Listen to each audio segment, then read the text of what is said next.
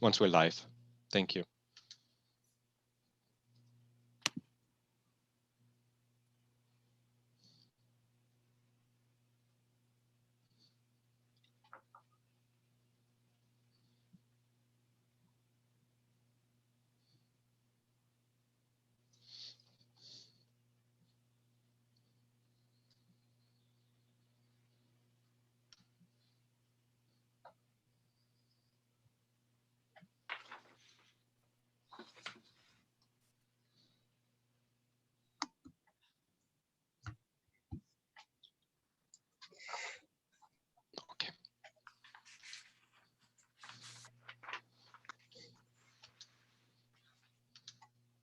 Hello, everyone. Welcome to our annual EU Jean Monnet Center Conference on European Union Middle East relations.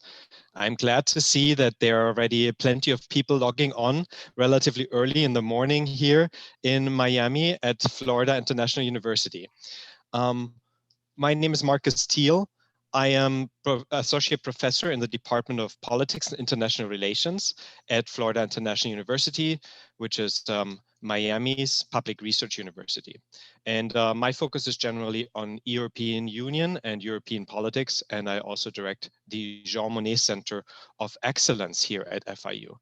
In collaboration with FIU's Mohsen and Fawzat Jaffer Center for Muslim World Studies, we at the EU Center organized a series of 3 panels today focusing on European Union Middle East relations. To that, I want to welcome you. The panels today explore the ways in which bilateral relations between these 2 regions are vital to both regions' geostrategic and economic interests, and how security, human rights, and economic and other issues produce a complex interrelationship, as you'll see today. 3 virtual panels with top scholars in this area shed light on the historical context that right now, this morning. Then at 10:45, we have a second panel focusing on contemporary bilateral issues of concern. And at 1 p.m. US Eastern Standard Time, our final panel focuses on the geopolitics in which EU-Middle East relations are embedded. Dr. Sardoui, my esteemed colleague and moderator, will provide a bit more on the upcoming agenda for the next 90 minutes, but just to let you know that we welcome your questions at any time through the Q&A box. But before we begin, I'd like to thank the European Commission for funding our research and outreach activities, as well as our collaborative partners here at FIU. The director of the Jaffer Center, my esteemed colleague and renowned Middle East expert, Dr. Mohaddin Misbahi, as well as Dr. Sardoui, Dr. Loeb. A particular thanks goes also to the US Jean Monnet Network of Centers of Excellence, and to my right hand, Christine Kali, and our student assistants, as well as to the School of International and Public Affairs, in which both centers are embedded in. And of course, to our expert panelists here today with us, who can help make a sense of the complex history, the current relations, and the geopolitical environment of EU-Middle East relations. I want to hand it over now to my colleague, Dr. Mohaddin Misbahi, so he can say a few words of welcome himself and introduce our moderator for this morning before we start with the panel. Thank you. Thank you, Marcus. I appreciated your introduction, and I want to be extremely brief because I really like to hear all the panelists, especially the first panel. Just a few words about the history of the Jaffer Center. The Jaffer Center is relatively a new center. 2018, same month actually, was launched after we got a very generous gift from the Jaffer Foundation. So the center basically has 3 broad missions, or I would say 3 driving themes. One is our study of the global Muslim politics, international relations, and security studies. And since its founding, we have hosted, I would say, at least average of 20 events every year, with significant impact on the student body and also faculty engagement. Second, I think, theme and driving force for the center is to study the global Muslim diaspora, and in particular, the rapidly evolving Muslim experience in the United States. And then thirdly, to promote interfaith and intrafaith dialogue not only in its traditional framework of theology and faith, which is important, but through joint and common engagement on major critical national and global issues, such as ecology, race, human security, and economic justice. We are particularly interested in Jewish-Muslim studies, and we had actually a conference last year, and the result of that is being published as we speak by the Brill.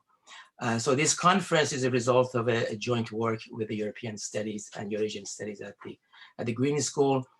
We started in the fall with a panel on EU and Iran, to be continued today with 3 excellent panels addressing 3 broad themes: history, contemporary issues, and finally geopolitics. Now I have the pleasure of introducing Professor Sardoui, who is also my spouse. So, and she's kept telling me that we will be extremely brief. NICE specializes on international relations of the Middle East, in particular focus on Iran, US relations and international relations in the Persian Gulf. She received her Doctor of Philosophy degree in Oriental Studies at the University of Oxford. She holds a master's degree in international studies from University of Miami and a bachelor's degree from FIU itself. She is currently working on a manuscript titled Iran's America, Iran's Post-Revolution Narrative of the United States. The manuscript explores the narrative of the United States in the public discourse of the Iranian leaders and elite from the triumph of the revolution through the presidency of Hassan Rouhani. She teaches, in addition to international relations courses, and especially the introduction to IR, but she has heavy burden on teaching international relations in the Middle East, comparative politics of the Middle East, but specifically Iran and the Persian Gulf. It's my pleasure to introduce Dr. Sardoui.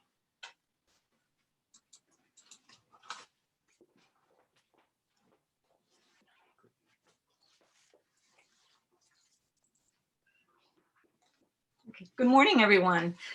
It's a pleasure to be here and to see you all. I hope that everyone's staying safe and that everyone is doing well. So it is truly a pleasure for me to introduce our first conference panel this morning, addressing the history of Europe-Middle East relations. I teach a number of courses, as Moeddin emphasized, on the Middle East, international relations and politics of the Middle East. And I always emphasize for my students the importance of the historical context in order for them to be able to understand contemporary dynamics. As such, I'm sure that the students that are present in the audience are familiar with some of the work of our distinguished panelists today.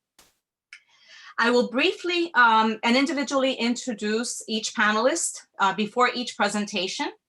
And each panelist will then fairly briefly, within a time frame of 10 minutes, give their opening statements. Following this, the panelists will have an opportunity to engage each other on the themes discussed in their initial remarks. And in the meantime, we'll have a Q&A session open for students to be able to, or the audience to be able to post their comments or their questions on the links. We'll then open the floor to these questions and have the panelists respond. Okay, so without further ado, I'm going to introduce our first panelist, who is Professor Juan Cole. Dr. Cole, it's a pleasure to see you again. I have very fond memories of your visit with us here in Miami, and hope that that opportunity will open itself again, and we'll be able to see you and host you again in Miami. So Professor Cole is Richard P. Mitchell Collegiate Professor of History at the University of Michigan. For 3.5 decades, he has sought to put the relationship of the West and the Muslim world in historical context. His most recent books include Muhammad, Prophet of Peace Amid the Clash of Empires, and The New Arabs, How the Millennial Generation is Changing the Middle East. He also authored Engaging the Muslim World, Napoleon's Egypt, Invading the Middle East, and many other books. He has translated works of Lebanese-American author Khalil Gibran. He has appeared on a wide spectrum of the national media, including PBS, ABC, CNN, MSNBC, and Democracy Now! He has written widely about Egypt, Iran, Iraq, and South Asia. Professor Cole commands Arabic, Persian, and Urdu, and reads Turkish. knows both Middle Eastern and South Asian Islam, and has lived in various parts of the Muslim world for over a decade. So without further ado, Professor Cole, the floor is yours. Thank you so much, Nancy, and it's wonderful to be at least virtually with you and Misbah in Miami. So let me just very briefly advert to some of the historical context of EU Middle East relations.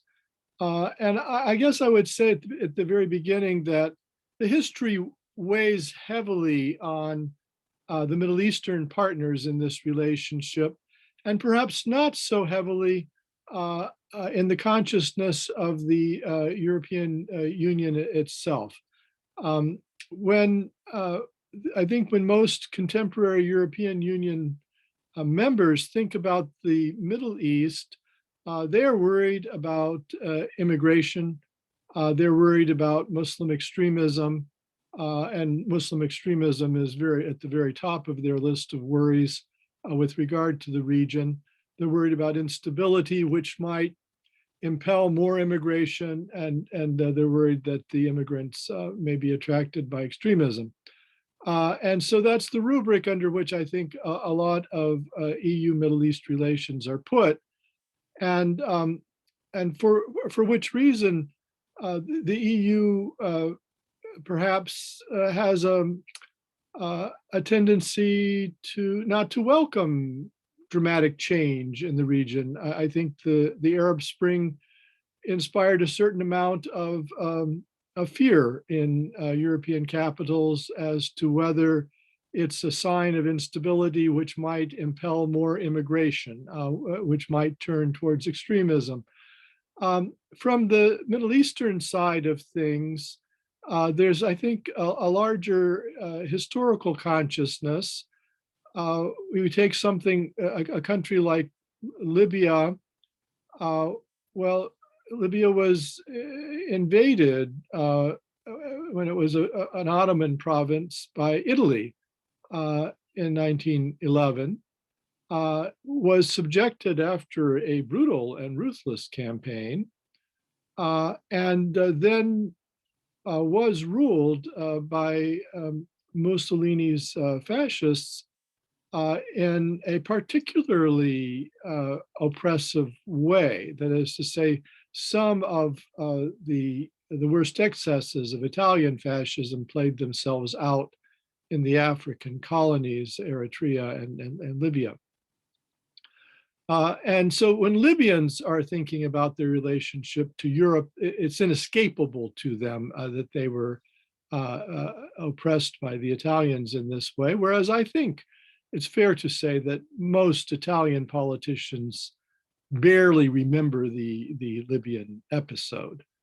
And while the European age of colonial and imperial dominance was for the most part aimed at exploiting resources in the region, we forget now so easily that a small and delightful little country like the Netherlands ruled what is now Indonesia for a couple centuries, and in the early 20th century, 15% of the Dutch GNP came from Indonesian petroleum.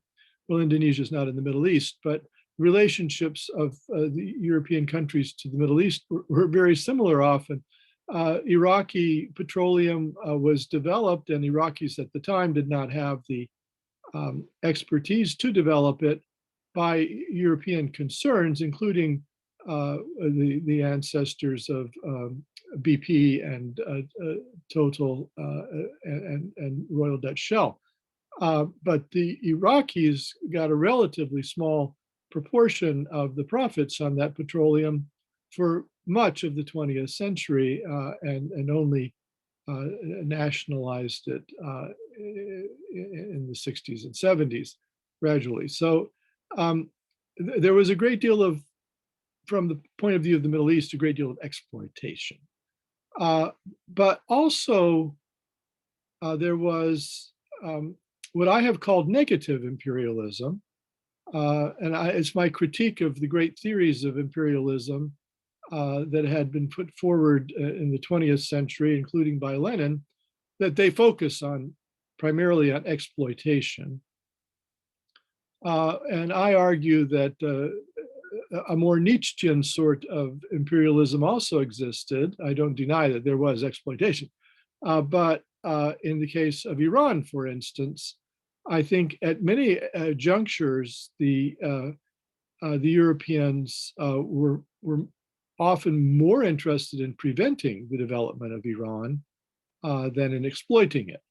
And so, for instance, the Russians and the British used Iran as a buffer zone between the two empires, and there was trepidation about an Iranian railroad because the Iranian railroad could carry Russian or British troops to the borders of the other empire in India or in Central Asia and in the Caucasus. So there was pressure on Iran not to develop a railroad. There were British and Russian entrepreneurs who were interested in such a thing, but it didn't happen. And since Iran has no major river except the Karun in the southwest, it's a rugged country as large as Spain, France, and Germany put together, without a railroad in the 19th and early 20th century. Its economic development was much retarded, and this is something that bulks large in the minds of contemporary Iranians, which I think the Europeans don't really even know about anymore. But when Europe and the United States tell Iran they can't have a civilian nuclear enrichment program without facing the most severe economic and financial sanctions ever imposed on a country in peacetime, the Iranians get their hackles up because they remember negative imperialism having prevented them from so much as having a railroad. The final point I would make, I suppose, is that I think ironically enough, some of the complaint that the Middle Eastern countries would now have about Europe is it's insufficiently independent of American foreign policy in the region. And so, for instance, the European Union did not agree with the Trump administration in 2018 when Trump breached the joint plan for collective action, the JCPOA, or the Iranian nuclear deal, and hoped to keep it going. But the European side of that deal was to remove sanctions on Iran, to welcome Iran into the world economy, and to do business and investment with Iran. Because the United States Treasury Department threatened third-party sanctions on European concerns, Peugeot and Renault and Total and so forth, they decided not to risk being fined billions of dollars by dealing with Iran. And so a US unilateral decision to breach the treaty that had been made in 2015 with not the United States, but with the members of the UN Security Council plus Germany representing Europe, that unilateral decision on part of the United States was imposed on Europe, and Europe never got the gumption or the proper tools thoroughly to defy it. And so Iran remained under a very severe economic blockade from Europe willy-nilly. And so again, that's a form of negative imperialism of blocking Iran's economy, in which Europe became complicit, just as it was an engine of such negative imperialism earlier in the 20th century and in the late 19th. So I think, again, my main point here is that a lot of the conflicts and tensions between the region and Europe have to do with the colonial and imperial heritage. But it's a context that I think doesn't bulk as large in the consciousness of the European side. And it's something that I think they have to attend to in improving relations with the region. Thank you very much, Professor Cole. That was excellent, as always. So I'd like to introduce our next panelist next, Eugene Rogan, Professor Eugene Rogan. It's a pleasure to see you again, Eugene. We always visit you. Well, we visited you before. We've been lucky enough to visit you in the summer, but hopefully we'll have you over here in the winter time when the weather is quite bleak over there in the UK. So hopefully post-COVID, we'll be able to do that. All right, so Professor Rogan is director of the Middle East Center at St. Anthony's College, University of Oxford. He has a BA in economics from Columbia and an MA and PhD in Middle Eastern history from Harvard. He taught at Boston College and Sarah Lawrence College before taking up his post in Oxford in 1991, where he teaches modern history of the Middle East to both undergraduates and graduates, as well as providing DPhil supervision. He was elected a fellow of the British Academy in 2017. Professor Rogan is author of The Arabs, A History, which my students, by the way, read regularly, and which has been translated in 18 languages and was named one of the best books of 2009 by The Economist, The Financial Times, and The Atlantic Monthly. His earlier works include Frontiers of the State in Late Ottoman Empire, for which he received the Albert Hourani Book Award of the Middle East Studies Association of North America, and the Fuad Qoplulu Prize of the Turkish Studies Association. The War for Palestine, Rewriting the History of 1948, which has been published in Arabic, French, Turkish, and Italian. And Outside In, On the Margins of the Modern Middle East. His most recent book is The Fall of the Ottomans, The Great War in the Middle East, 1914 to 1920, which was published in February 2015. So without further ado, Professor Rogan, the floor is yours. Sorry about that. Nicely. It's such a pleasure to be with you and so good to see you again. Warm greetings from your doctoral alma mater. And yes, I look forward to getting the opportunity to visit you in person in Miami, but for the opportunity to speak to your community today. I'm really grateful to you and to Mohiuddin and to Marcus. I thoroughly enjoyed hearing Juan Cole lay this tour of the horizon in a way which allows us to build the conversation. And I'd like to pick up on the element that he began with, which is the very different ways in which I think Europe's influence in the Middle East is remembered in the region, as opposed to the way in which, let's say, the colonial moment is remembered in the EU itself. And to that degree, I mean, I think that as you travel across the region, it's fair enough to say that the European imperial powers are fairly villainized for the role that they played. And I'm going to categorize sort of two original sins that I think lead this characterization of the imperial moment and the lasting damage that it was to do on the region. And I'd like to focus on just 2 points in my first 10 minutes opening here.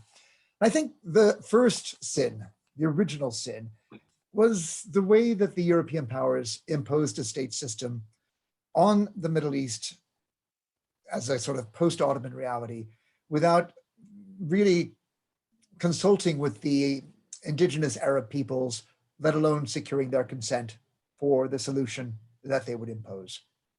And as you all know, the state system that Europe envisaged for the region was one that it hammered out through a kind of partition diplomacy that went on right through the years of the First World War. It begins with the lesser known Constantinople Agreement of March 1915, includes a notorious exchange of letters between Sharif Hussein and Sir Henry McMahon. It then goes on to the Sykes-Picot Agreement, which most people associate with the wartime diplomacy. The Saint-Jean de Maurienne Treaty concluded with Italy that brought them into partition diplomacy in 1917, and then the November 1917 Balfour Declaration. What all of this wartime diplomacy to partition the Ottoman Empire holds in common is that it reflects an imperative between the European powers to try and arrive not at a stable post-Ottoman Middle East. They didn't even think of the Middle East as a region of the world.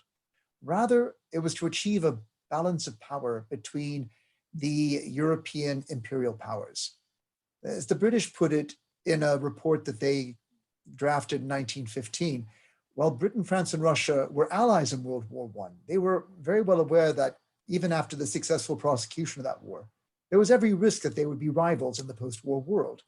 And so the British and the French and the Russians were very keen to arrive at an agreement on how to carve up the Ottoman Empire to forestall future conflicts of an imperial nature after the Great War itself was over.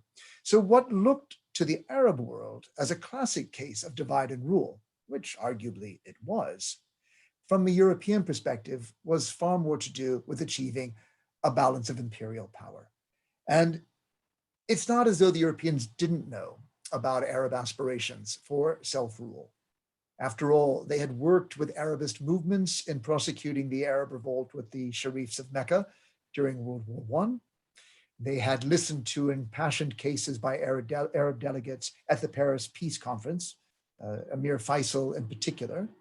And in the territories that came under their control, they were very quick to arrest those activists that were most known for their nationalist zeal. So you see Sayyid Talib al-Naqib being arrested in Iraq, or Abdurrahman Shah Bandar being arrested by the French in Syria as inconvenient nationalists that needed to be taken off the scene. The Europeans knew full well that nationalism was a force to be reckoned with in the post-Ottoman world, and they wished to snuff it before it had any chance of imposing an alternate solution to the post-Ottoman world, to that which had been hammered out between the European powers in their balance of power partition diplomacy.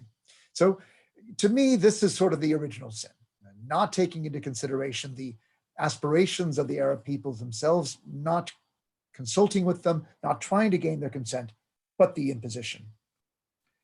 The second deadly sin is the way in which the Europeans, having identified nationalism as the threat to the imperial order they wished to establish in the post-Ottoman Arab world, tried to play sectarianism to undermine nationalism.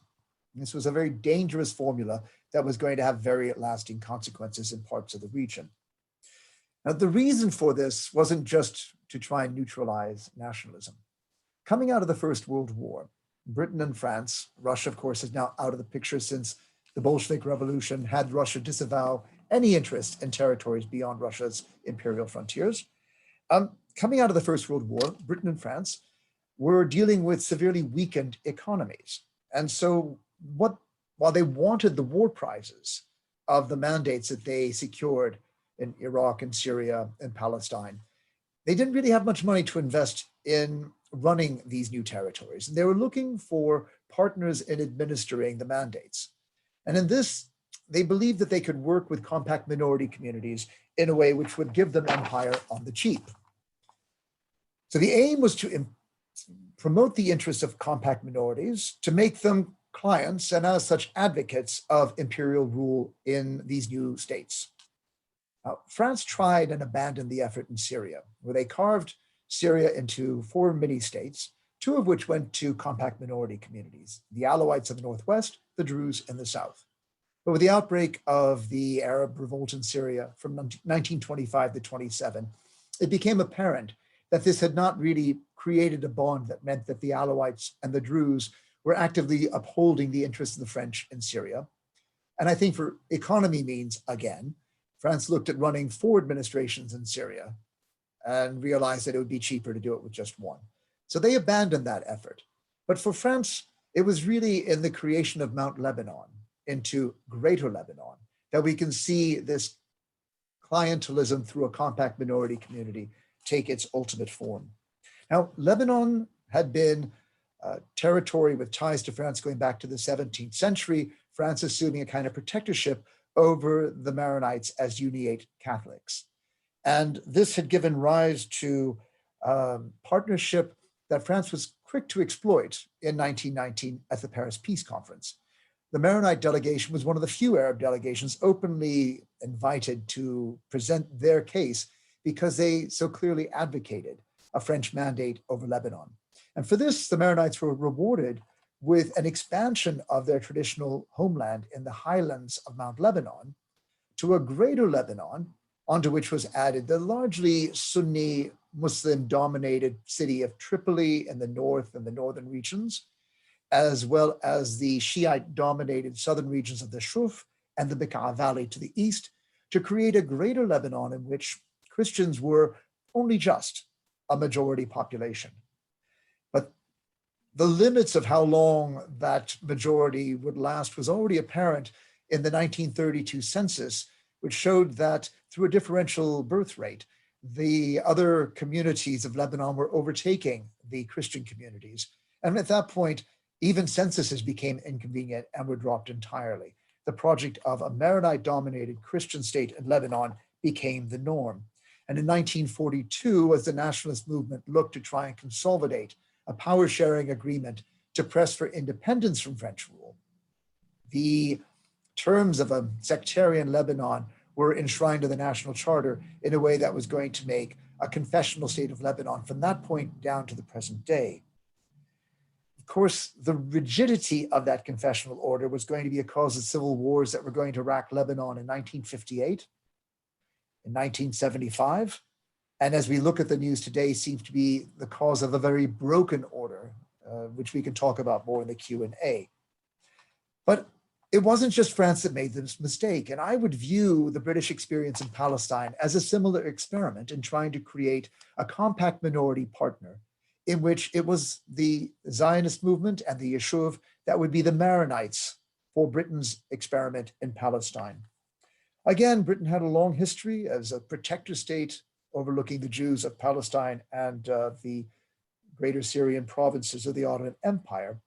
And when declaring the Balfour Declaration, note the terms in which both the Jewish and non-Jewish communities are identified. It's very much about religious and civil rights rather than national rights. There is no reference in the Balfour Declaration to the Palestinians, it is true, but there's no reference to the Zionists and certainly no reference to Jewish statehood, just this vague notion of a national home. And what appears to be the driver of British thinking is, of course, not that Britain was pro-Zionist or pro-Arab, it was pro-empire. It was looking for the most effective way to take the new territory of Palestine and integrate it into an empire that in the 1920s and 30s, Britain still lived under the illusion was going to last for generations to come.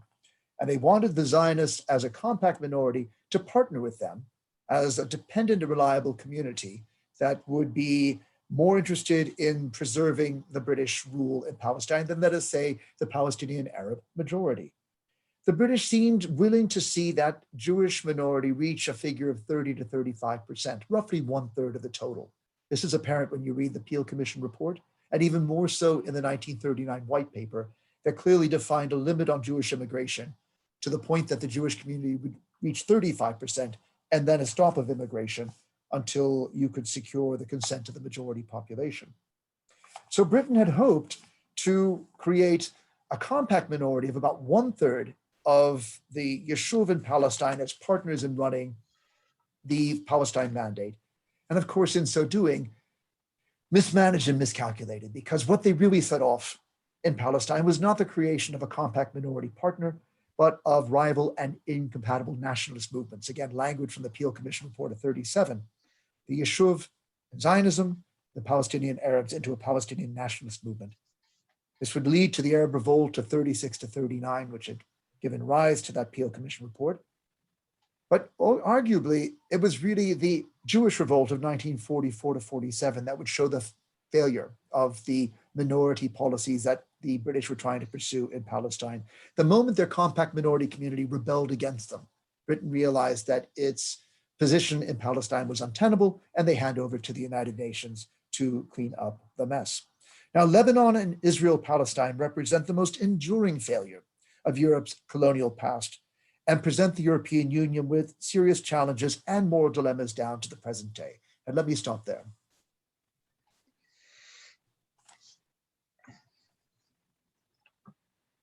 Thank you very much, Professor Rogan. That was excellent as well. Our next panelist is Professor Jamila Dean. Jamil, I haven't had the opportunity to meet you, but I have had the opportunity to at least listen to you via Zoom. So I hope that we will be out of this Zoom mood soon, and we will be able to have you over. And it will be a pleasure to be your tour guide in Miami. So I really look forward to that. Excellent panel last term on Agisophia, by the way. I wanted to let you know. Right, Professor Jamil Aydin is Professor of International Global History at the University of North Carolina, Chapel Hill's Department of History. He studied at Bogazici University, Istanbul University, and the University of Tokyo before receiving his PhD degree at Harvard University in 2002. Jamil Aydin's publications include his book on the politics of anti-Westernism in Asia, The Idea of the Muslim World, A Global Intellectual History, Regions and Empires in Political History of the World, 1750 to 1924, in an Emerging World, 1750 through 1870, Harvard University Press. And Professor Aydin, the floor is yours. Thank you very much. Thank you to the host. This is my second time visiting your campus on Zoom. And I was very pleased to hear Professor Wang Cole and Eugene Rogan talking about the imperial ruins of the Middle East. Today, I wanted to start a little bit of biographical, is that 30 years ago, when I was an undergraduate student, I actually joined, co-created a society advocating Turkey's membership into the European Union. Part of the reason is that we wanted to go to Brussels and Bonn and other places. It's, undergraduate students are active. And looking back, I did went to Brussels in 1991, just when Cold War was ending. We were a guest of the European Union as a kind of student delegation. Obviously, I also by then already knew Edward Said, Orientalism, and European colonialism. So what was I thinking? Why did I not be that critical of that European Union policy? And the reason is that for many liberals in Turkey and other places, we thought that the Europe at least had a chance to revive that idea of a normative West in relation to the non-normative US, the kind of the American so-called imperialist America versus hopefully perhaps a better European Union that will create a kind of a balance in the Western bloc. That hope was partly revived when in 2003, when Habermas and Derrida wrote this manifesto against US invasion of Iraq, kind of advocating that Europe should take another path, that revive its normative values. Obviously, looking back, of course, after studying this history and reading some of the panelists here, their work and doing my own research, you could see in this long trajectory is that this history noted by the Middle Easterners as a history of betrayal of these norms and values, that the Europe has, as was seen from the mid-19th century onwards by Middle Eastern intellectuals and political elites as in this duality, that on the one hand, it was identified with the values that they proclaimed, enlightenment, freedom, democracy, participation, constitutionalism, as well as their betrayal through imperialism and exploitation. And I want to note what this legacy of this struggle, but to highlight maybe 2 points is that Middle East was Europe. And I think this distinction between Europe and Middle East across the Mediterranean is very misleading. They were co-constituted by their relationship over 200 years. Professor Wang Cole's book on Napoleon in Egypt is a good example. It starts with showing that they were each other's significant other, in some ways, kind of essential, unforgettable significant other, and their relationship shaped each other's identity. And the note that Middle Easterners always talk about the imperial legacy of Europe in creating this chaos and shattered lives in the Middle East today. But Europeans don't have that kind of a memory. They discursively argue that the Middle East's problem is their own creation. And it has something to do with their sectarianism, with Islam, with Arabness. And Europe has nothing to do with it, right? They only come back as a humanitarian helper and outside interventionist. But that also looks like, from what we heard in the previous two discussions, is that the arsonists coming back to the fire, claiming that they have nothing to do with the fire, but then they will just extinguish the fire, but they never do. And they create new fires. And that's the story of the Middle East today. But I want to note how we can maybe, as historians and public intellectuals, rewrite the history to remind what happened to different publics, and then maybe to carve a path or better path forward in the Europe-Middle East relationship. For that purpose, I wanted to highlight, maybe in reference to three people, I think I still have time, three figures. These are Wilfred Blunt, kind of symbolic figures. Kodhaven Kalergi is the father of European Union, according to Europeanism, and Jean-Paul Sartre, to see how we can kind of change the conversation intellectually on this Europe-Middle East relationship. Wilfred Blunt wrote this amazing book in 1882 called The Future of Islam. He was a friend of some of the pan-Islamic Arab reformists. But in that book, written immediately after that of the Ottoman defeat against Russia and the fear that the Ottoman Empire will collapse, he has this bizarre argument that Europeans are racist, Islamophobic. They're not going to let Istanbul to stand in the Ottoman hands. Hence, he thinks that eventually continental Europeans are going to destroy the Ottoman Empire and take over Istanbul. But he argued the British are different. They don't hate Islam and Muslim as much as the Europeans do. That sounds very ironic, given that in World War I, it was the British that became the target of the Ottoman declaration of Holy War, not the Germans or the Austro-Hungarians. But he said that if, making a reference back to Napoleon, it says if any of the European monarchs kind of embrace this global Islamic world, from Africa to China, then they will become a global power. That's a hint to the British, which was considered the greatest Muslim empire in the world. But at that moment, since then until World War I, he changed his mind in many different ways. He evolved. But I find this ironic that the moment of the greatest pro-European, pro-Enlightenment intellectual revival in the Middle Eastern public spheres, in the Ottoman lands and in the Arab lands, he doesn't read these. I mean, he knows people, but he doesn't read that Middle East and the Ottoman lands and Europe share that this intellectual heritage, which is not necessarily only European. Enlightenment had its own global roots. And I think Professor Rogan already mentioned that when we get to World War I, actually the Ottomanism, which was partly relied on this European notion of constitutionalism, anti-sectarian coexistence, as Osama Makdisi's last book beautifully demonstrated, was actually very powerfully accepted in the Arab lands. So the Arab lands did not have sectarianism at all. In fact, it was anti-sectarian. And it was a great achievement of that kind of intellectual revival of the Middle East in the crisis of empire. And it's very ironic that the Middle East became the last place to be colonized in the world. And it's a place to be colonized in the name of self-determination and nationalism.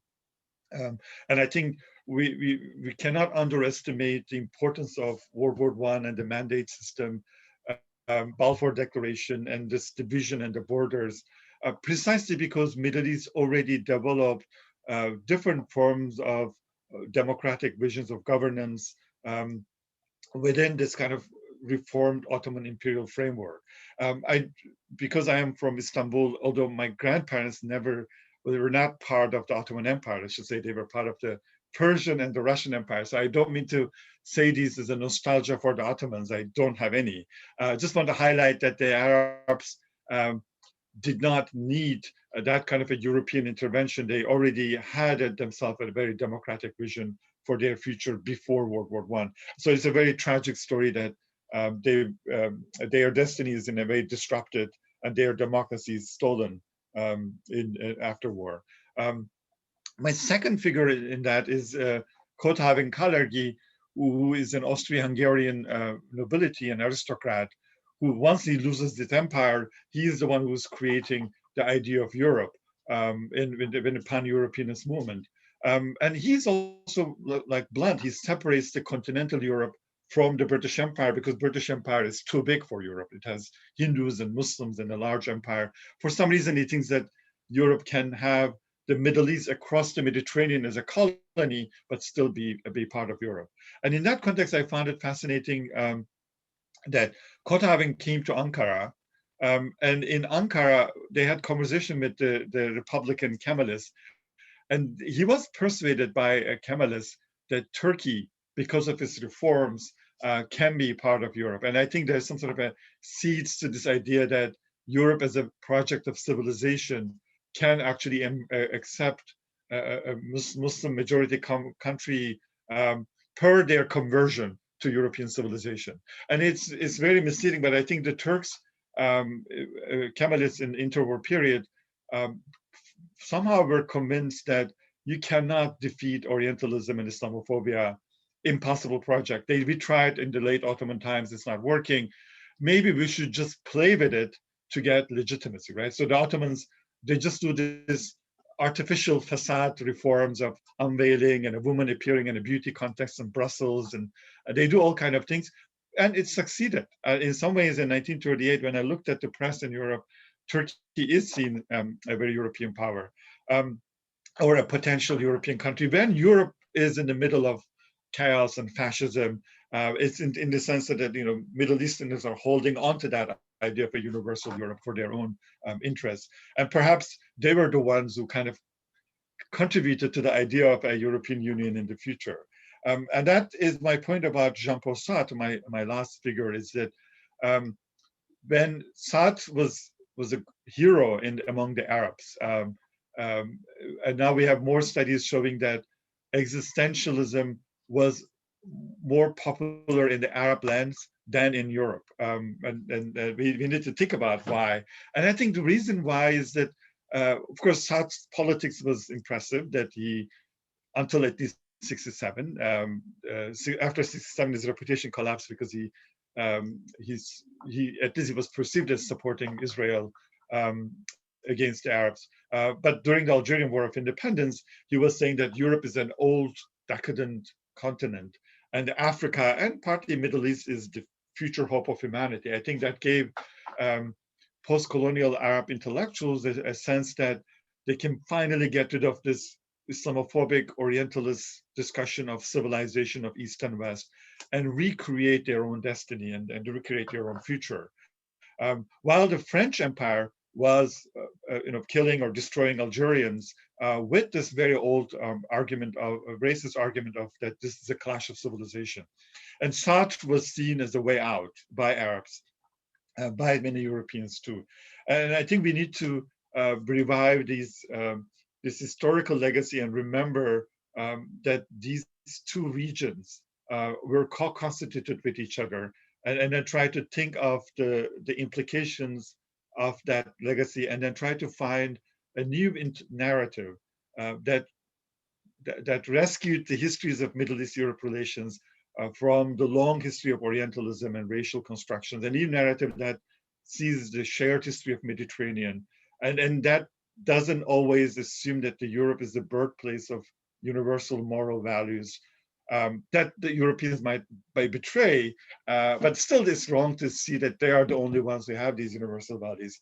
To restore Middle Eastern agency of that universalism, and then to be very critical of contemporary European policies, both in their arrogance and in their narcissism that they are the birthplace of these values, but with the practice that they do nothing in terms of Middle East, and it seems like it's completely abandoned by Europeans. They left it to Americans, and then whatever they do is all destructive. The Libya intervention, support for the coup. So I am much more pessimist than 30 years ago, but I do think that intellectually we have a duty to offer clarity to this relationship. Thank you. I will stop it here. Thank you very much, Professor Aydin. That was excellent as well. I'm going to introduce now our last final panelist, who is Professor Terence Peterson. Terry, it's good to see you. even via Zoom. I've congratulated you before, but congratulations now at least more or less in person on the new addition to your family. I hope that your daughters are both doing well as your wife and family overall. Professor Terence Peterson is an assistant professor in the Department of History and a faculty affiliate in African and African Diaspora Studies and the Mohsen and Fawzia Jaffer Center for Muslim World Studies here at FIU. From 2015 to 2016, he was a postdoctoral fellow at the Center for International Security and Cooperation at Stanford University. He completed his PhD in history at the University of Wisconsin-Madison with a dissertation examining the French Army's efforts to win Algerian hearts and minds during Algeria's War of Independence from France. He is currently writing a book that explores the intersections between the Cold War, decolonization, and the development of contemporary counterinsurgency doctrines during the same period. His research has been supported by the Council of European Studies, the American Historical Association, and the Fulbright Program. So without further ado, Terry, the floor is yours. Thank you so much, and thank you for my fellow panelists. This is not an easy three-part act to follow as a junior scholar, but I appreciate this sort of very comprehensive view of the legacies, of European relations with the Middle East that they've left us. And I want to pick up on a couple of the elements, given that I work mostly on France and North Africa, to sort of expand on those. And particularly, Dr. Aydin emphasized this shared history. And one element of that continues to be really important is sort of this late colonial term, right? If we think about, the legacies of imperialism being this state system that's imposed, being, the sort of like the economic structures that are imposed, whether that means their absence or the sort of, petrol economies that are established. We also have this sort of more positive vision of what empire could be at the very end, which shapes EU Middle East relations really profoundly at the end of empire, particularly in terms of the patterns of migration, the economic structures, and particularly the security infrastructure of the broader Mediterranean, right? We sort of forget that when the EU began as a project, Algeria was part of France, it was part of the EU, right? So the EU from the very beginning is sort of imagined as being more expansive. It's sort of only in the conflagration of decolonization that Europeans, not just the French, but others as well, sort of abandoned this idea that the Middle East and North Africa should be integrally part of that European project, right? The sort of the labor relations that continue to lead to migration from places like North Africa and Turkey are established in this period. Really, the security apparatus of the Mediterranean is a product of that moment, right? Europe's colonization of the Middle East is really established on sort of security intervention, right? The excuse that intervention by Europeans is required to maintain stability in the region, lest it destabilize Europe itself.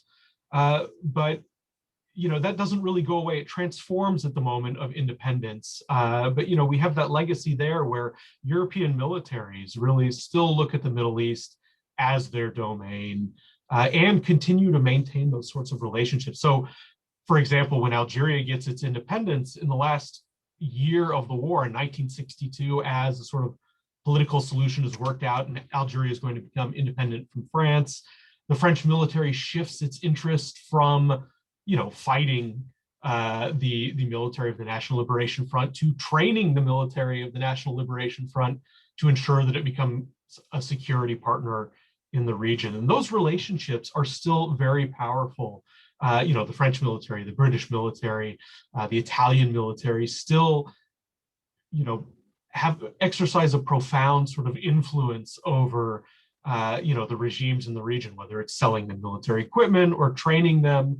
We sort of talk in the North African sphere about France Afrique, French Africa, or France's role in the Sahel.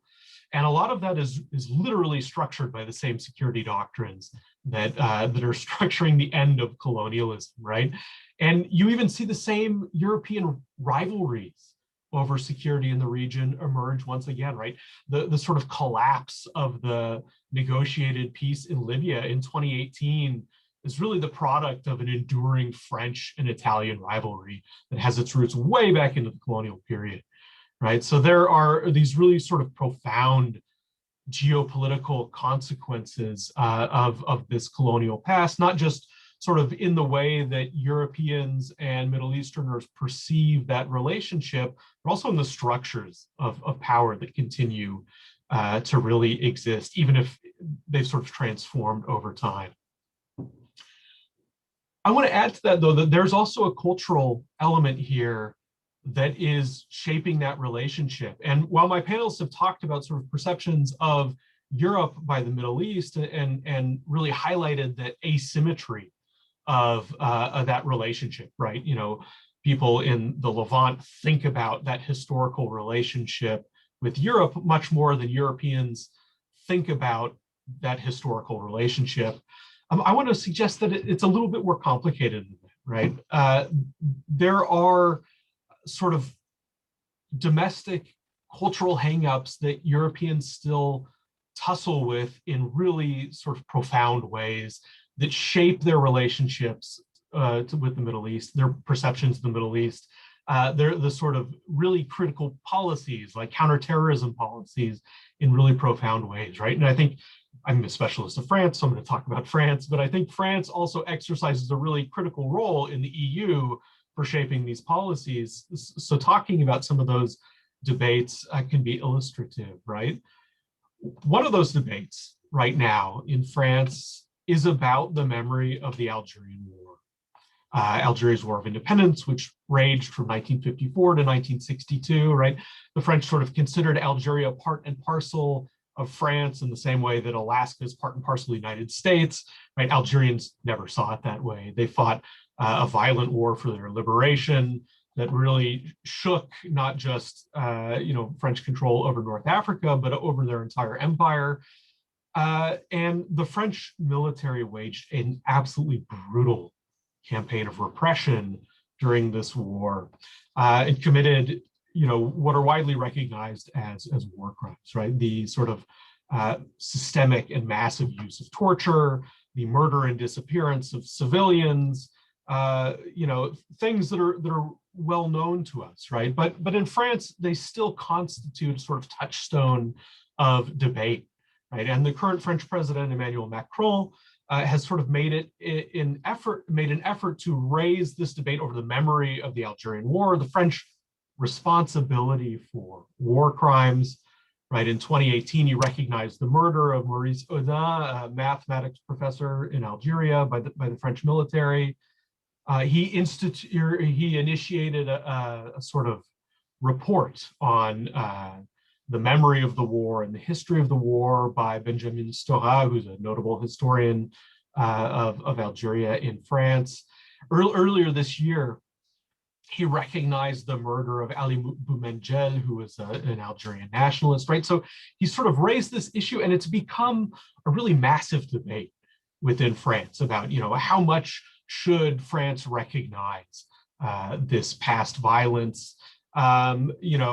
Going on sort of behind that public debate is also an effort on the part of the French government, Macron, his administration itself, to reseal the archives that provide any sort of insight into both the Algerian War, but other military interventions in other parts of the Middle East and Africa as well, right? And this debate, is really in part about not just France's past, but France's present role in the region, what it should be, how much culpability it should recognize.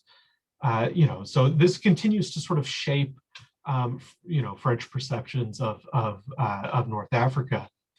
You also have a recent debate in France that I think is illustrative of the way that France and other European countries talk about the Middle East in order to think about their own identity, right? If Dr. Aydin talked about how, those identities of Europe and the Middle East are co-constituted in this sort of broader, relationship that's shaped the Mediterranean over time, you still see the Middle East and North Africa used as a foil to talk about what is or is not European, right? So recently, Frédéric Vidal, the French Minister of Higher Education, accused professors in France of what she called Islamo-gauchisme, right? Islamic leftism, this sort of bogeyman of everything that's antithetical to France, right? What she's really picking on there are scholars who are taking a decolonial approach to look at these existing power relations that are rooted in colonialism, right? And this accusation itself is really sort of rooted in long-standing ideas from colonialism, right? Ideas about race, ideas about Islam or Arabs being inherently subversive, right? This is a critique that's aimed at French scholars. It's not aimed at the Middle East. It's about sort of parsing the limits and definitions of Frenchness, but it plays a really critical role in shaping French perspectives of the Middle East and North Africa, right? The emergency laws in France that were passed recently that sort of create the security infrastructure, deepen the security infrastructure for that country. It's very much akin to the sort of like laws passed in the United States after 9/11. That's very closely tied to France's broader counterinsurgency mission. Its broader, counterterrorism mission in the Middle East, in North Africa, in the Sahel, which is still ongoing, right? So these sort of cultural leftovers, these cultural legacies, they continue to shape relations between the EU and the Middle East in those ways. It's important to note they're not symmetrical, right? Algerians don't need a French commission to tell them that the French committed war crimes during the Algerian War of Independence, right? Algerians today also mobilize the memory of that war. They're more often doing it in a domestic context of a social movement, the Hirak, of protest against their own government, right? They're not sort of doing it necessarily to criticize, the sort of lingering French influence in the country, although they do that as well, right? So, there are these material legacies of colonialism and empire in terms of the structures of the Middle East, or the security structures of the broader Mediterranean, pardon me, the way that they structure human movement. But there's also these cultural legacies that continue to shape domestic politics in Europe in really profound ways, in ways that also shape international relations between Europe and the modern Middle East. And in fact, this sort of incommensurability or this asymmetry between the way that those memories of empire work, you can see it operating today in the sort of distancing relationship between North African countries and Europe, right? Morocco, Tunisia, Algeria increasingly sort of regard Europe really as a place who has failed to provide norms and values or economic structures that are going to lead it to a better future, right? Scholars who sort of work on the growing relationship between Russia or China and North Africa, cite sort of the attractiveness of those regions in this sort of distaste for Europeans' ongoing hang-ups about that colonial legacy. So I think I'll sort of end there, but note, there are these sort of cultural hang-ups in Europe as well.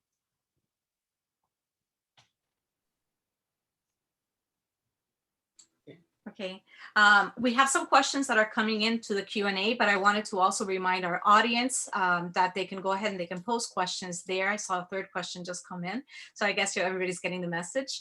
I cannot state enough how impressed I am by the panel and the contributions of each and every one of the panelists this morning.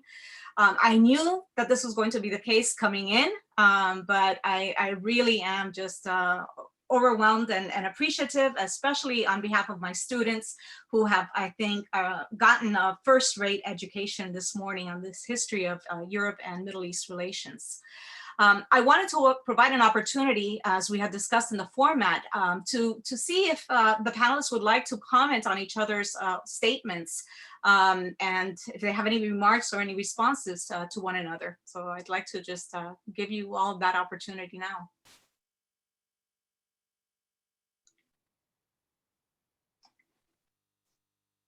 Okay, I guess everybody's satisfied. Or Eugene, would you like to say something? Or Yeah, go on. Let's overcome the shyness here and get the panelists talking to each other. I really enjoyed each and every one of the presentations and felt that we didn't have the chance to coordinate what we were going to say with each other, that they really did fill different niches in examining the kind of historical baggage that we bring to look at the relations between the European Union and the Middle East and North Africa today.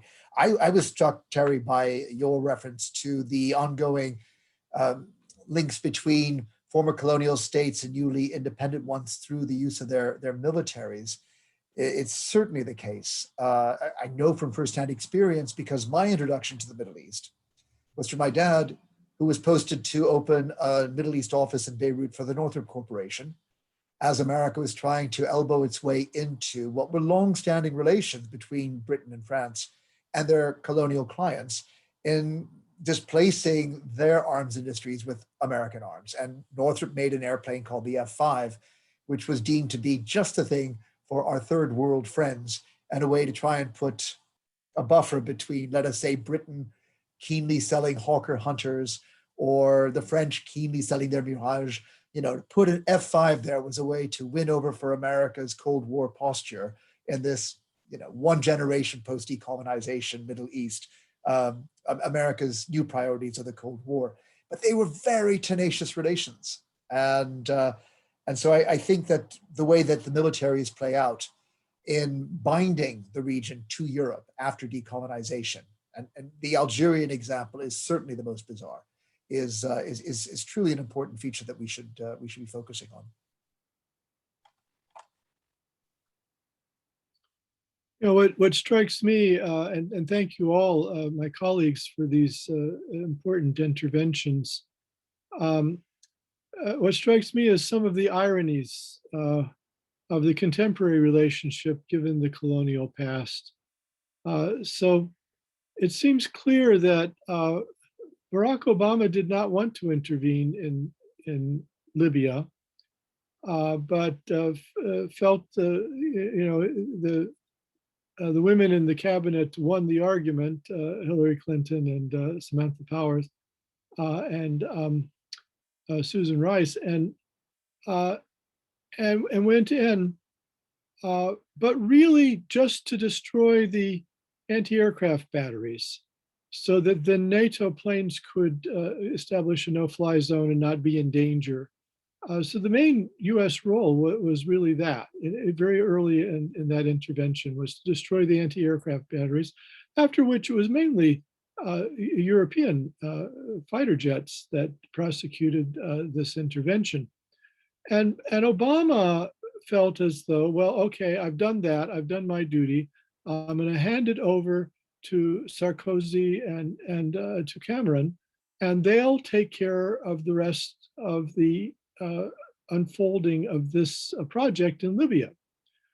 Well, I don't know what was in the world was in Obama's mind. I know he was young and not experienced in world affairs. The idea that David Cameron and Nicolas Sarkozy would be the adults in the room is bizarre. And of course, having made this intervention, they got tired of it very early. There was talk about pulling out in August because there hadn't been enough progress. If the Libyans hadn't made a revolution, the Europeans probably would have packed up and gone home. But then when the Libyans did make a revolution, the Europeans didn't really offer Libya anything substantial. There was no taste on either side for the kind of security relationship that had developed between France and Algeria. There was no serious attempt to train up a new Libyan army. The old one had collapsed. And so the country fell into complete chaos, which was the opposite of what the European intervention was supposed to produce. And so the inability of Europe to play a traditional kind of elder brother, patrimonial military and security role in Libya strikes the contemporary Middle Easterner.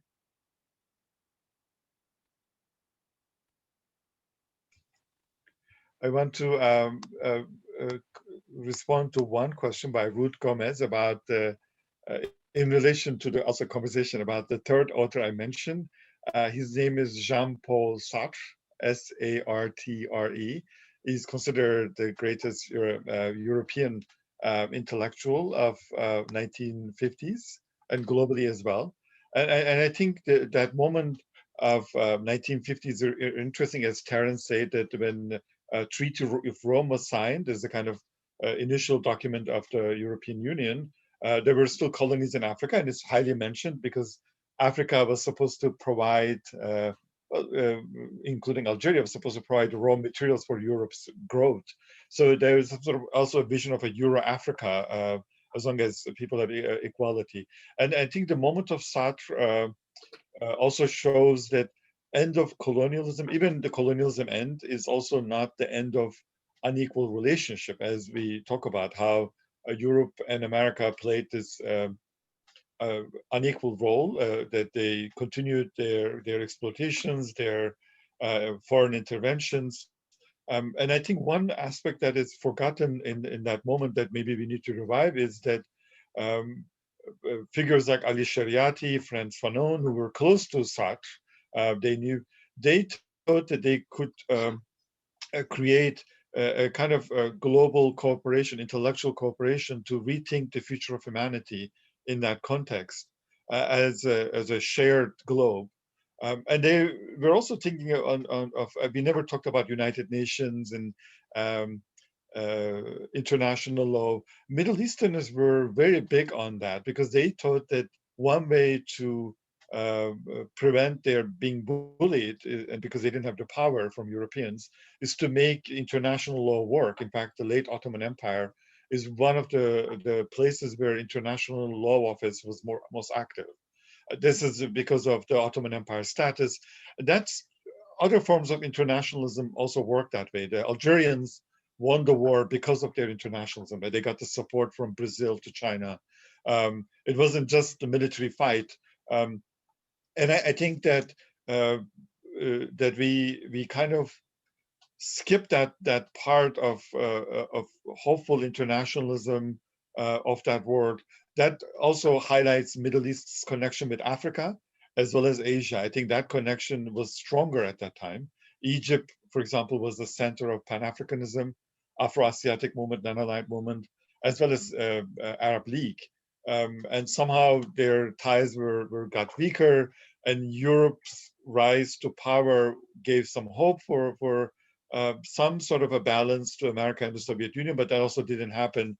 So I'm all for going back and recovering the lost futures and maybe saving this relationship, because it's getting worse and worse. I mean, I talked about my undergraduate years, and every decade ended up being worse than the previous one. Not only about the actual situation, but also about the erasure of hopes for the future. And I don't see anyone having any hope anymore.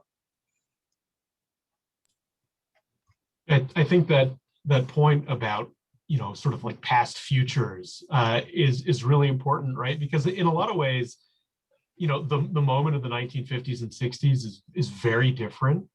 And people are thinking internationally in ways that are totally nonsensical to us from our world today, right? Like the imagined solution to independence in West Africa and the Sahel was a sort of EU-like structure, right? This project of Euro-Africa that you mentioned was the sort of preferred solution, right? The idea was that we'd create a third bloc in between the US and the Soviet Union that would ensure sort of the sovereignty of Africa and the Middle East and Europe. And those projects all failed, but the efforts to construct them left these sort of structural legacies that still shape the Middle East, right? And still shape Middle East EU relations. And, you know, in a lot of ways, the sort of the structures that remain, right? The sort of, you know, military security relationships that remain between Europe and the Middle East, they prevent European leaders from imagining different kinds of relationships, right? If the 1950s and 60s was this sort of foment of you know, different ways of thinking about the world, you know, through the Afro-Asian movement or the non-aligned movement or Euro-Africa or whatever it was, we, you know, as Dr. Aydin points out, we've totally lost that sort of ability to imagine a different security infrastructure or a different geopolitical infrastructure for the broader Mediterranean region.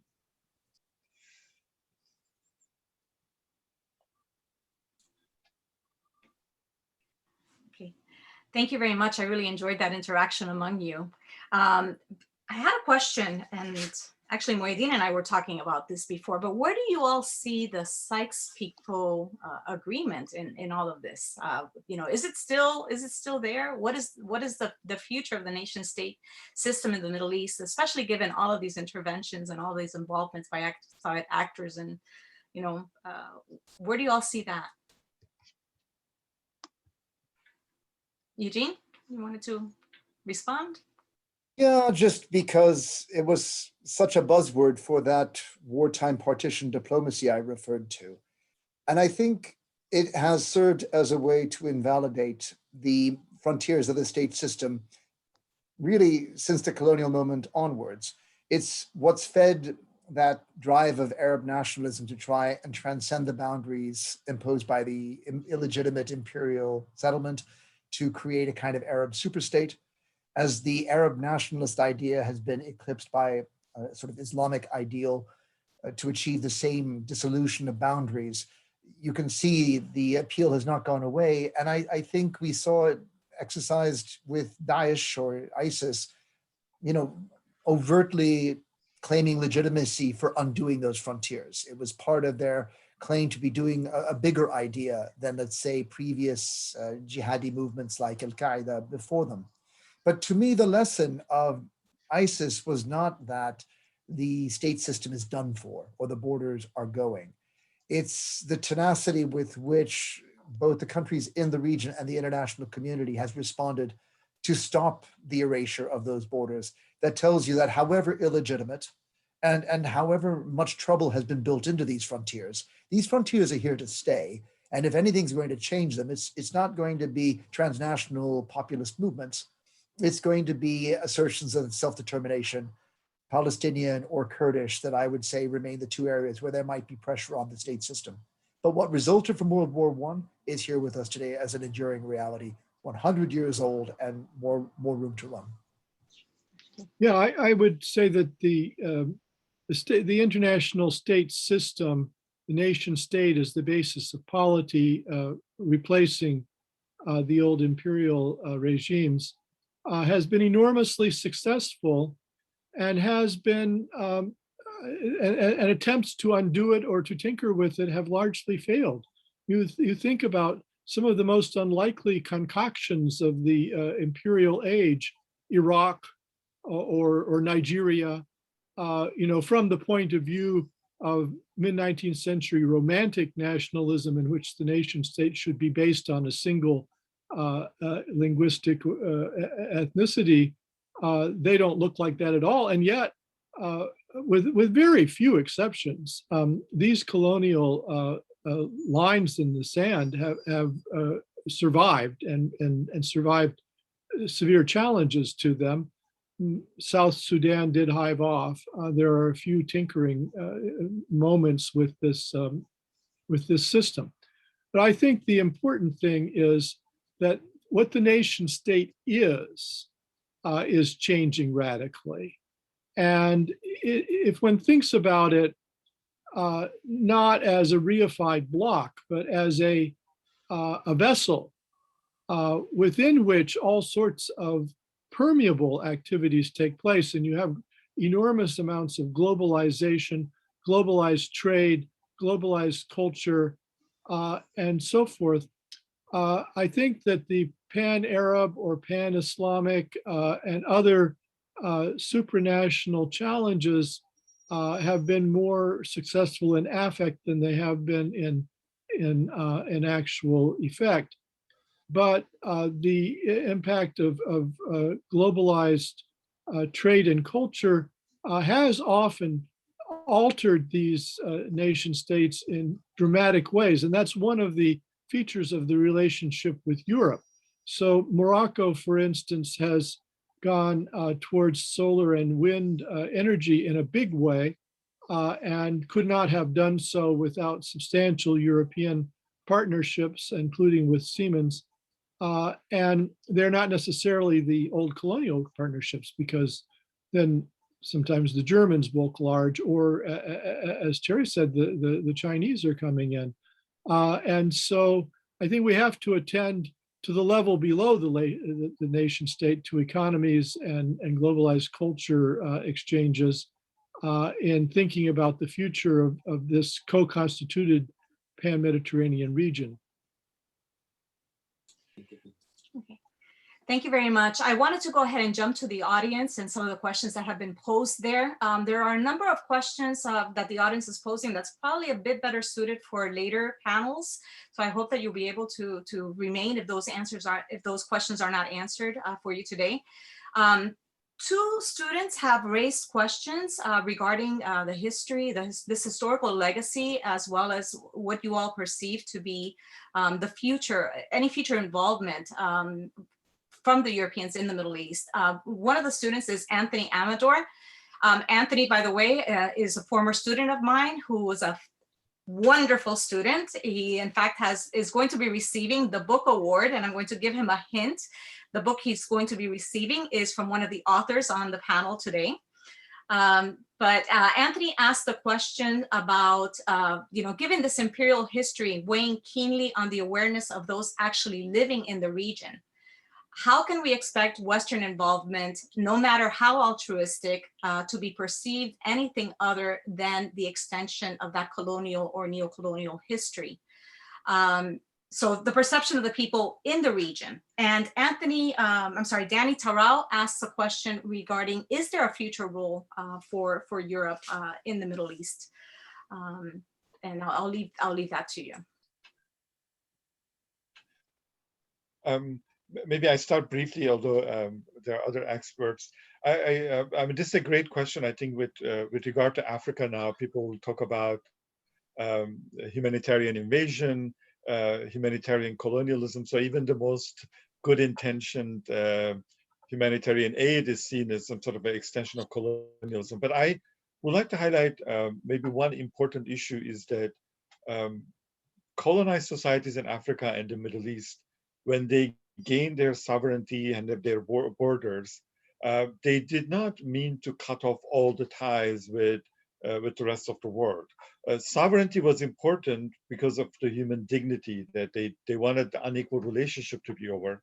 But some of them, if you extend maybe some Algerians, but even Senegalese and some of the Middle Easterners, they say, if you gave us equality, we could stay with you. I think that option, I think Terence referred to that, this Euro-African vision of French Empire. That also shows that the goals of the anti-colonial nationalists was beyond national sovereignty. They meant some sort of a global restructuring of equality and gaining equality. And they also meant that there should be continuation of human mobility. Human mobility was never seen as a bad thing. There were Europeans in the Middle East, and there were Middle Easterners of obviously be, or Africans be in the Europe, because one group was there. Because of that, the others could be in the other place. The colonial past gives this interaction. So I see the main problem is not that the Europes shouldn't do anything or not, or there shouldn't be any population movement and refugees or economic ties. Main problem is how you do it. What is the intention? Is there some sort of respect for the dignity of the other side, and why we are never using the broader international governance structures? Like why didn't we ever talk about United Nations anymore? I don't even think our students know who is the Secretary General of the United Nations. In the 60s, everybody know who UNU was, or at the beginning there was again some sort of hope about the UN as a kind of an alternative to empire. So I think we need to to maybe change the conversation on that as well, that not every action by Europeans necessarily have to be neo-colonialist.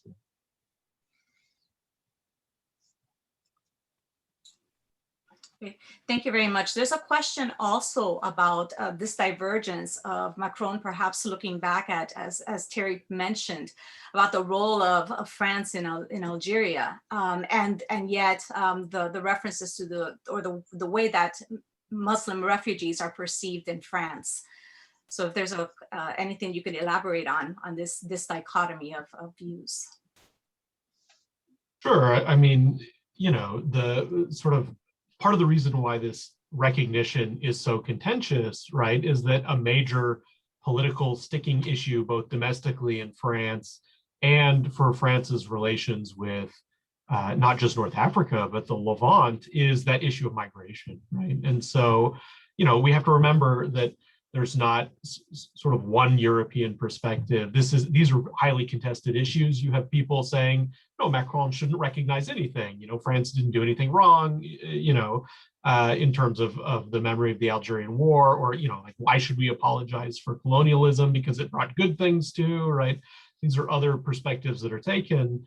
At the same time as you also have French people saying, like, we need to keep migrants out, we need to treat migrants better, right? These are highly contested issues that have their roots in those colonial relationships, but can continue to be debated, right? So I think the search for the sort of intellectual or moral consistency is hard, because even within individual European countries, there's a huge debate over these issues.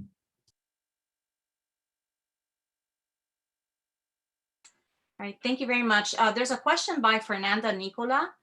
She states, Western Sahara is a great example of the post-colonial experience and the Euro-African project. Despite some recent case law of the European Court of Justice and its legal diplomatic intervention, the fear of undermining EU-Morocco trade and fisheries relations was predominant because of the control of migrants that Morocco ensures to Spain and the EU. Why is this divide between trade and migration still very prominent in EU law and politics towards North Africa? I'm not sure if any of you would like to comment on that.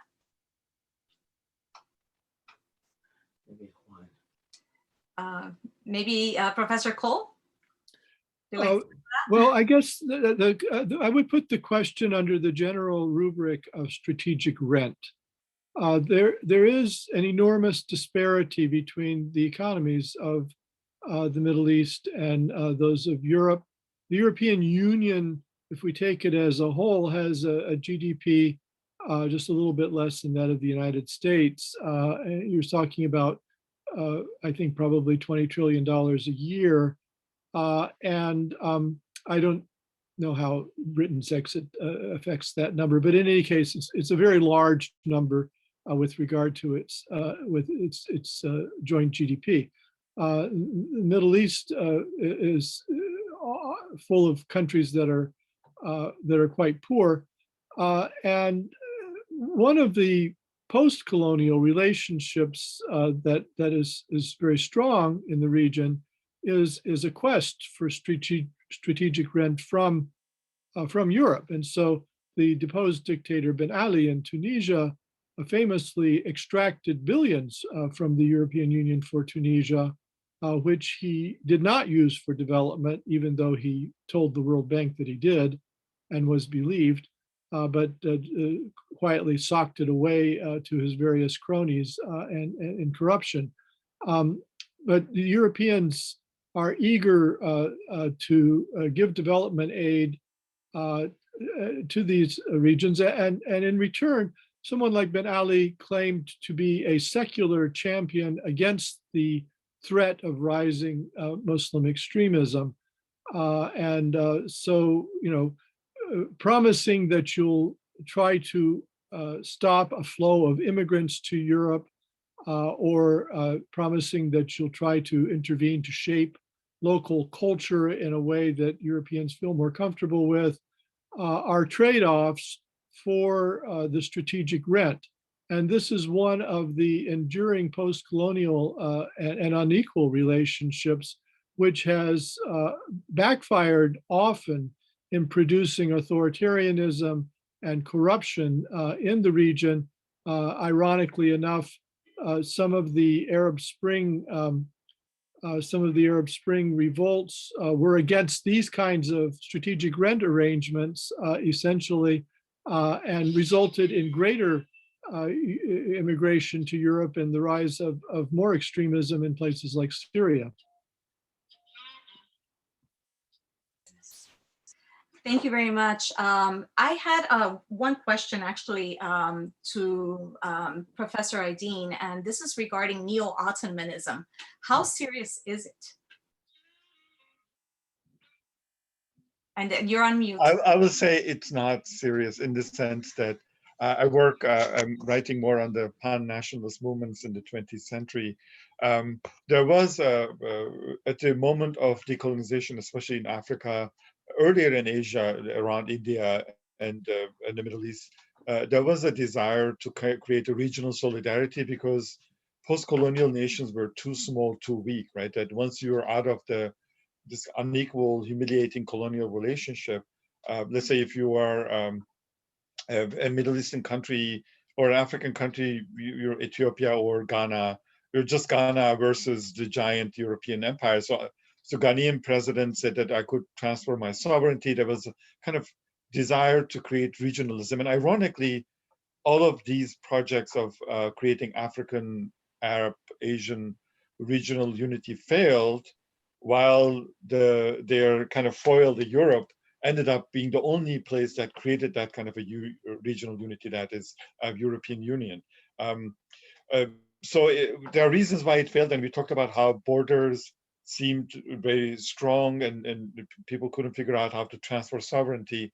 And with regard to pan-Ottomanism, it seemed it became part of the kind of nostalgic desire for the Ottoman Empire's reputation in the region. And there was some sort of a moment when Turkey was more democratic, and the other countries, because Turkey was more democratic, was more interested in Turkish model.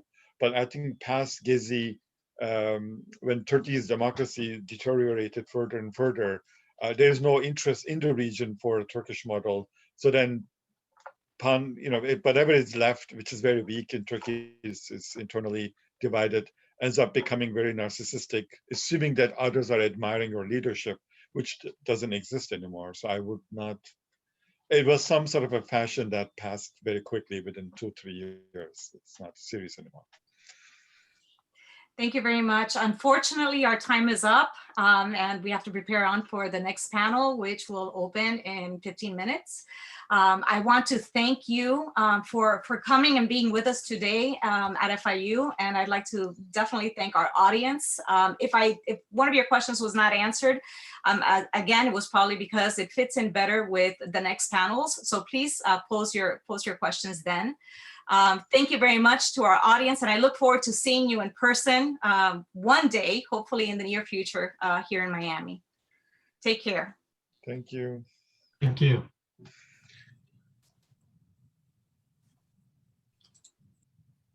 Thank you. My information, and then we can start.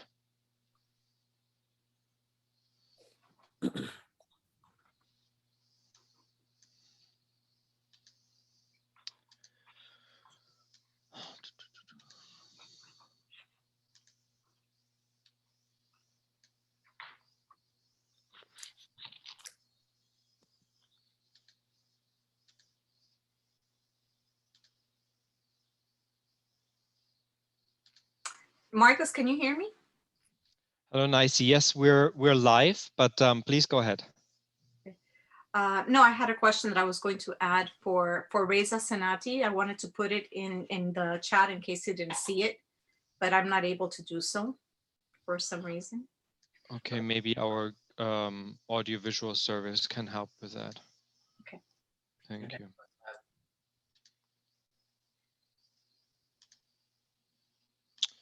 Why am I having issues here? All the panelists should be able to use the chat function.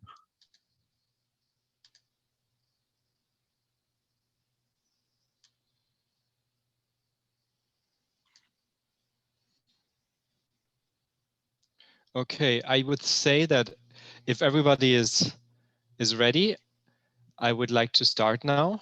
Thank you. So welcome everyone to this is our second panel. We had already an exciting first panel this morning, and many of you have stayed over. We're already at 75 participants. And so I'm glad to see you all, and I want to welcome everyone here. My name is Marcus Thiel. I'm Associate Professor in the Department of Politics and International Relations at Florida International University, which is Miami's public research university. I teach European Union and European politics more generally, and direct the Jean Monnet Center of Excellence that is funded by the European Commission. It's one of only 8 in the US. In collaboration with our own FIU's Jaffer Center for Muslim World Studies, we organized for today a series of 3 panels. We just had the one focusing on sort of the history and the memory of bilateral relations. Now we're going to concentrate with the help of our wonderful experts on contemporary issues between the Middle East and Europe / the European Union. And then at 1 p.m. till 2:30, we have our last panel that focuses on sort of the geopolitics in which those bilateral relationships are embedded in. We asked our panelists, I'm going to introduce in a bit, to reflect on 2 essential questions relating to contemporary bilateral relations. But that, for one, to reflect within the area of expertise on the question of Islam and sort of secular Europe and its impact on today's relationship. And secondly, what they think are the most important issues that need to be tackled in bilateral relations today. And as we all know, there are plenty of those, right? Ranging from, migration, refugees issues to human rights, to energy security and other economic, political and security questions. But before I introduce the panelists, I want to first thank a number of people. I want to thank the European Commission for funding our research and outreach activities here at FIU, as well as our collaborative partners at FIU, including, of course, the director of the Jaffer Center, Dr. Mouadine Misbahi, who will say some words in a minute, as well as Dr. Sardoui, Dr. Loeb. A particular thanks goes to the US Jean Monnet network of Centers of Excellence that helped promote our event. And of course, to my right hand, Ms. Christine Cali Sanchez. Further thanks goes to the School of International Public Affairs, in which both of our centers are located in. And of course, most importantly, to our expert panelists who are here today with us, who can help us make sense of these complex bilateral relations. So I want to let you know that you can start asking questions at any time in the question and answer box on the bottom. And now I would ask my co-organizer, colleague and friend, Dr. Mouadine Misbahi, director of the Jaffer Center, to just say a few words of welcome as well. Thank you. Thank you, Marcus. I think I already talked in the morning as a sort of introduction. I probably repeat some of the highlights. I'm a director of the Mohsen and Fawzia Jaffer Center for Muslim World Studies.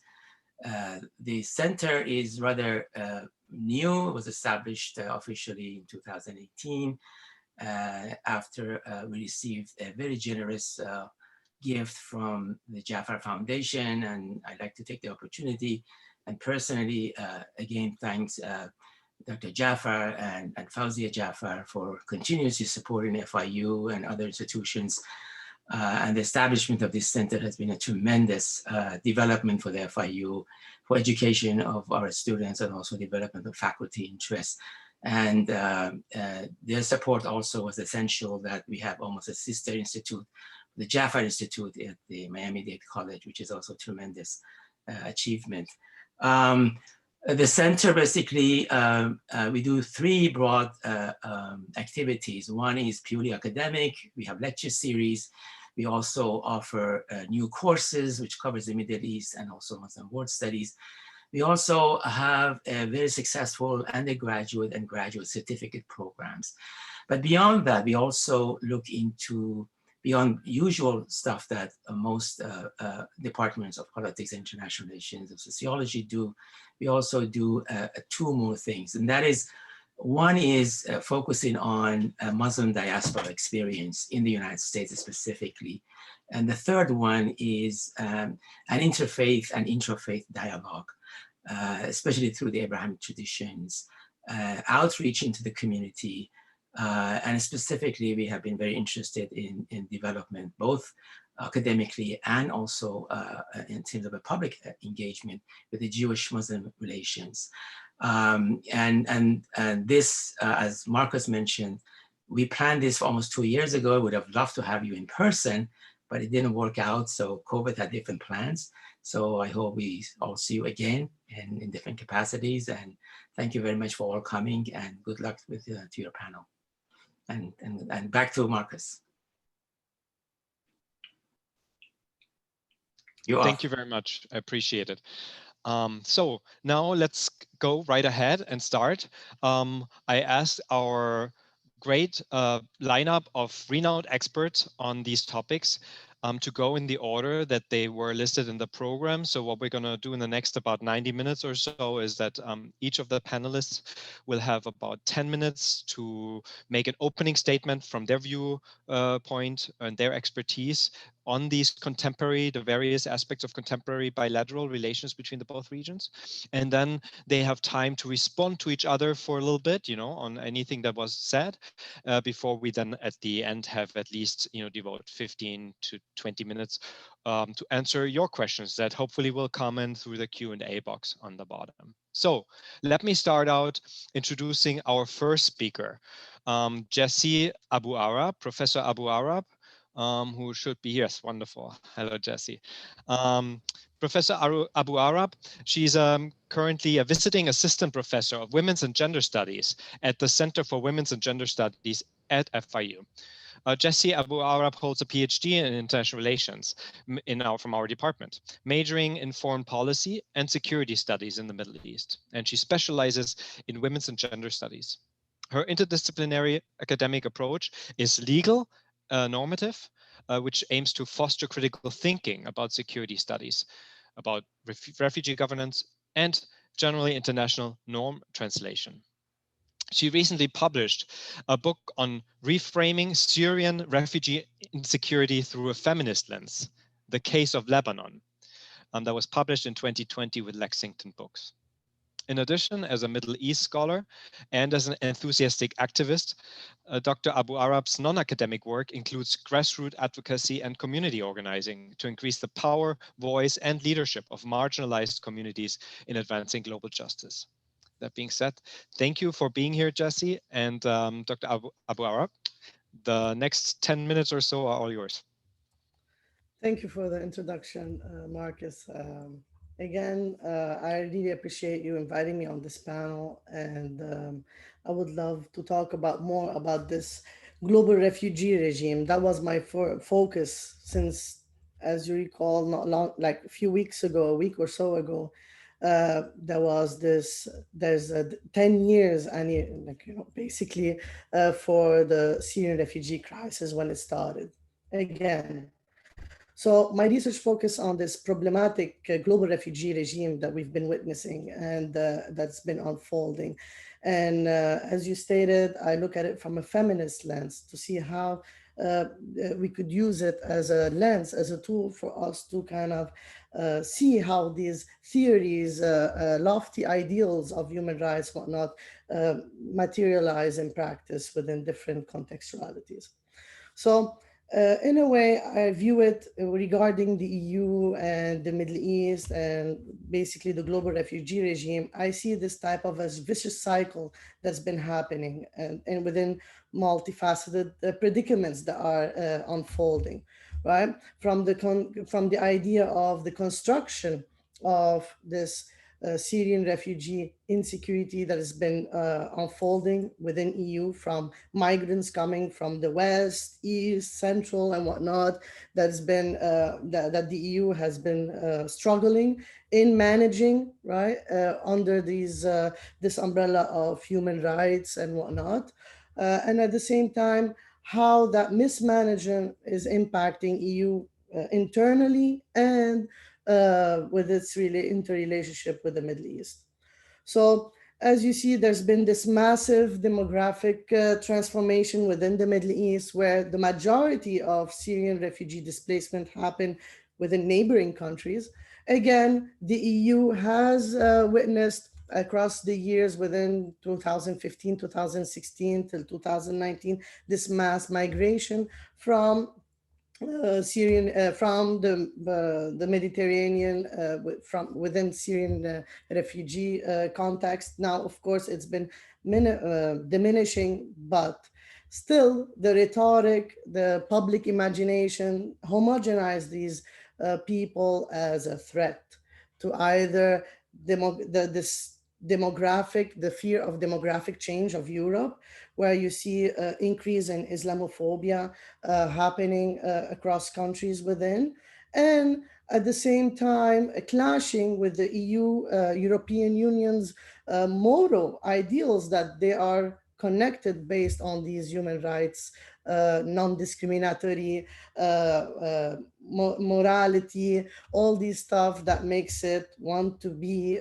helpful within this refugee crisis management that they call. So regarding the issue of Islamophobia, again, it's has been there since 9/11, as we know, where the rhetoric kind of transpired, it becomes practices that even though they're considered neutral, but they're creating these discriminatory, marginalizing communities under the umbrella of public security.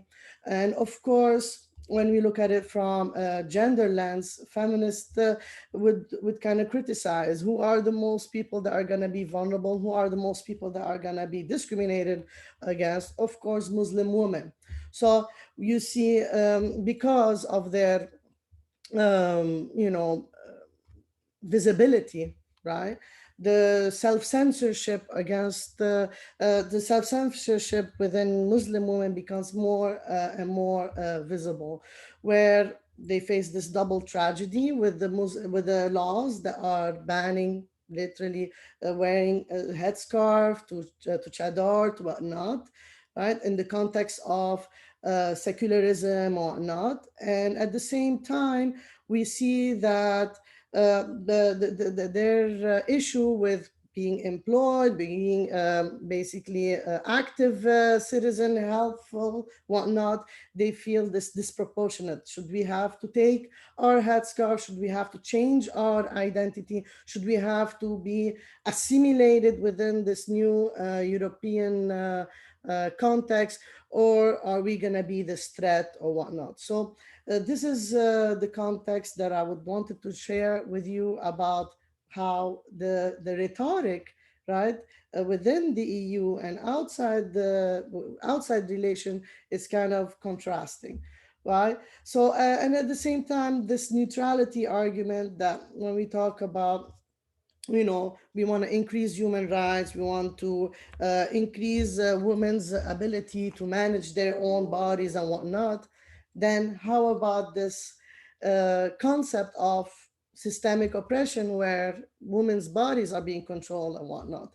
And at the same time, we want to transgress it to other issues, like basically when you look at pushing for human rights, supporting Middle Eastern relations and whatnot, you find, they want to increase LGBT representation, increase, their right under the umbrella of human rights, whereas within their own union, we find states such as like Hungary, Poland, whatnot, creating these type of restrictive policies, right? Because of these rhetoric and whatnot. So this vicious cycle that I found within my book, and I transcended to this type of dynamics between the EU, Syrian refugee crisis, Islamophobia, and humanitarian management, starts with this type of homogenization. When you stereotype a group of people under one theme, and when you create this type of dichotomy, dyadic view of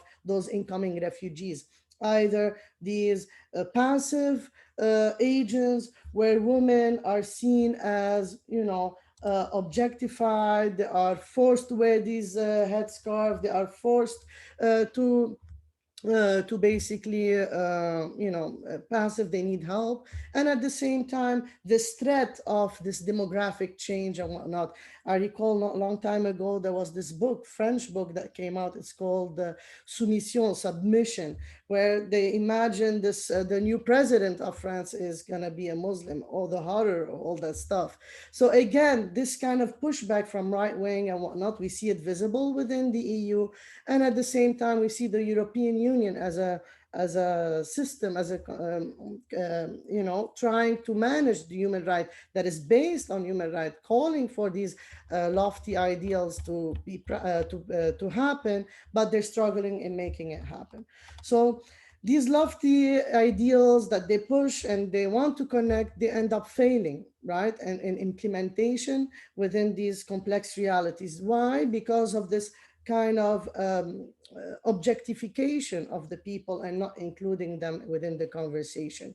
Now, of course, from 2011 till now, things have been changing. Thankfully, a lot of things, a lot of efforts have been made regarding interrelations. We see now, actually, in a couple of days, we're going to have the 5th Brussels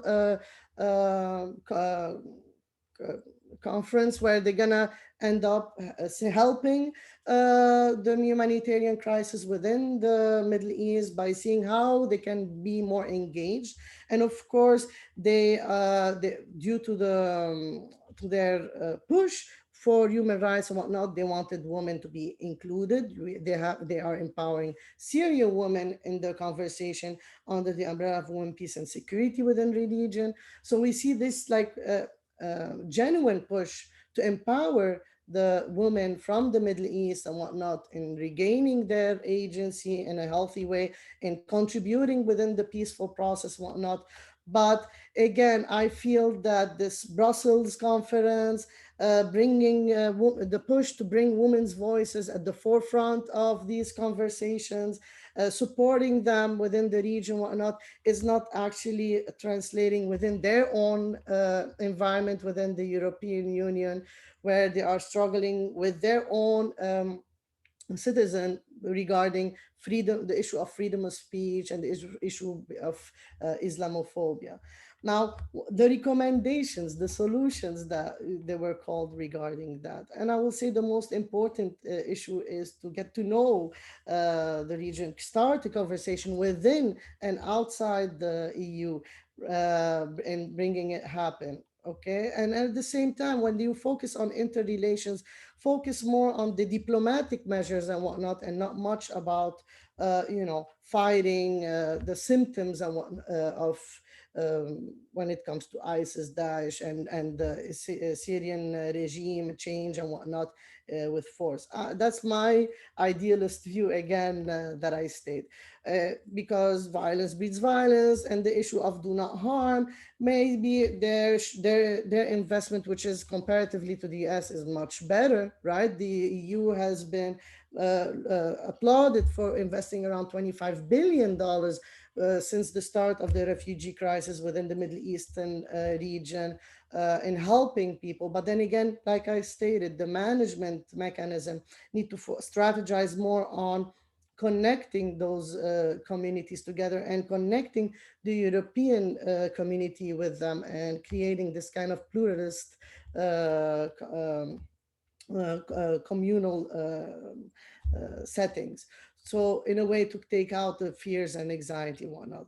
Because most Middle Eastern countries, when they look up to the EU as a role model of whatnot, they are pushing these ideals, they do not see it happening there. So why would they do it there? So there's this double, vicious cycle that they're happening. So again, regarding that as well, I would state that they are focusing more on multilateral connections, bringing in NGOs and whatnot, which is good in the spirit of bringing up more peace. But again, it should not be focused on the band-aid, but focus more on the root causes. Why is that happening? Why is Islamophobia happening? Why the stereotype of Muslims is equated to a terrorist attack and whatnot, and start from there to build the conversation. When the EU is applauded when it comes to securing and respecting and pushing forward for the Palestinians' right for their land and whatnot, and calling out, humanitarian atrocities.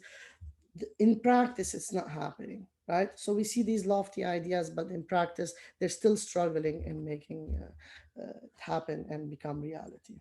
I'll keep it there. Great. Thank you very much. I think that was a good starter. So good overview of some of the more human rights related issues. Next, I would like to introduce to you Professor Jocelyn Cesari.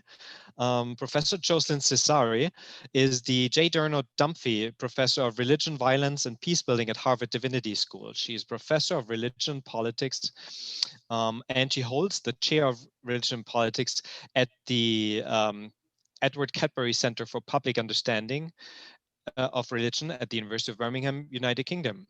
At Georgetown University, on this side of the Atlantic, she's a senior fellow at the Berkeley Center for Religion, Peace, and World Affairs. She's also president-elect of the European Academy of Religion. Her work on religion and politics has garnered a lot of recognition and awards internationally. She was a 2020 Distinguished Scholar of the Religion section of the International Studies Association. She was also Distinguished Fellow of the Carnegie Council for Ethics and International Affairs and the Royal Society for the Arts in the United Kingdom. She's a Professorial Fellow at Australian Catholic University's Institute for Religion. Her new book, We God's Nations, Political Christianity, Islam and Hinduism in the World of Nations, is forthcoming this year with Cambridge University Press. A few other of her recent publications is What is Political Islam from Lynn Reiner, 2018, Islam, Gender and Democracy in a Comparative Perspective from Oxford University Press, 2017, The Awakening of Muslim Democracies from Cambridge, 2014, and her book, When Islam and Democracy Meet, Muslims in Europe and the United States in 2006 is a reference study of European Islam. She edited also the 2015 Oxford Handbook of European Islam. That is quite a CV, and so I'm very happy and excited to have Professor Jocelyn Cesari. The floor is all yours for the next 10 minutes or so. Thank you. First, I would like to thank the organizers, Professor Mesbah, Professor Thiel, and Christine Clary for their active engagement to make this event happen despite the pandemic in which we are still.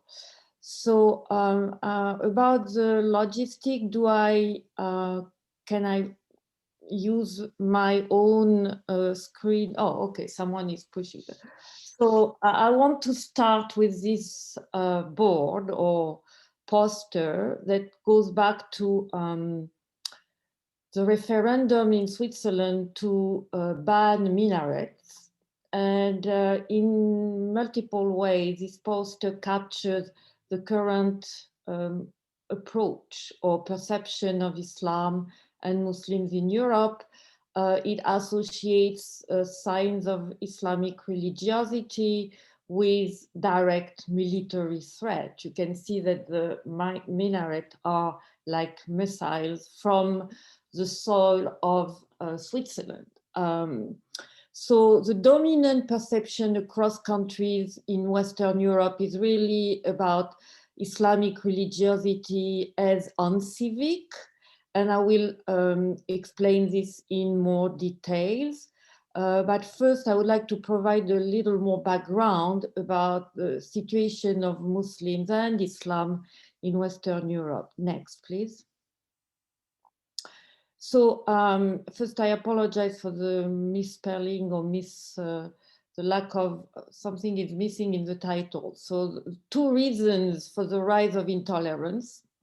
The first one is an amalgamation of socioeconomic, cultural, and international factors that have turned Muslim and Islam into enemies from outside and from within.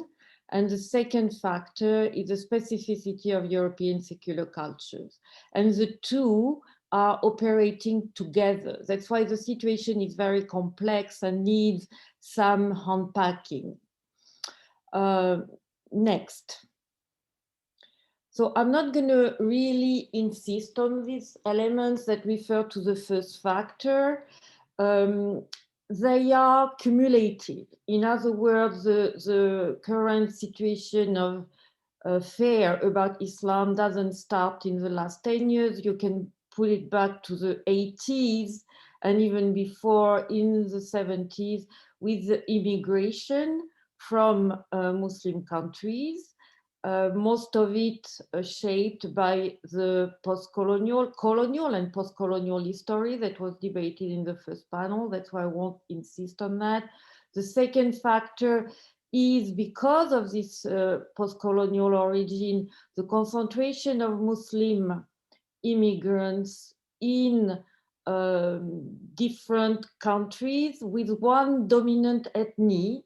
And the third factor is the socio-economic structural changes.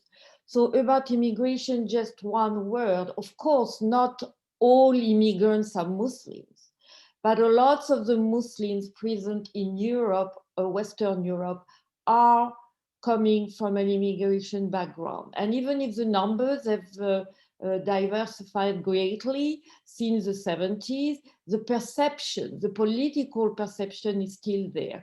So just to bring your attention on that, when you hear Europeans, either intellectuals, media, or politicians talk about immigration, in the back of their mind, they are talking about Islam and Muslims. And I think it's an important point to make, especially when we live on this side of the Atlantic, where when the question of immigration is raised in the US, it's not about Muslim immigrants, it's about the people from Latin America. And that's a big difference here. Next, please. So I won't insist on also the ethnic and cultural diversity. So please next, I think I have, oh, okay. So this is the question of not only immigration, but the socio-economic integration of this immigration has come for full front. And it has been going on now for more than 3 decades. And it has not been, I would say, forgotten or neglected. So today, when people talk also about socioeconomic integration, disenfranchised people in some residential areas, ghettos, they are also thinking and talking about Islam and Muslims. Again, if you look at American society and the status of Muslim immigrants, the question of socio-economic integration doesn't affect Muslim immigrants. It affects African American. So it's another layer here that makes the condition and situation of Islam as a category of religion legitimate in a secular public space very, very challenging, while it is not the case again, in other secular democracy like the US. Next slide, please. The other issue, should be some pictures, but I'm not saying, oh yeah, here it is. So the other issue is the multicultural issue that is actually related to the history of this immigration, affected or influenced by the post-colonial history, in the sense that in France, most of the Muslim immigrants come from North Africa. Again, one little piece of information to keep in mind, there are more than 1 million Algerian as migrants, 96% of them live in France. That's a kind of density that will trigger a discussion not only on religion, but also on ethnic and socio-cultural diversity. In the UK, as we know, the density comes from the Indian subcontinent, for also obvious post-colonial reasons.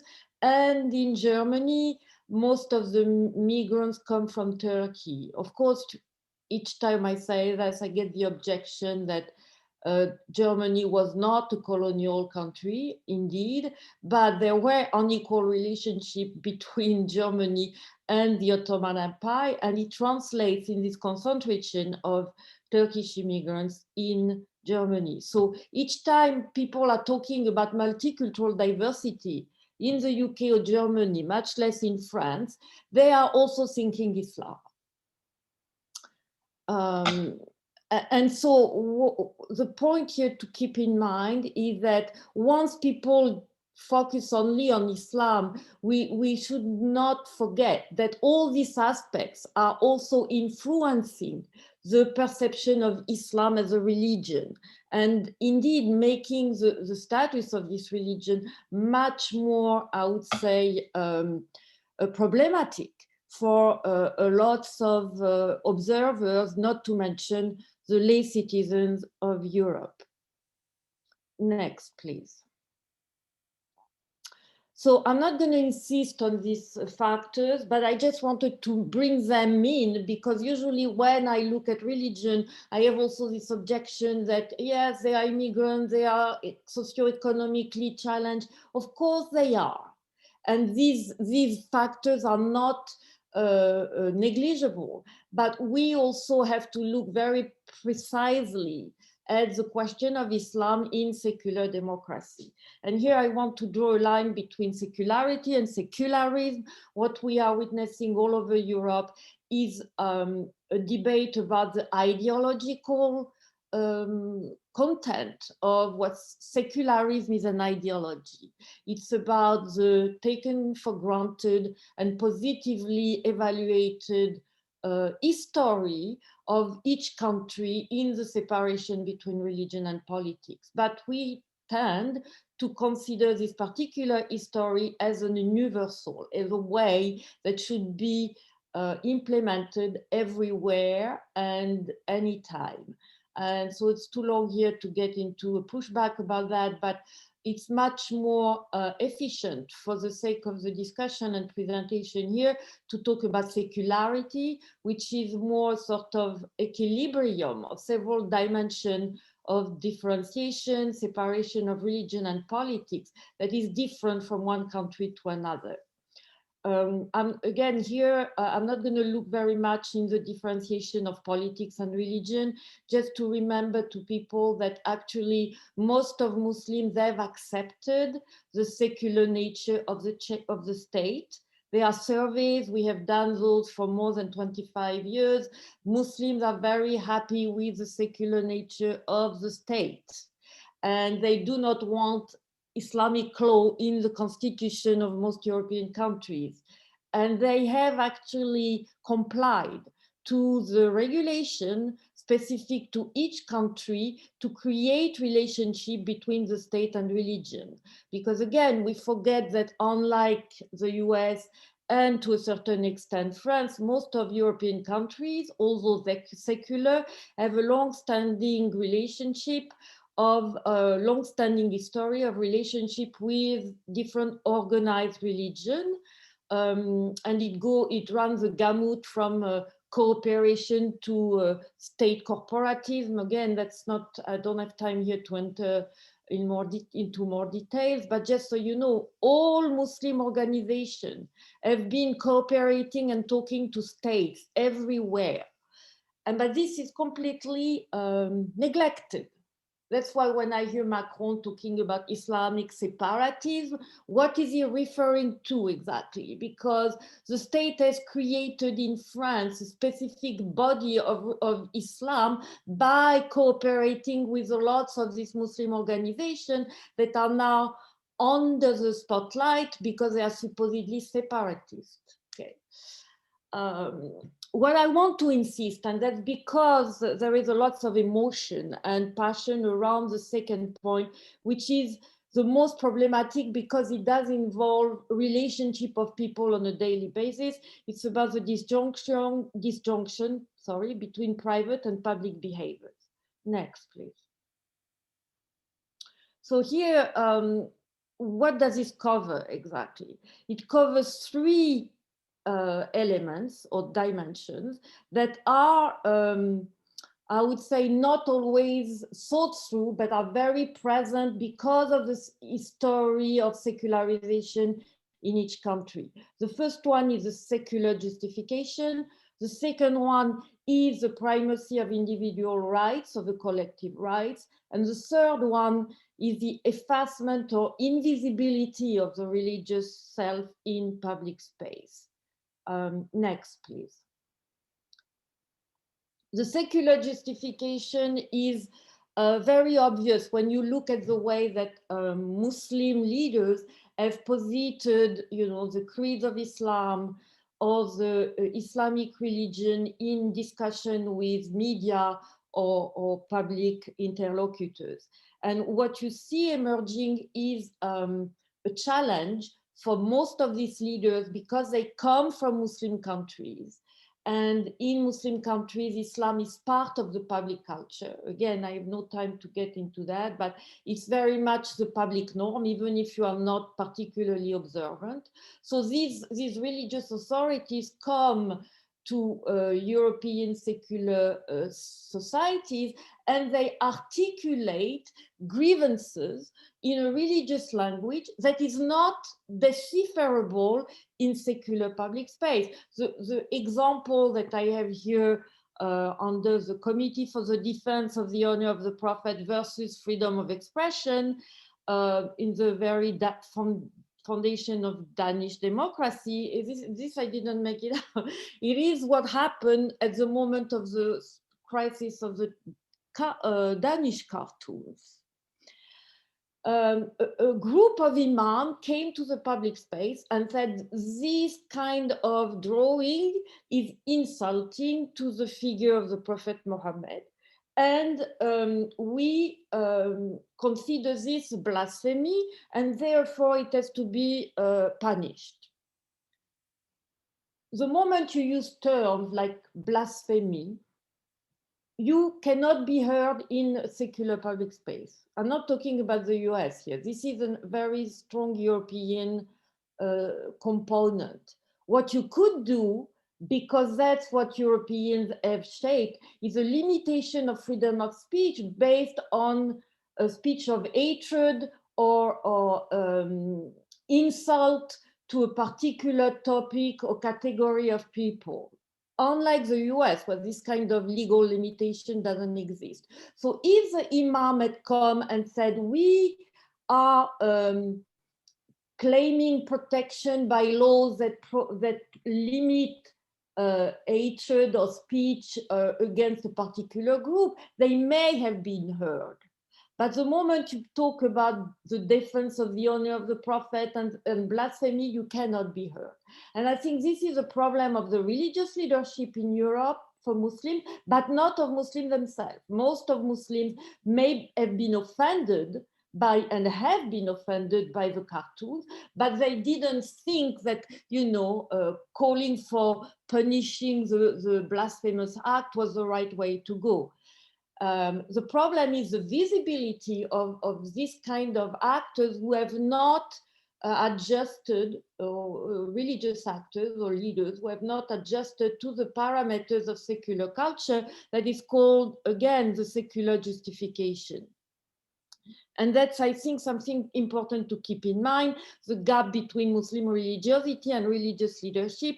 Unfortunately, when these people talk, we think that they represent the masses of Muslims in different countries, while they are not. And an interesting element here to keep in mind is that the other religious groups in Europe have learned this new way of communicating by adjusting to the secular parameters of public space. The Catholics, the Protestants, the Jews, I mean, they may have the same feeling, but they will not express it this way. And that's, I think, one of the major tension here that could be resolved in different ways. But again, I may not have time to get into how can this be solved. One of the major challenge is to favor Islamic education and also Islamic training in European context, and not to rely on authorities trained outside. And this is a huge, huge topic, because this training cannot be done under the purview of the states, of the European states, because it's tainted right there. So there is a lot of structural, political, financial issues here that I cannot delve into. Next, please. So the other very important, painful, I would say, topic that comes up all the time is that the dominant perception is about Islam crushing individual rights to favor the religious community, what the French have called communautarisme, and now it's called Islamic separatism. But under this terminology, what is at stake is the capacity for citizens who are believers to have their practice at a personal level recognized by law.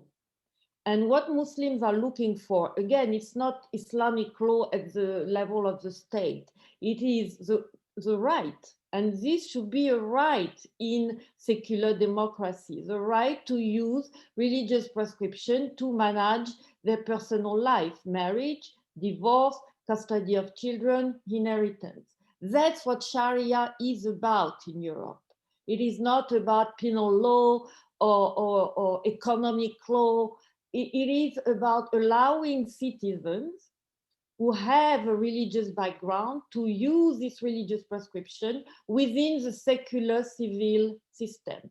And lawyers have a term for that. It's legal pluralism.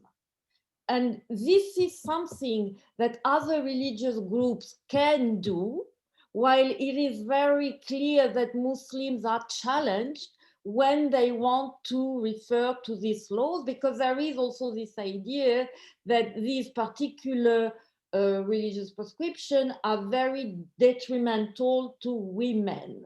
And it's true that in the marriage, there is no equality as such, in the sense that there are distinctions that make the husband, for example, the only actor in the marriage to initiate divorce, although there are different ways that this can be overcome. But so there is this idea that, you know, this is detrimental to individual rights. But guess what? That's the same issue in the Jewish minority. And nobody would say that Judaism is detrimental to human rights. The same issue. And then you see how lawyers, through the legal pluralism lens, are trying to look at ways that Jewish women, Muslim women can still exert their right as an individual without completely, you know, getting out of a religious setting for marriage and family life, because it is important for lots of citizens with this particular faith, either Jewish or Muslim. And I think, again, here we are victim of a sort of, you know, lens of exceptionalism of Islam, when it comes to family law, honestly, there is nothing specific to Muslim, unless we want, or we tend to forget the reality of other religious groups in Europe. Next, please.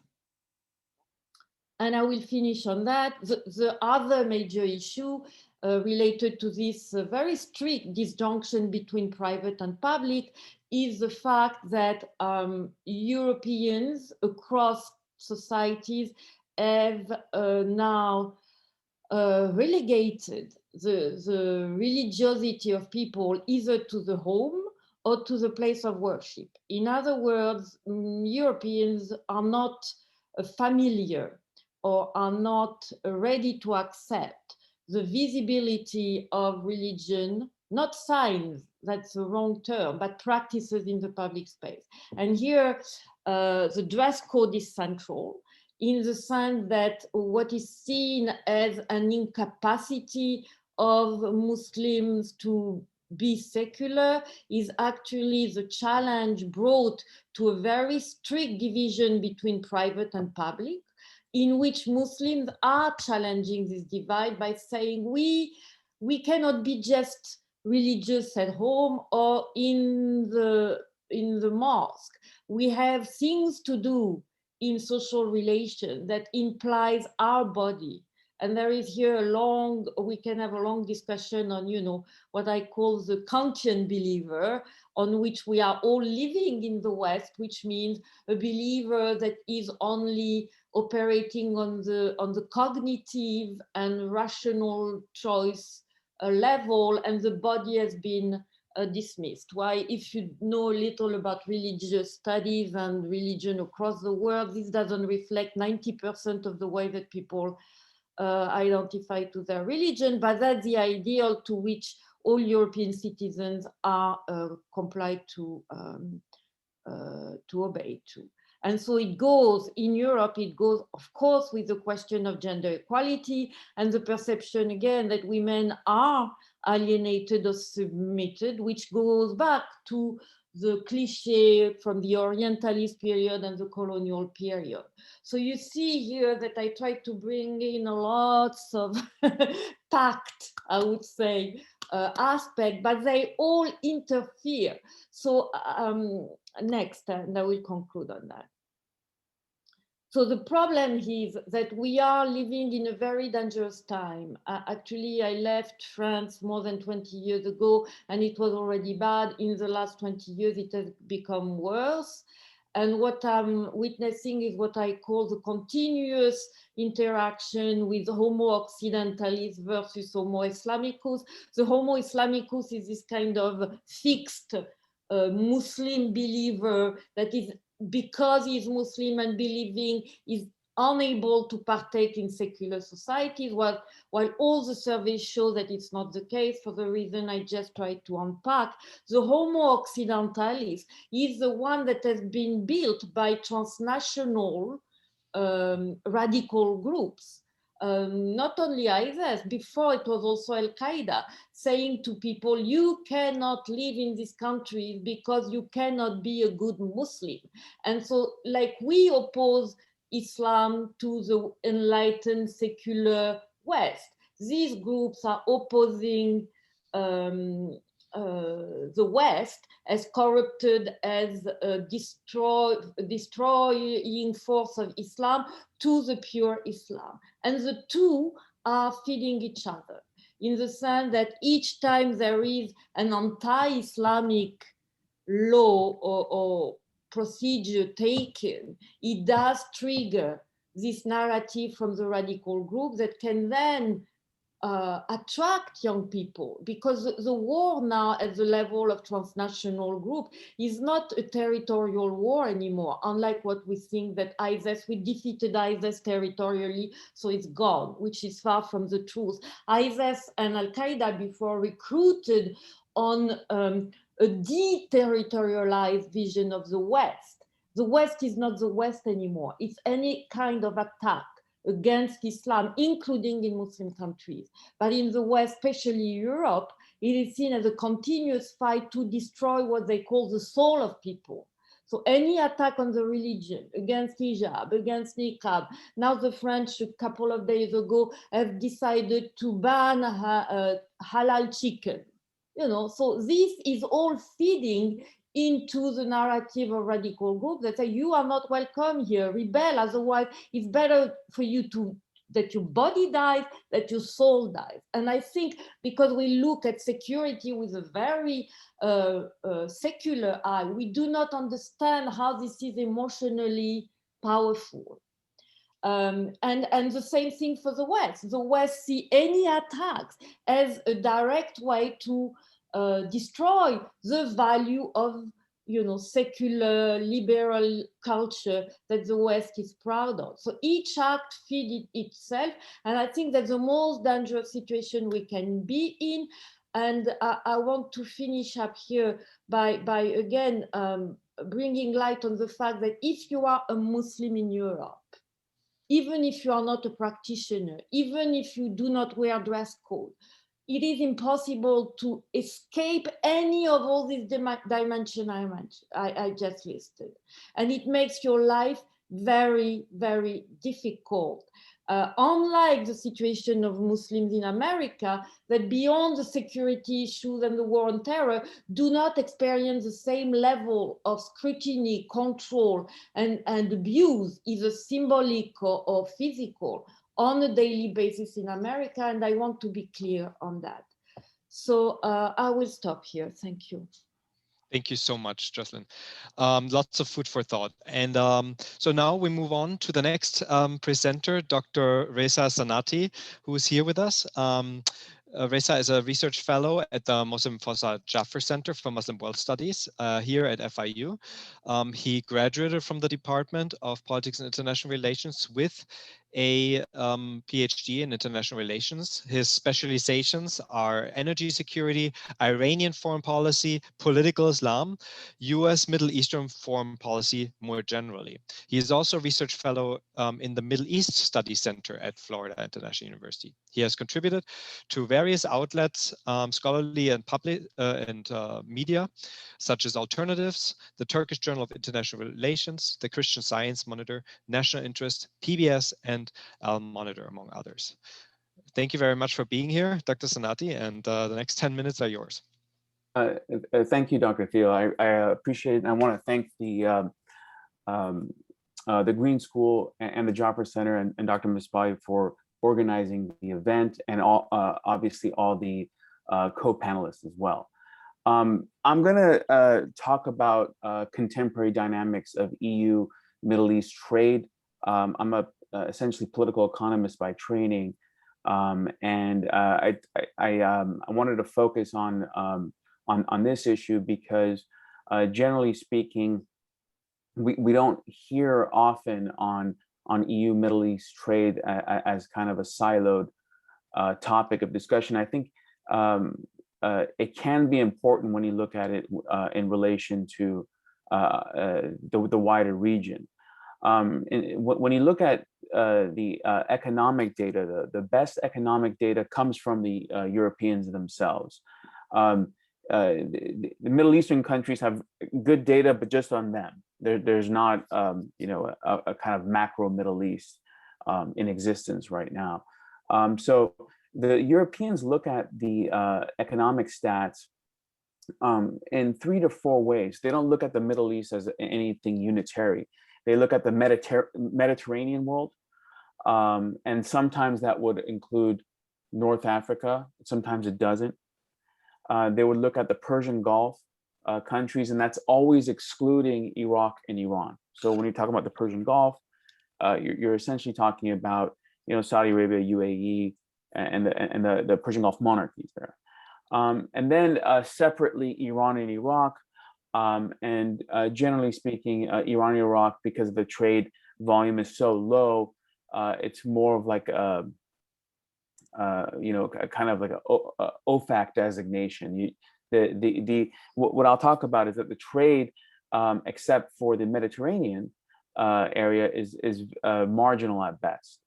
The most important country, obviously, in the region for the Europeans is Turkey.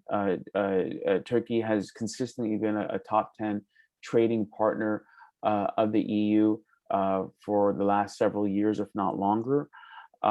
Turkey's economy has diversified in that a lot of not just raw materials come from Turkey, but also semi-finished goods that's used for construction, that's used for textiles, and Turkey is also part and parcel of the wider real estate and hospitality industry within Europe, which is very, very important. Obviously, during the COVID time, it has taken a hit, but pre-COVID and probably post-COVID, it's going to come back with significance.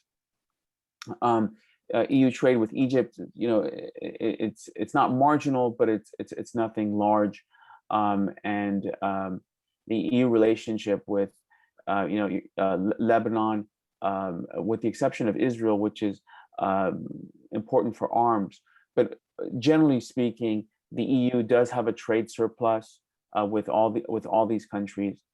The Persian Gulf countries are interesting because the Persian Gulf countries, these are in many ways elite-driven trade.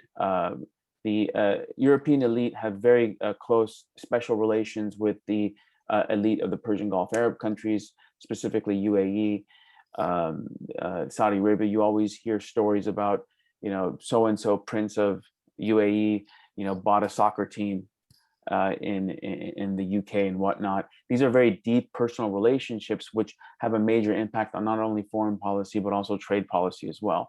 That being said, though, with the exception of the arms industry, and with the exception of the energy industry, trade in terms of non-Mediterranean into the European countries is rather limited. We're talking about exporting agriculture, into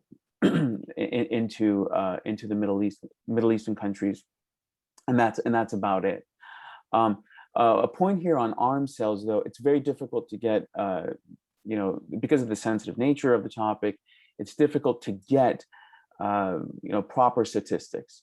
You hear sometimes in the news that, so-and-so country bought $50 billion worth of arms.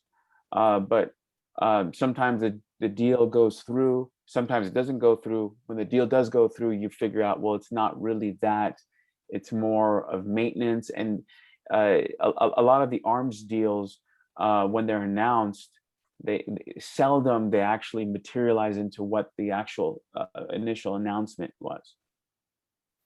But that still being said, the German arms industry to the Israelis is quite strong. The arms industry of literally all of the Europeans, in collaboration with the United States, the Persian Gulf countries, is quite strong. And obviously, energy is strong as well. On the energy point, Europe has done a very good job, like other countries, in terms of diversifying from energy. So what you've seen is less importance of Middle Eastern oil. Sometimes they have more uptick in Russian oil, more uptick in hydrocarbons coming out from Russia as a whole, both gas and oil.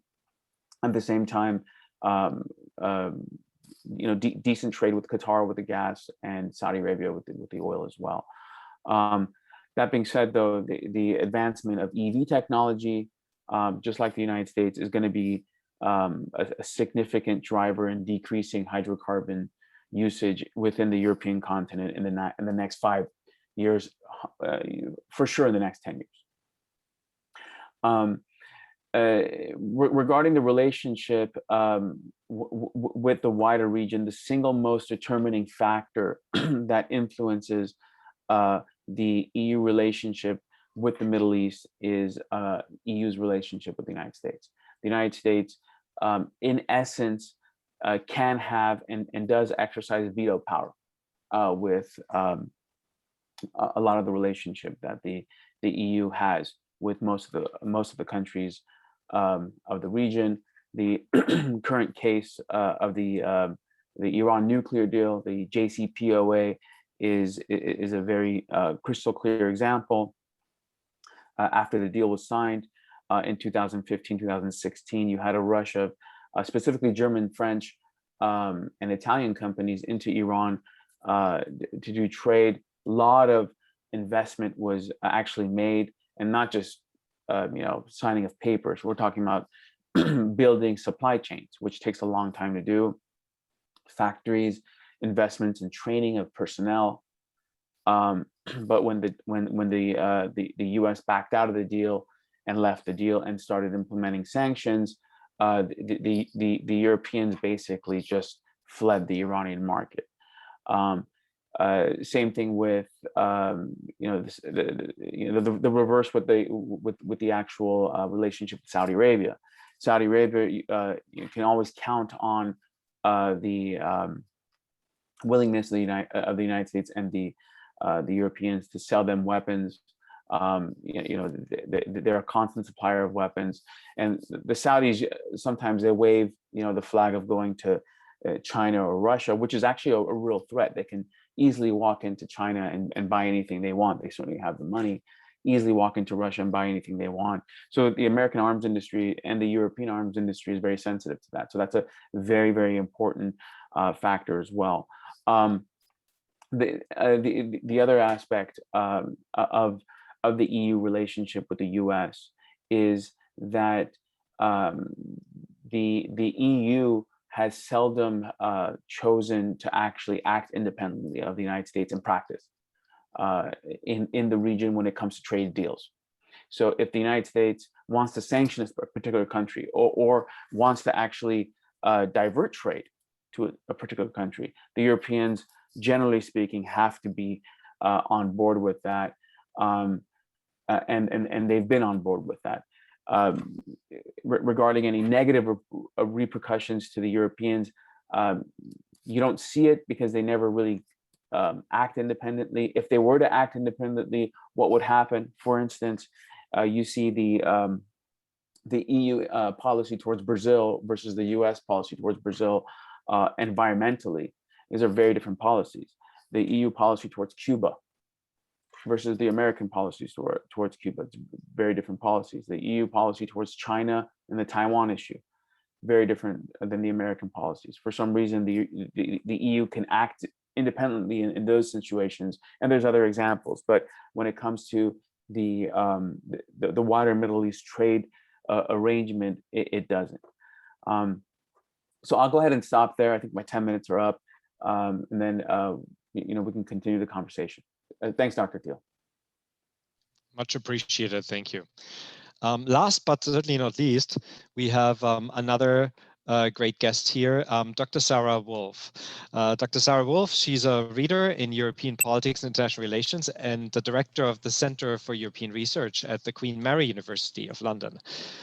She is also the principal investigator for the Jean Monnet Center of Excellence Next EU-UK project on the future of EU-UK relations. But that's not what she's here to talk about today, I guess. She's a senior research associate at the Netherlands Institute of International Relations, the Klingendal Institute, and her research interests include EU politics, of course, non-majoritarian agencies, justice and home affairs. So that means EU border and migration management policies, as well as EU external relations and development aid. She's an expert on EU-Islam relations, Euro-Mediterranean relations more largely, and since 2017, she's the editor of one of the biggest journals in the field, Mediterranean politics.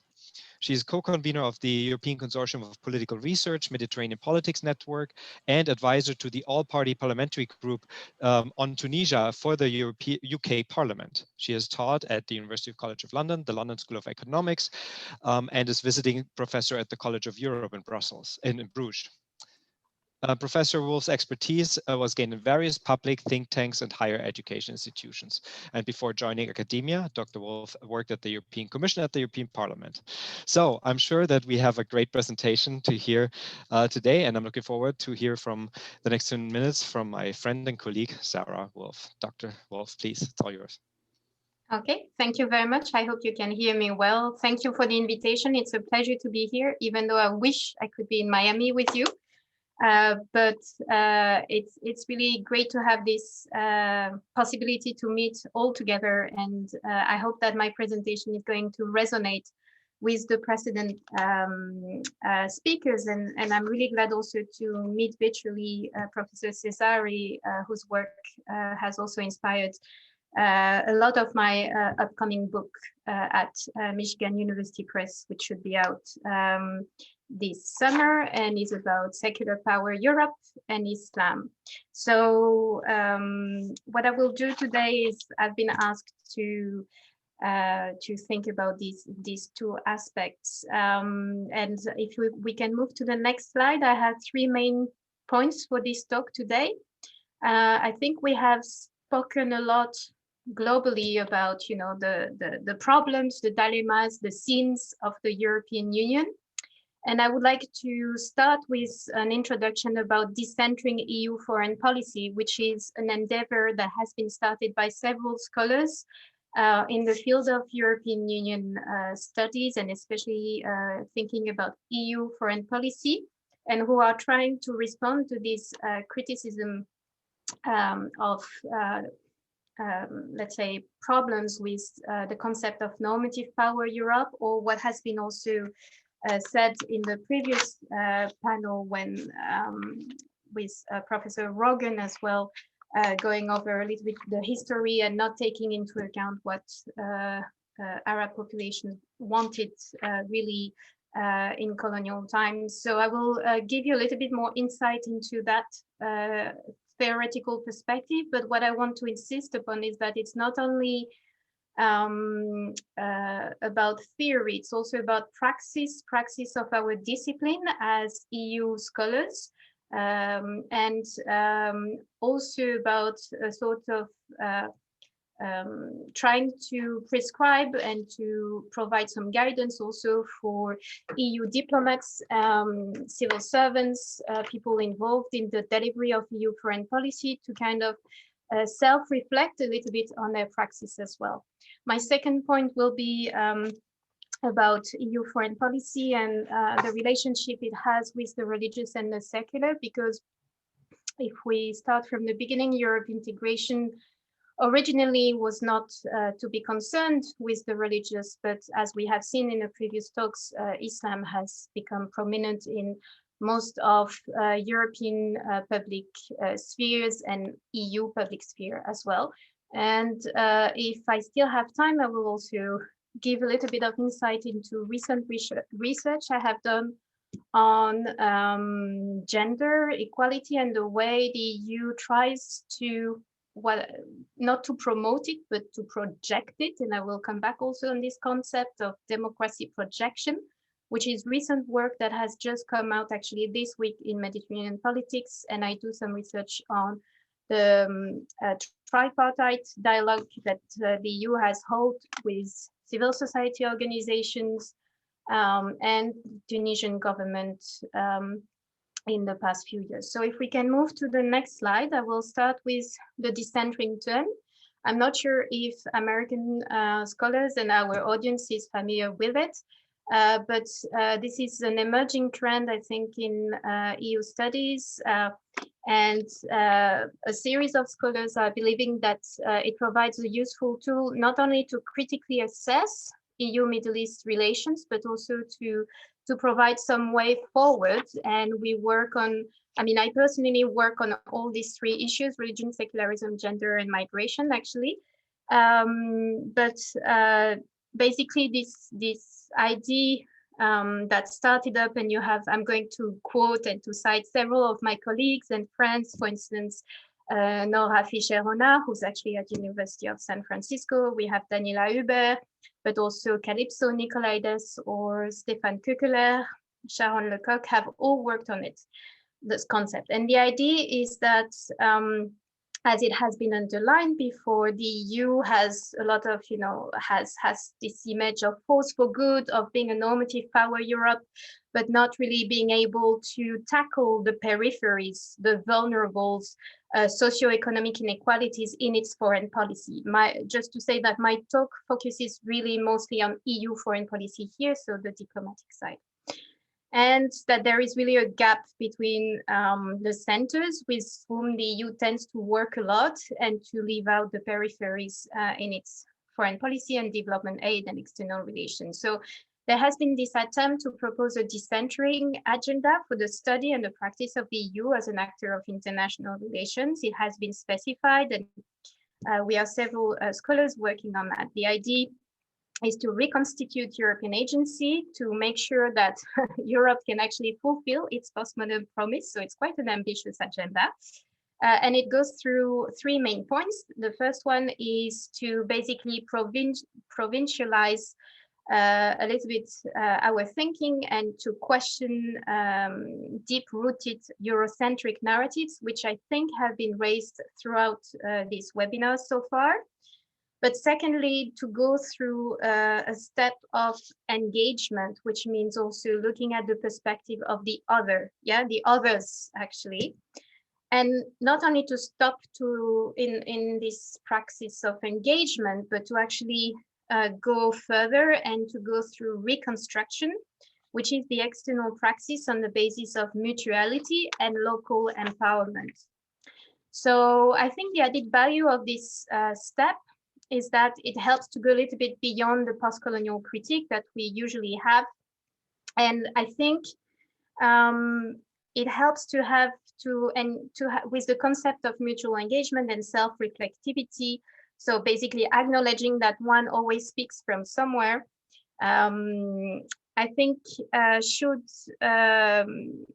help to kind of decenter the practice and decenter the thinking in the discipline, and to make sure also to address Eurocentric criticism, and to make sure, as it has been raised already before, that the EU lives up to what has been described, I think, so far as a post-Western world. I'm working currently on a paper where we engage also with some of these colleagues, and I find the concept of pluriversality also very useful.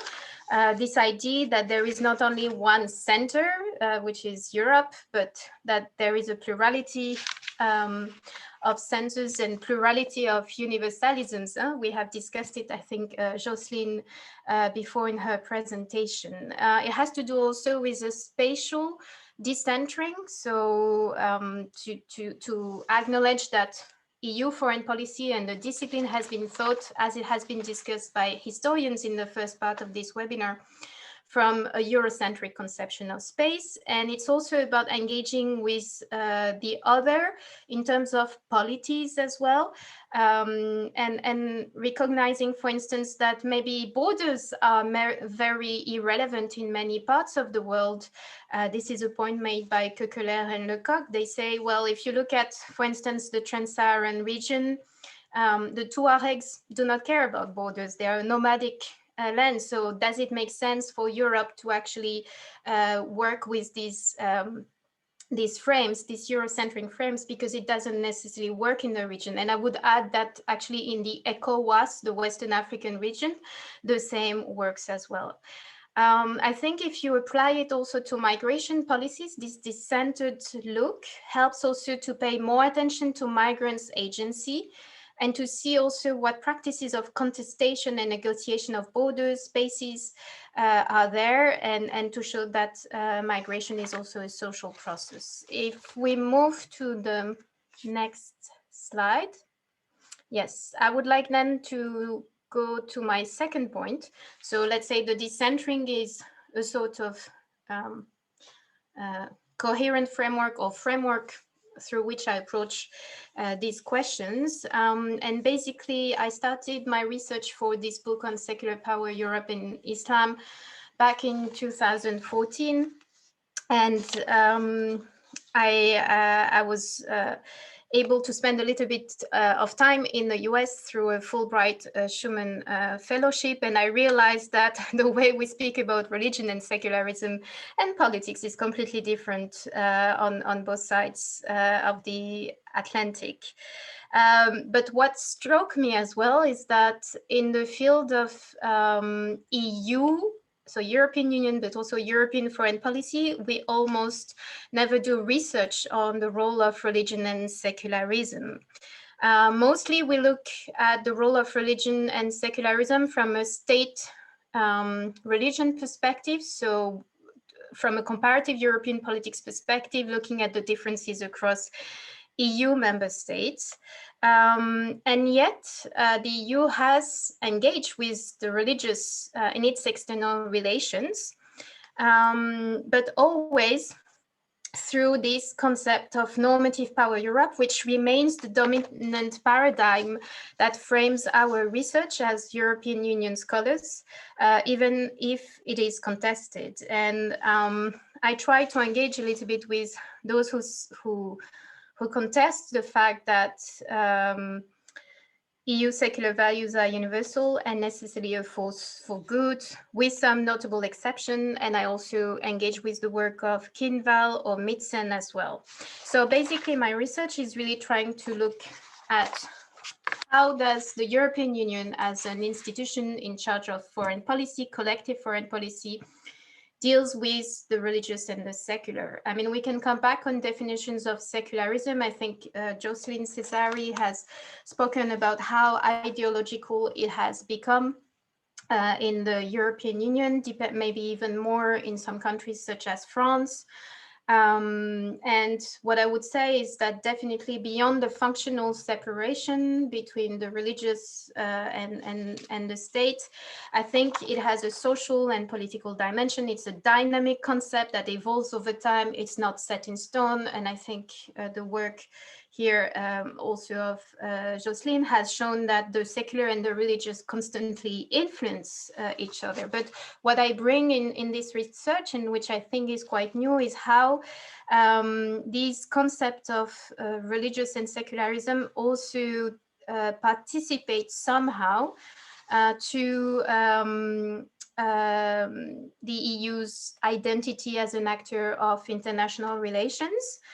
And I want to stress here that I'm not overestimating or underestimating either, but and also that it's important to understand that as part of the EU collective identity, secularism and the religious means different things to different people in the European political community. And both are actually subject to politicization with dynamics of contestation and negotiation. If we can move to the next slide, yes. However, and here you might recognize someone called Anthony Giddens, a famous sociologist, and I'm borrowing from him the concept of ontological security to try to understand a little bit how the EU uses the religious and the secular to write its own biography, to write its own script about who it is. Ontological security usually provides trust and confidence in oneself. It is a sense of order and continuity in regard to one's experience. This can be applied also to states and to the EU. And I rely on interviews and narrative analysis, but the idea is to try to understand how the religious and the secular, what role do they play in this European Union narrative, and what do they tell us about the EU as self? I hope I'm being clear enough here. And what I haven't mentioned yet is that this ontological security also looks at anxieties, I think, so how the religious raises some anxieties and some fears about EU's identity. And my main assumption is that by managing or by governing, if you want, the religious abroad, the EU is actually trying to secure its own secular understanding, its own secular values at home. And on this, I just want to mention that secularism is, we have talked about it as well, but we have to be nuanced because it's a concept that is also quite diverse in the European Union. And it's being increasingly contested. We have, of course, spoken a little bit about Islam, but by various religious actors who want to gain a voice in EU affairs. And you might be aware that even in the Treaty on the Functioning of the European Union, there is an Article 17 that includes the possibility to have a high-level dialogue with religious leaders. It's taking place annually in Brussels, and it's quite interesting to look at who is invited or not, and who is actually considered to be part of these religious leaders in Europe. But these religious leaders are quite vocal on moral policies, not only amongst Islam, but of course, as we have spoken in various religions on bioethics, LGBT rights, abortion, and so on. And it has become increasingly contested following the 2004 Big Bang enlargement to the east, where Eastern European countries have a completely different also relationship to the religious. If we can move to the next slide. So here you have just some quotes as well to illustrate this this point that the EU actually does care about secularism and the religious. And you have two quotes, one from Javier Solana. He used to be the first High Representative for Common Foreign and Security Policy. He was actually, I think, on a visit to the US, and he was speaking about the differences from a religious secular perspective. And he said in 2003, also in, I think, following up a little bit 9/11, saying the US was increasingly viewing things as if in a religious context. It is a kind of binary model, says Mr. Solana. It is all or nothing. For us Europeans, it is difficult to deal with because we are secular. We do not see the world in such black and white terms. Later on, I have also a quote from Federica Mogherini, who was replaced in 2019 by Josep Borrell. And she was reflecting on what she wishes to see in a post-conflict Syria. And here is a quote also from one of her speech saying, a post-conflict Syria would be a country that has to be united, not divided, secular, inclusive, and with space for all minority groups. So the EU has a clear, I'm not sure if it has a clear idea, but at least my argument is that secularism is also at the heart of EU foreign policy. Now, if everyone has the same definition, I'm not sure, but it does play a role. And there is also the importance of this secular habitus in EU institutions. Next. So in my book, I go through three main case studies to look at the way the EU has engaged with Islam in its foreign policy. The first case, I think, is something that has been quite common also in the US, is the way the EU has been engaging with so-called civilizational politics or what has been later framed more politically correctly as interreligious or interfaith dialogues. Of course, as it has been said before, these dialogues were important for the EU mostly because it was a way to deal with Islam, and I would say in foreign policy even to kind of participate to a sort of moderation of Islam, so that the EU intervenes as well in the way Islam should be restructured. And it has engaged, I discussed in the book, this EU security strategy with stable states such as Jordan and Morocco. Here you have the logo of the Amman message that has been promoted by the Jordanian government and supported with funding as well in terms of activities by the EU. And you have also here the institute, the new Mohammed VI Institute, or not so new, but quite recent, for the training of imams, murshidins, and murshidats, where the EU at least has not necessarily in funding, but in terms of relations, declaration activities, has really supported Morocco as a strategic partner with the Islam du juste milieu, so really the promotion of a peaceful Islam, and also being quite supportive of Sufism, which interestingly was considered as heretic a century ago by Europeans, but today is perceived as peaceful, and that has gained the image of a good Muslim, of being good Muslims. My second case study, if we move to the next slide, please. Yes, deals with EU diplomacy.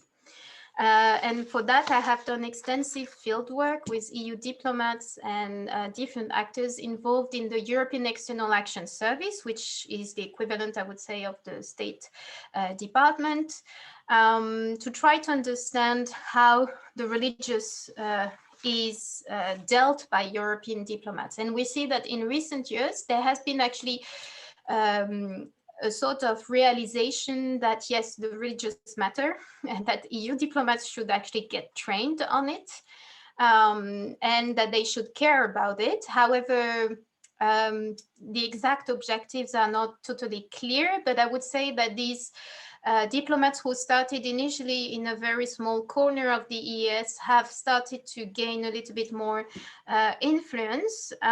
So they have managed to introduce new trainings on religious and to kind of provide religious literacy to anyone going through training at the EES. So that's one point. The second one is that the EU is actually quite involved in the TPRND network, which is a sort of transgovernmental or like-minded community of partners who worked on religion and diplomacy. I'm sure many of you are aware of it, and the US are also involved, and Canada, and there is an exchange of best practices as well amongst diplomats, and the EU, I think, has been co-chairing as well this kind of informal grouping. And the last kind of concrete engagement, which somehow could be helping us to think about this decentering or kind of a positive step is the introduction of the Global Exchange on Religion and Society that was launched just when Mogherini left, so in September 2019. And the idea is to engage with civil society and faith-based organization, which is really not in the tradition of EU diplomats to whom I spoke and told me that they have been trained to be secular. If I move to the next slide. Yes, final, am I okay on time? Yeah?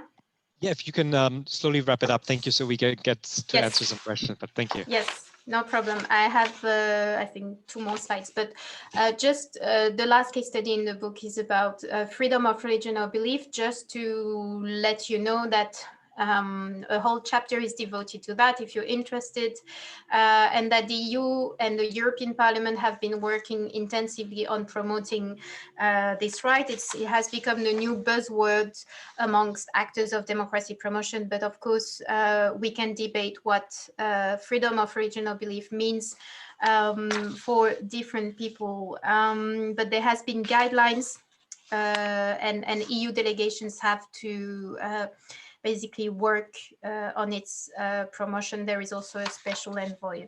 Maybe to go to the next slide.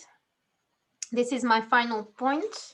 I just wanted to bring, because we had to speak also about the most important issues that we were seeing in EU-Middle East relations, is the issue of gender equality. It has already been addressed by Jesse before, but I just wanted to highlight that my article on gender equality and EU's tripartite dialogue with Tunisia, and you can see a picture here, has been indeed to kind of have consultation with civil society on gender issues before any meeting, relevant meeting between the EU and Tunisia. There has been a lot of projects, and basically my analysis comes down to the conclusion that unfortunately the EU has difficulties to basically engage. So there is on the one hand the issue that the EU engages with the usual partners when it comes to gender equality, who were also associations that were quite prominent under Ben Ali, because Ben Ali wanted to promote also the Tunisian woman as part of its modern image in spite of being an authoritarian regime.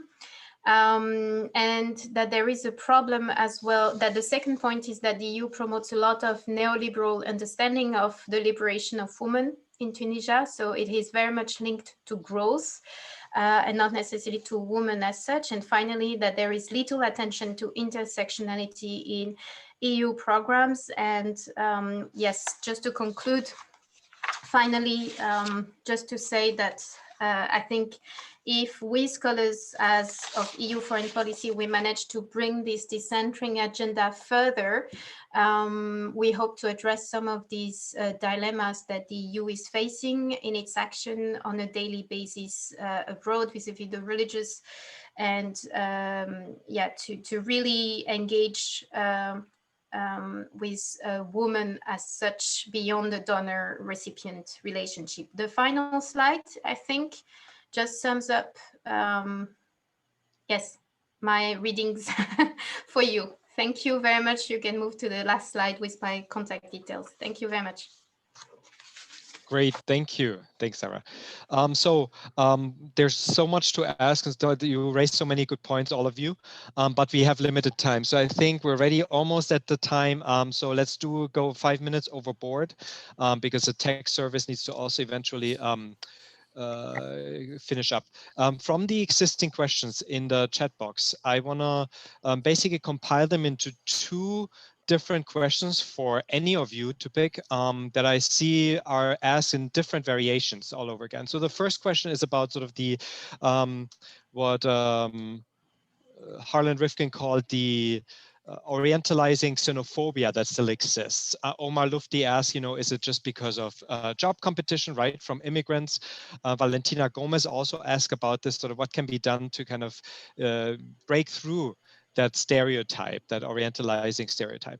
That's the first group of questions. The second group of question is from Professor Canan Balki here at FIU, who is also from Turkey, as well as an anonymous person who asks about the question of Euro-Islam. Is that still a reality, and what do you make of the idea of Islamic liberalism and sort of the regression that we see, particularly in Turkey, now that the Turkey, for example, withdraw from the Istanbul Convention, right, to combat violence against women.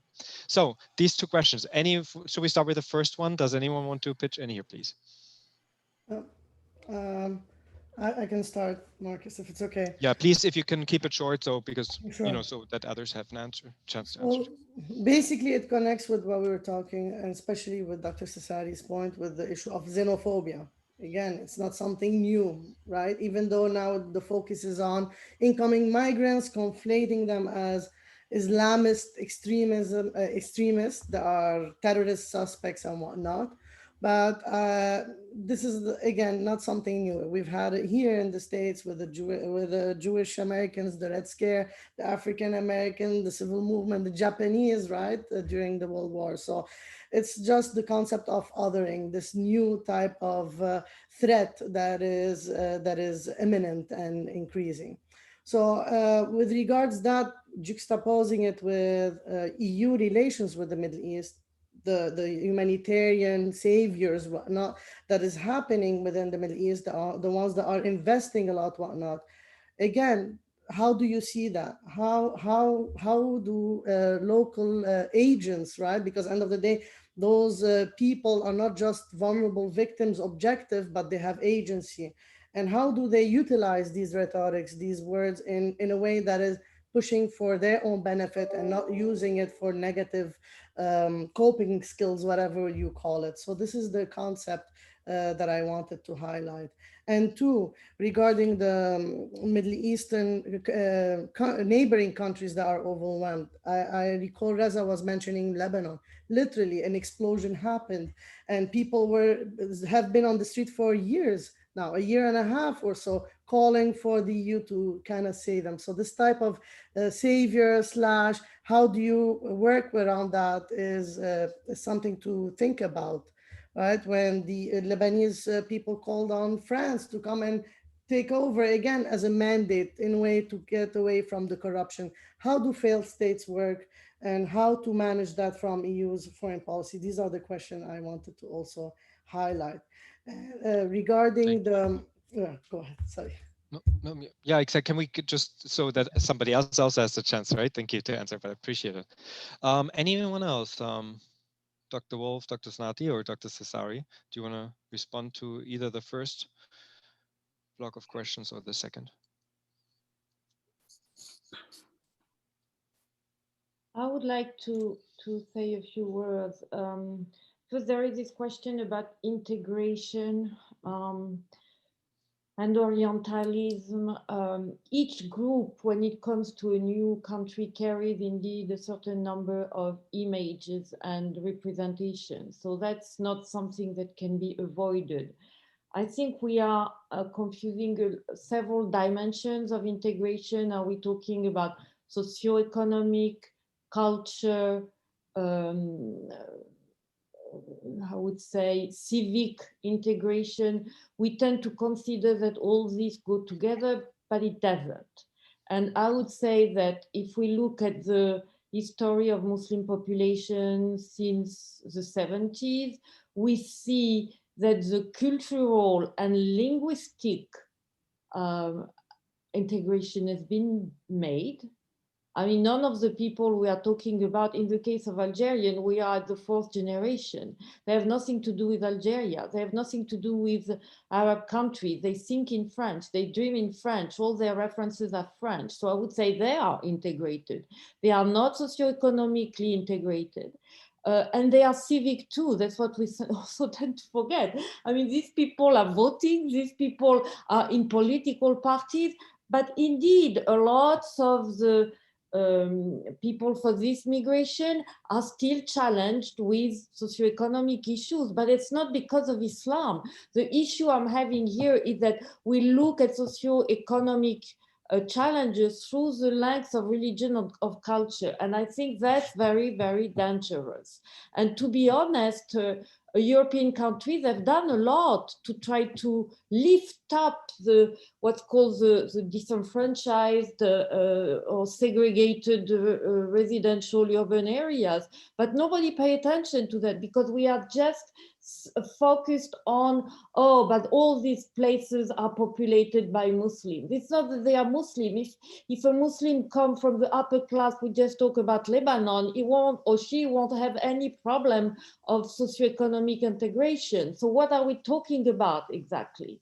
And I think that's the kind of distinction that the media don't make, but that's also, I think our political class in Europe lacks courage. We don't make this distinction. It's so easy to surf on the wave, you know, of Islamophobia and anti-Islam. And I think we are lacking a clear representation, political representation of these Muslims in our mainstream parties. From this perspective, the UK is doing much better. And much better, you have people from a Muslim background, not only locally as local actors, but also national actors. The moment we don't have representative of these minorities, the history tells us that there is still a lot of discrimination going on. I will stop here, but there are lots of questions on secularism. Maybe in a second round, I come back to that. Thank you, appreciate it. Can I ask a question too, or? Yes, I mean, I don't know, at one point the audiovisual service will throw us out, but unless you want to keep it for the third panel, is that possible? No, this was just related to Professor Cesari's and Sure. so I don't know, but if I can just avoid it. I just, was wondering methodologically, there is, because I have had a lot of encounters in the last 40 years of being in the West, and also having chance to be with Western diplomats in sort of a second track, third track, whatever. It seems to me that there is a very useful, deliberate ambiguity about being innocent, about not knowing the Muslims, and pretending that there is a misunderstanding. I think there is an historical amnesia, which is very deliberate and very useful, especially on diplomatic level. So the separation between public diplomacy, public narrative, and even sometimes private conversation with what I call, controversially, what is going on the ground, which is run by what I call European deep states. And that is the militarization of a Western policy towards the Muslim world in general. The contradiction between public narrative, the intersubjective social constructions of the world, and self and others, versus what is going on the ground. It is a very useful distinction, which allows the European countries to maintain a serious, almost innocent hypocrisy that it's very useful, actually. And I don't know how you can dismantle that. Because I've told this to my colleagues in the United States, that they really believe in what they say and what they do. But they also know that it's not true on the ground. And I think that dichotomy is very useful. And I don't think they're going to let that go by public education or anything like that. Yeah, it's certainly an uphill challenge, right? Reflecting the enduring power of nationalism too. I think so. I think it's come with it. an important thing for the scholars and those who come up with strategy of educating or correcting these things. I'm a bit more optimistic about that because this dichotomy and maintenance of it is very useful domestically and internationally. So that's my comment. Thank you. Um, Yes. Okay. Yeah. Thank you. Appreciate it. So I think I just got the the information from. Yeah, we have maybe time for one more response. So anyone in particular who wants to chime in before we need to conclude in preparation for our next panel at 1 p.m. Remember? Yeah, well, I just want to have one Yeah. comment, basically, which is like we were looking for interrelations, and one of the solutions would be stop finding patches, right? Like Dr. Misbahi was mentioning, you know, if you want to look at it, look at the root causes and not about migrants coming, we're overwhelmed, how to do it.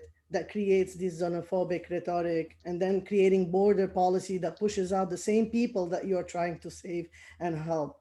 But look at the root causes in a way to kind of manage them, right? What is the biggest problem within the Middle East? And how does the EU, as a big role from colonial power to today, right? The people that are trying to save those same people that they colonized not long time ago. How do they deal with that and whatnot? So I will leave it there. Thank you. Thank you. Any other last words from? Yes, please, Dr. Wolf. Yes, sorry, just to, I'm going to maybe end on a negative, not so positive note, but I just wanted to remind we haven't touched upon the impact of COVID-19 as well on all of that, and how Europe has basically reintroduced, at least in the first wave, first phase in 2020, so many, I mean, 17 member states have reintroduced internal border control without coordination. Now, of course, the Commission has been trying to say, well, we need the freedom of movement of goods first, not people, goods. That's the most important. So this is changing a little bit, but I'm afraid this could have also an impact on the whole situation internally, and we have to think also externally if that could be the priority of Europe in the coming years. So we have to be inventive there. Great, thank you. Well, I think we could probably debate for hours. We just raised on the surface a couple of these issues, but I wanted to thank all of you wonderful experts to contribute with your specific ideas about. I think there's a lot of food for thought, and maybe we can pick up one or the other theme, right? I mean, issues such as migration, you know, generalized Islamophobia, that runs through a lot of also the geopolitics of bilateral relations between Europe and the Middle East, which we'll pick up at 1 p.m. For 2:30. So please do log in or stay online. I'm just trying to, this webinar, the Zoom webinar will stay live until 1 p.m. So don't log out or re-log in before 1 p.m. Okay? I appreciate everyone.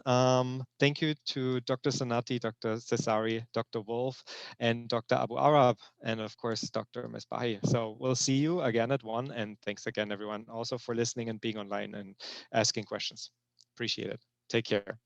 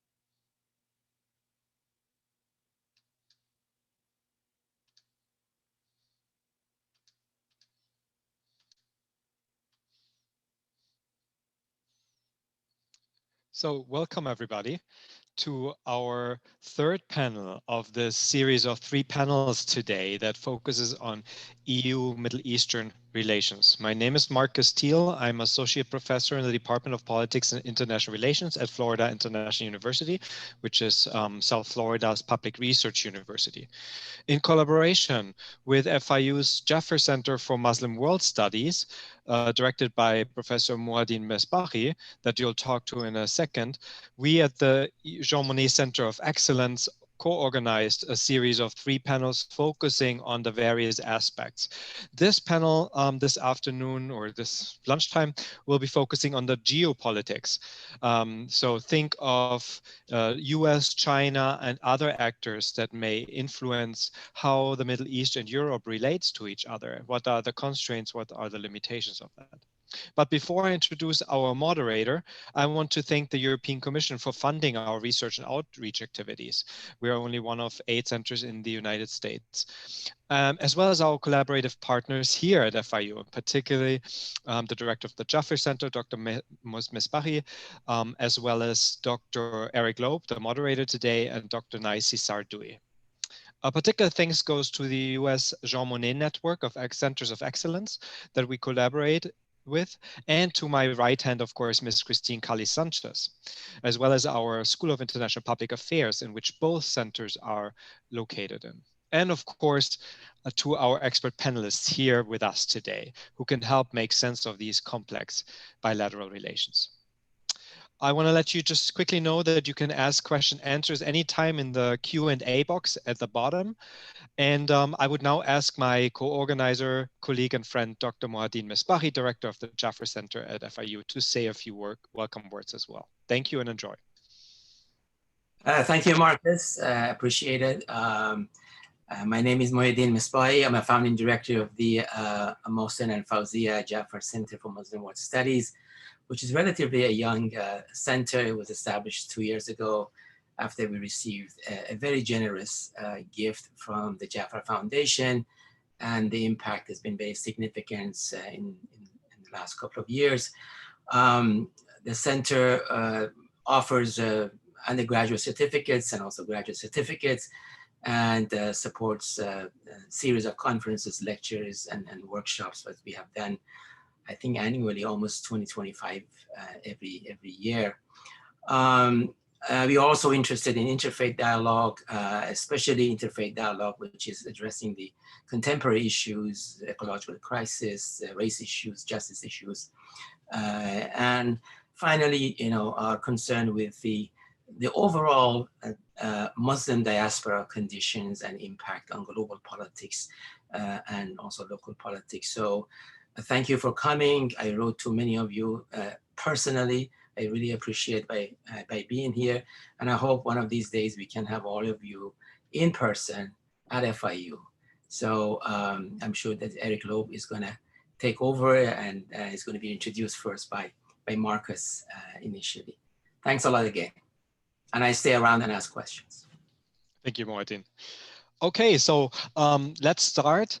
Thanks again to our panelists for being here, and to my colleagues, in particular Eric, who Dr. Loeb, who said that he would moderate this interesting sessions on the geopolitics. Dr. Loeb is an associate professor in our Department of Politics and International Relations at the School of International and Public Affairs. His research focuses on the politics of development in the Middle East and beyond. He's author of the recent book, Iran's Reconstruction Jihad, Rural Development and Regime Consolidation After 1979, that was published with Cambridge University Press in 2020.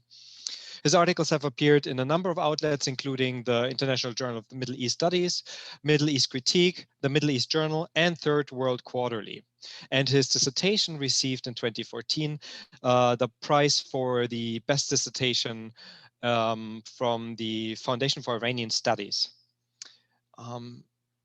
He is a board of trustee member of the American Institute for Iranian Studies and a member of the Middle East Studies Association. So it is my great pleasure to introduce Dr. Eric Loeb. Thank you. Eric, it's all yours. Thank you for that introduction, and quite an honor to be here among such distinguished panelists. Looking forward to today's discussion. So as Marcus said, and Mouadine will be discussing the geopolitics of the EU and the Middle East today, and I welcome all of you.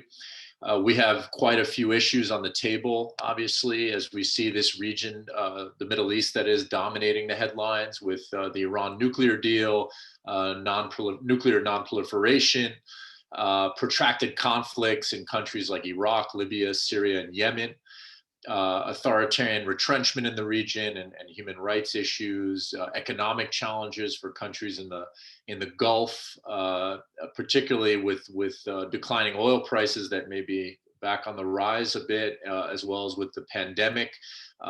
Russia playing an increasingly assertive role along with China's Belt and Road Initiative, and perhaps other issues that I didn't even touch on. The panelists, I'm sure, will bring their area of expertise and issues of interest to the table.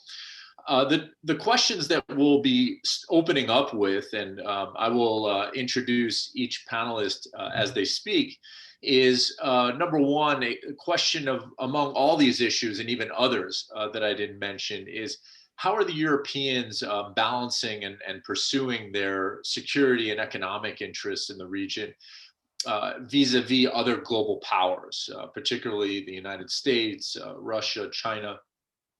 How are they balancing these countries as they pursue their interests? And then have we seen a shift in a value-based EU or European policy to a more pragmatic geopolitical one? Is that even a fair distinction to make between values and interests? Is there a confluence or conflict between the two? Do values serve as window dressing for a more interest-based foreign policy in the region among the European countries? So these are some of the questions that we'll open up with. And again, I welcome the panelists to focus on their areas of special of expertise and interests. We could start with Dr. Antonella Caruso. I'll introduce her first. And if I can just get to the bios here.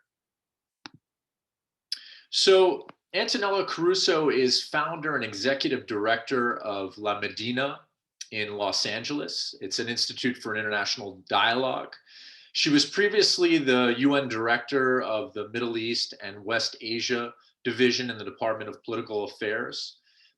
She previously worked in Baghdad, where she developed and directed a Track 2 Iraqi dialogue on national reconciliation that led to the formation of the first parliamentary caucus on national reconciliation between 2008 and 2012.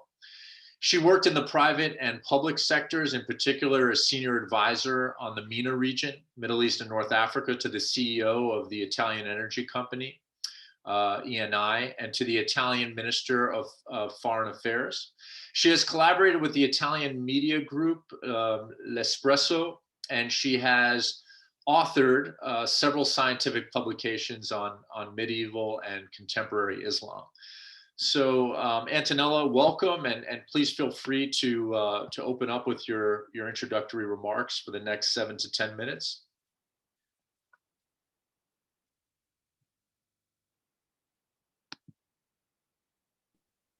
Hello? Yes. Because I don't see myself. I'm terribly sorry. So thank you, Eric, for your kind introduction and for having habilitated me to a doctor at in the American language. I'm doctor in the Italian one, but I'm not doctor in the American one. So thanks for inviting me to this very interesting conversation on Europe in the Middle East, and allow me to define exactly what it is, in the European language, this geographical area first, because Europe tends to separate, countries in the Persian Gulf from the ones along the Mediterranean shores. So I will focus on the latter and try to really very briefly go over the past 50 years of the history of the relationship, sometimes very troubled, between Europe and the countries in the southern and eastern shores of the Mediterranean. EU defines this geographical area as a Euro-Mediterranean zone. to indicate not only a geographical proximity, but also a shared history over millennia. But it also prefers to refer to this Mediterranean dimension of its policies to set boundaries, as it distinguishes between European and non-European Mediterranean countries. These boundaries protect, from one side, European identity, and from the other sets limit to attempts by countries in the region to European membership. The Moroccan attempts to, the Moroccan accession attempts, to European memberships were in fact dismissed on the basis that Morocco was not a European country. The present and past attempts by Turkey to accede to European memberships were instead dismissed on the basis of the application of the Copenhagen criteria. So none of these countries have ever had any hope to accede to European Union. And I wonder if they will have, especially Turkey, in the coming years. So now let's look at the Euro-Mediterranean relations. The political, social, and economic asymmetry between Europe and the non-European Mediterranean countries is partially responsible for the failure of many Mediterranean initiatives that have been taken since the 70s, actually. There is also an integrated Europe from one side and a non-integrated Mediterranean, southern and eastern Mediterranean zone from the other, with countries at different levels of socio-economic and political development. Considering also the current crisis and fragmentation of the latter, the Euro-Mediterranean areas continues to be, in the language of many, more an intellectual than a political reality. Energy security and trade for Europe in exchange of financial assistance for the countries in the south and east of the Mediterranean were the pillars of both the global Mediterranean policy and the Euro-Arab dialogue in the early 70s. Over the past half a century, and following the political convulsions in both Europe and MENA after the collapse of the Soviet Union and the fall of the Berlin Wall in 1989, both Europe and MENA have managed to enrich their basket of cooperation on a bilateral but not a multilateral basis. Multilateral consultations aiming at creating a Euro-Mediterranean zone of shared prosperity and stability in reality collapsed soon after having been launched, since it depends heavily on the solution of political crisis that unfortunately Europe could not control, but had to rely heavily on American efforts. I'm talking about, the collapse of the Israeli-Palestinian negotiations that also provoked, in a way, the stall of the Euro-Mediterranean initiatives in 2000.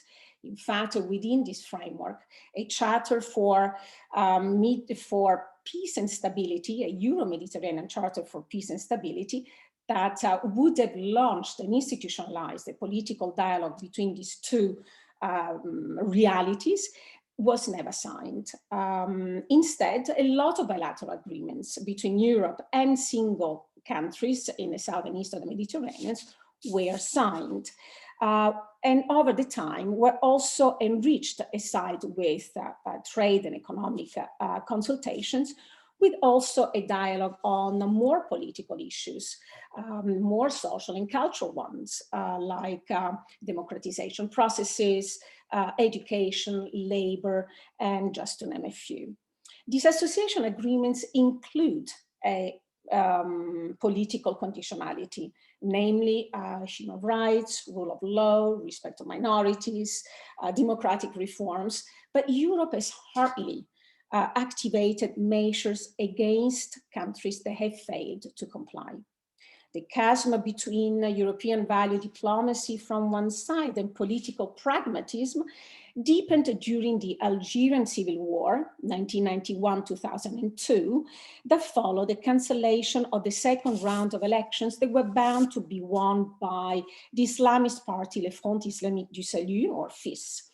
It surfaced also in the aftermath of the Palestinian legislative elections in 2006 and of the 2011 Arab uprisings. Europe accepted the status quo.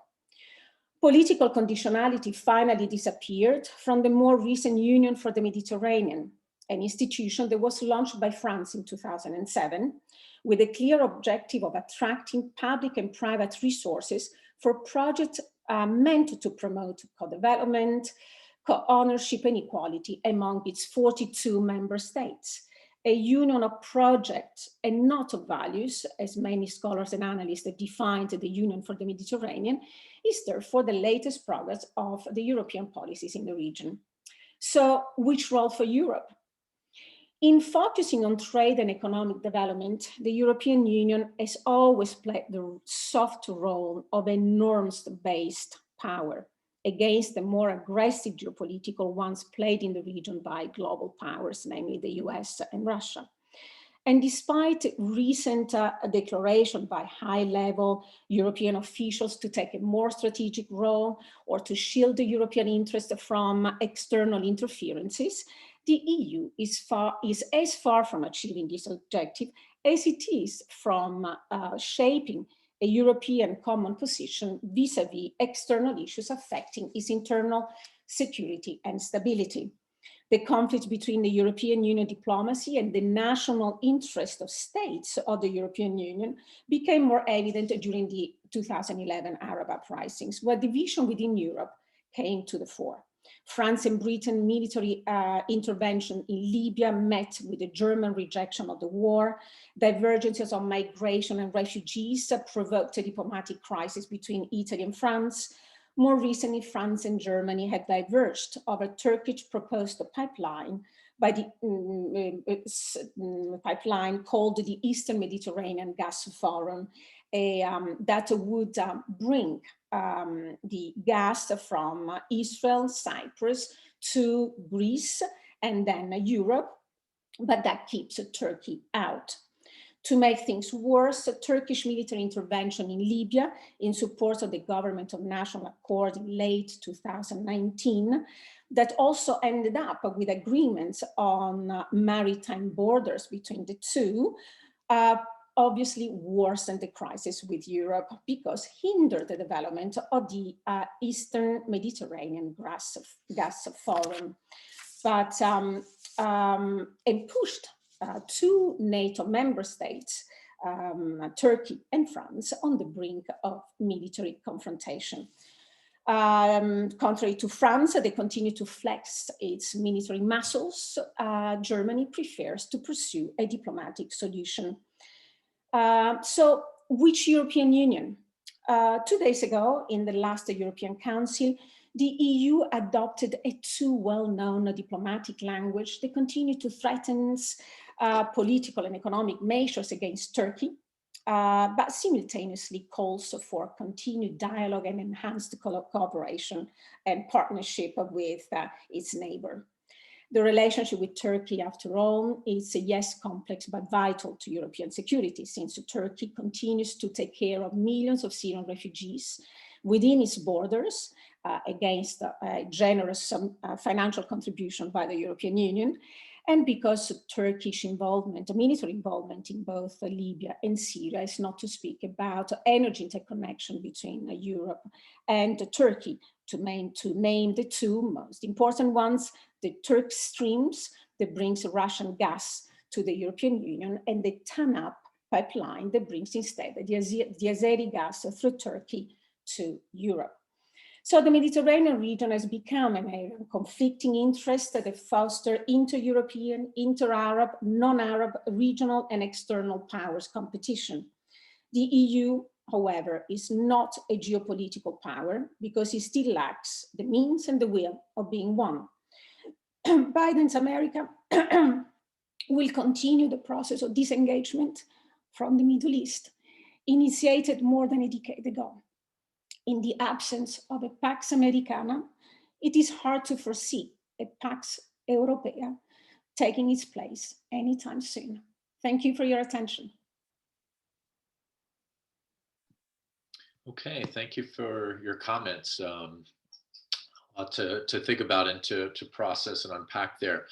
We're going to move along to the next panelist. We have with us Mohammed Hamayoun Vash, who is the founding director of the Institute for Interfaith Dialogue and Education at Miami-Dade College and a lecturer at the School of International and Public Affairs at FIU and the Religious Studies Department at the University of Miami. He is the author of Iran and the Nuclear Question, published by Routledge Press in 2017. Formerly, he has been a fellow at the Hertog Global Strategy Initiative at Columbia University and a nuclear history research fellow for the Wilson Center's Nuclear Proliferation International History Project at Monash University in South Africa. He has previously been a visiting scholar at Miami-Dade College and a visiting professor of international relations at Garadia International College and Louisiana State University, LSU. So welcome, Mohammed. Thank you. Thank you for the introduction, Eric. And it's my honor and privilege to be here today. And I already learned a lot from the previous two panels. So what I'll try to do in the brief amount of time I have is to kind of hit a few broad points about the relationship between the EU and the Middle East. And hopefully we can get a little bit more granular in the Q&A. So broadly viewed from the Middle East perspective, I would argue that the EU comes across as the original troublemaker, as in that geopolitical sense, the EU is normally associated with things like, the Crusades, colonization, Islamophobia, the Sykes-Picot agreement that, that previous panelists were talking about, Israeli-Palestinian conflict. So it's hardly a rosy mental image, at least in a geopolitical sense, of the EU that you have in the Middle East. Almost mirror imaging that, viewed from the broader EU perspective, the Middle East is associated with being a region that is prone to conflict formation dynamics, sectarianism, rentierism, weak statehood, authoritarianism, too much identity politics, democracy deficit, weak socio-political cohesion, militant or militarized foreign policy language and posture, and an overall sense, I would argue, of backwardness, inertia, and decay. So these are, I would argue, the two kind of polar opposite views that each of these two regions hold of each other. But from maybe a more neutral, high altitude, geostrategic perspective, one could see that the most characteristic feature of the relationship is the Middle East's excessive exposure to external factors and also external actors and players. And the EU's general inability or maybe unwillingness, if you are a little bit more cynical, to transfer some of its ideals and norms that the Europeans love talking about, like civilian power, collective security, stability, politics of responsibility, multilateralism, human rights, and a general normative foreign policy posture to the Middle East. Also, I think one needs to realize that the EU-Middle East relationship has, at least since the end of World War II, fallen prey to and increasingly become a hostage, I would argue, to the US factor. So it's almost impossible to have a 360 well-rounded view of the relationship between the EU and the Middle East and exceedingly naive to view that relationship without taking into account the United States' heavy footprint in both regions. Obviously, that footprint is institutionalized in the form of NATO in the European continent and in the EU, and via military bases and regime change policies sometimes in the Middle East. So we are dealing with a very complex geostrategic scene in Eurasia in general, of which the Middle East and EU are components. And add to that, I would to this complex scene, I would argue the fact that the Chinese, with their Belt and Road Initiative, are integral part and parcel, and a very conspicuous and heavy player in both regions, the Middle East and the EU, and also a growing sense of EU skepticism, Euroscepticism, and I would even argue NATO skepticism that is going on even within the European continent.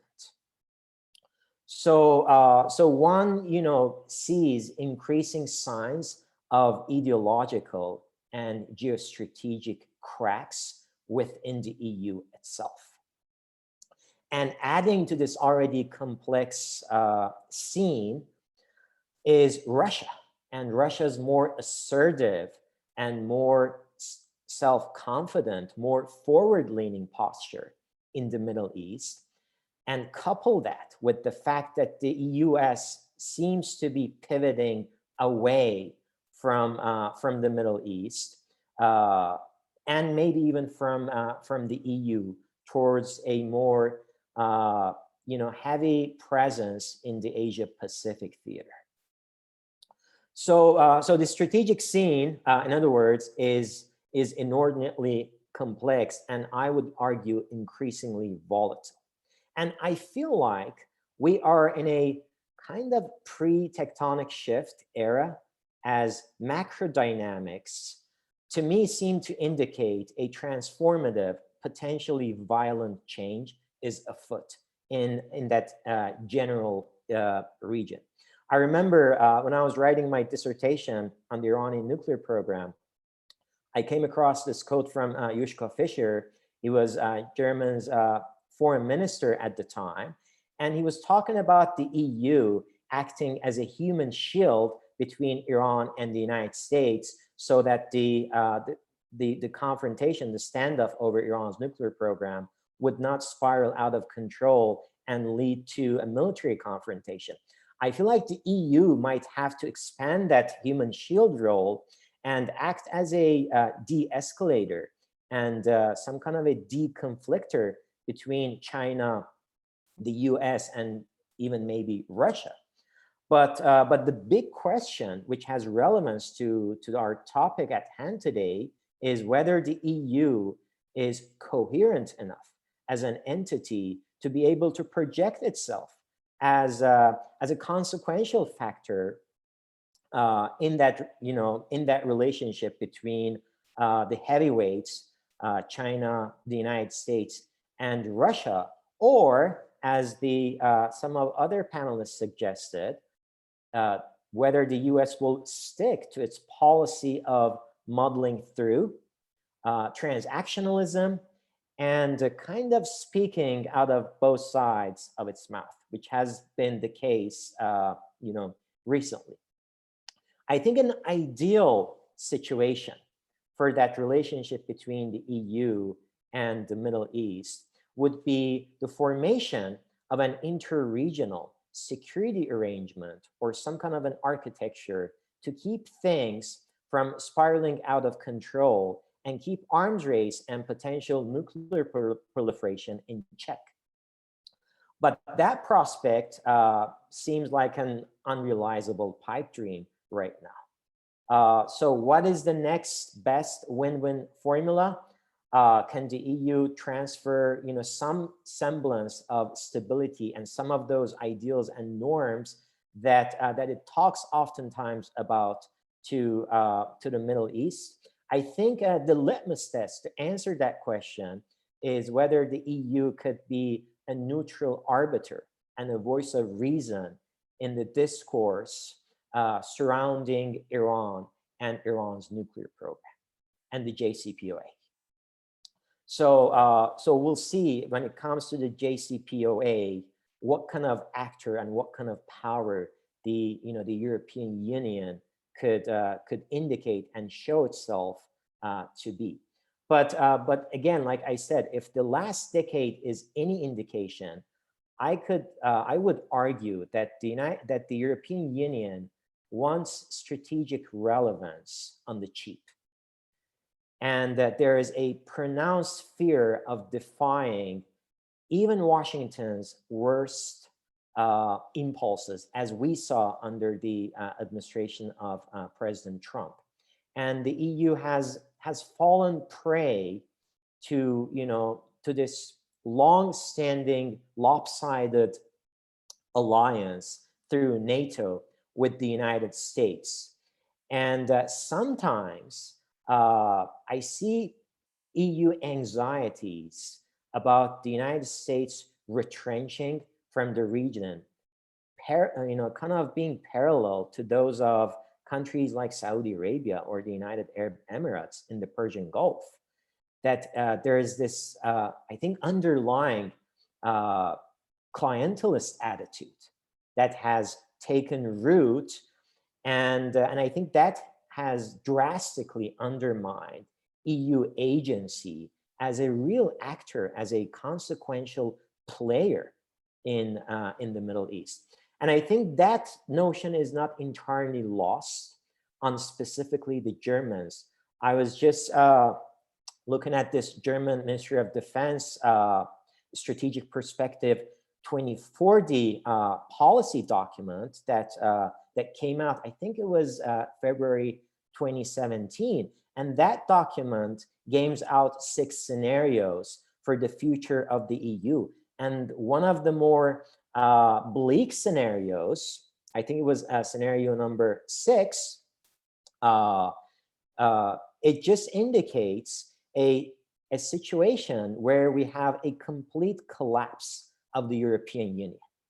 And in that scenario, the leadership in the United States is no longer able to act decisively to prevent global crises from escalating. And so the prevailing, I think, message that we can take from that document, Strategic Perspective 2040, is the fact that there is this lack or this deficit of agency, and there's this strong sense of uncertainty about the European Union's future. And under those circumstances, obviously, the European Union's ability to be able to act like a decisive actor in the Middle East is drastically compromised and undermined. Okay, thank you. I'm going to now turn to Ambassador Robert Hunter. Ambassador Hunter served as the U.S. ambassador to NATO and is or was a senior fellow at the Johns Hopkins School of Advanced International Studies 2 years ago. He is currently with the Ambassador Partnership.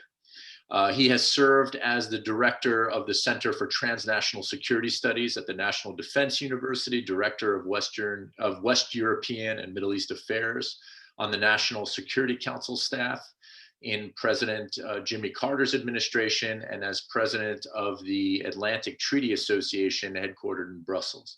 He is chairman of the Council for the Community of Democracies, a member of the Secretary of State's International Security Advisory Board, and serves as the executive committee on the executive committee of the board of the American Academy of Diplomacy. And he has written numerous publications that number in the hundreds.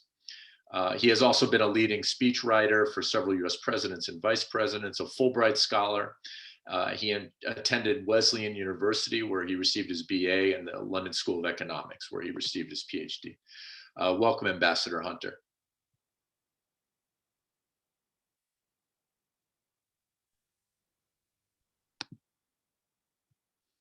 I think you might have to unmute yourself. My apologies.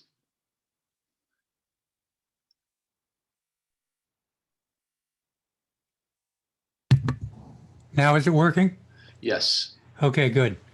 I've got all this elaborate machinery. First, it's an honor to be here with such a distinguished group of people. I'm glad you're recording it because this is something I think should get wide publicity with a lot of students and a lot of government policymakers as well, who are often not as intelligent as they ought to be. I want to thank you, Dr. Loeb, and of course, Christine Callie, who put it all together. Now, if one wants to look at what I have to say, we heard from Reza Sanati this morning, and if you want to go out for a cup of coffee, just review what he said, and you won't have to listen to me. I also worry every time I speak on the Middle East the last several decades, by the time I come to an end and I go on the internet, I discovered something has happened in the Middle East to upset everything I've said. So let's hope today we don't have a disaster, at least in the next half hour. One of the things is this is such an interesting area, is something's always churning around. We've heard from all the speakers, I think, about that. Not only one of the last speakers saying the European Union may be the original source of trouble, but for it and for the rest of us, the Middle East is a constant source of trouble. I'm going to try, I hope without causing too much heartburn for my EU friends, to dispose of its role pretty quickly. What it says on the internet as of this morning, its policy towards North Africa and the Middle East seeks to encourage political and economic reform in each individual country in due respect for specific features and regional cooperation among the countries themselves and with the EU. That's pretty weak stuff. But in part, I think it shows one of the issues, which is how do you get the European Union to reach agreement among its various countries to be able to do anything more robust? Yes, it's true that it has, I think it's now 6 military operations and 10 civilian operations in various places, but none of it's the heavy lifting. And I don't expect it to be the heavy lifting in the future. I like what the most previous speaker said about a European Union role in security for the Persian Gulf, but it's not going to do it on its own. It can be a player, but it's just not organized yet, and I regret that. As the person who negotiated the Brussels and Berlin agreements back in the late 1990s, I'm afraid that they haven't progressed very far since then. Nor have EU-NATO relations, which I think are critical. After all, 21 members share membership in the two institutions. In 1993, when I went to NATO, I coined a phrase which was NATO and the European community, as it was then, are two institutions living in the same city on different planets. And I'm afraid they still are. Now, we just had a NATO foreign ministers meeting. What came out of it, we don't know yet because we haven't had the leaks, but in the document that came out of it, there was nothing in reference to the Middle East, except for one thing. Let me start with that, which is consultations about Afghanistan. There is, under the agreement between the government in Kabul and the Taliban, actually between the United States and the Taliban, where the government of Afghanistan wasn't even allowed in, which makes one suspicious that this agreement might be like what happened with the United States and Vietnam, a decent interval before we get out. And if I were an Afghan right now who's not Taliban, I would be deeply worried about that. The agreement stipulates May the 1st as a get out date, but I don't think that's going to hold. But one of the things I'm already hearing from my European friends is, wait a second, we still have some folks there. And the agreement originally was go in together and come out together. And I hope the consultations that Secretary Blinken started the other day will carry forward on that. I note, however, that in the conference that the United States has proposed to talk about the future of Afghanistan, there are no Europeans represented there, even though they have a deep stake. Now let's move a little bit to the West. The joint JCPOA, Joint Comprehensive Plan of Action, in which there are 3 or 4, if you count the European Union, European entities involved in that. You have the most important country, the United States, which is out of it, which is not about to get back into it anytime soon, even though the new president, Mr. Biden, says, I would like to join the JCPOA, but only if Iran comes back into full compliance first. Well, that's nonsense. No country would do that. We wouldn't do it. And I'm afraid we're going to be stuck in an impasse there for some point.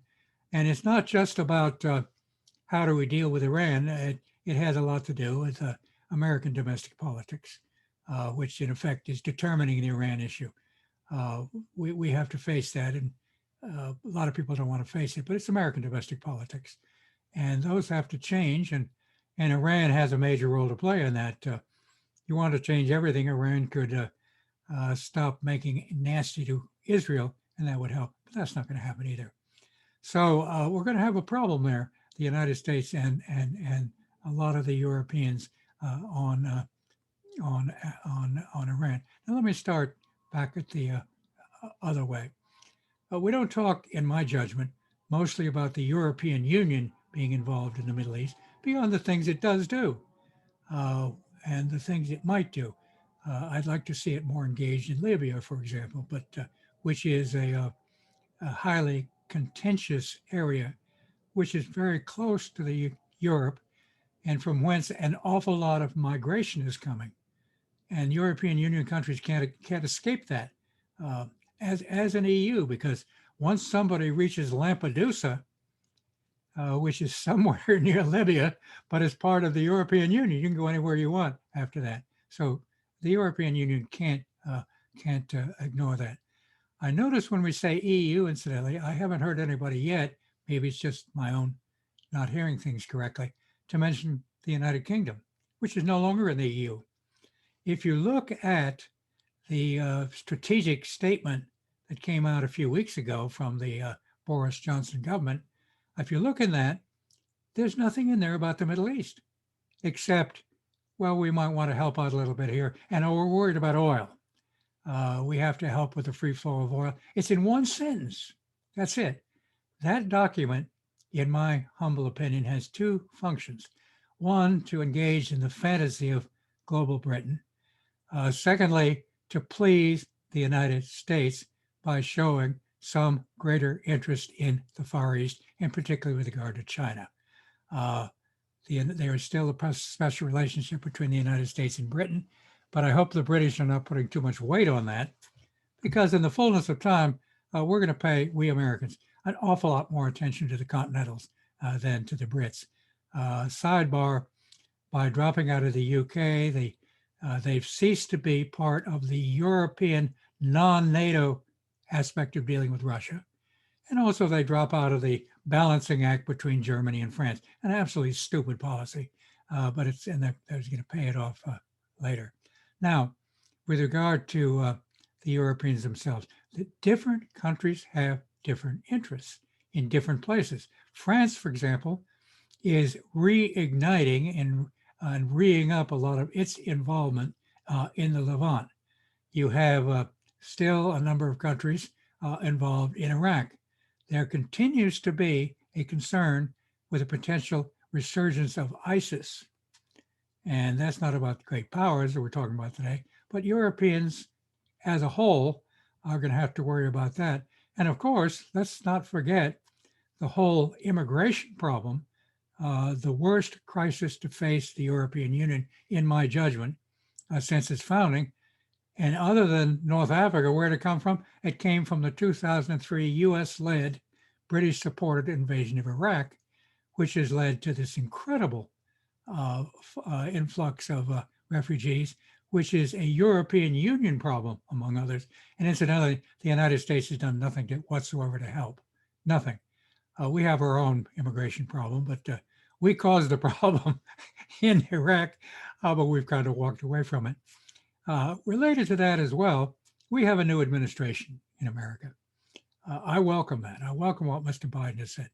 I think people should look at the statement he made at the virtual Munich Security Conference last month. America's back and prepared to lead.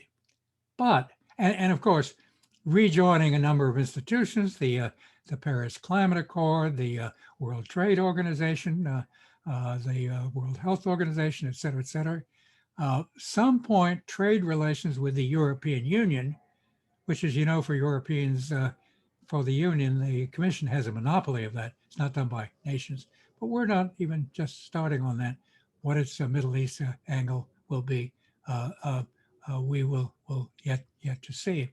But I'm not so sure how much trust there is in the longevity of American policy towards Europe in the next administration. Mr. Trump, I think it's finished, but there are a number of Trumpsters angling for the nomination, and also 2 years from now, there are the midterms.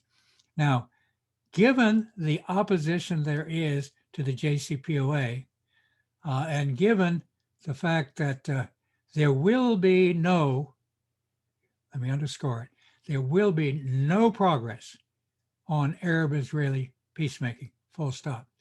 Now, if by some miracle, the election that took place yesterday in Israel doesn't produce Mr. Netanyahu as a prime minister, and I won't bet against that looking at the numbers, and he's desperate not to go to jail, so he's going to work very hard to stay in office.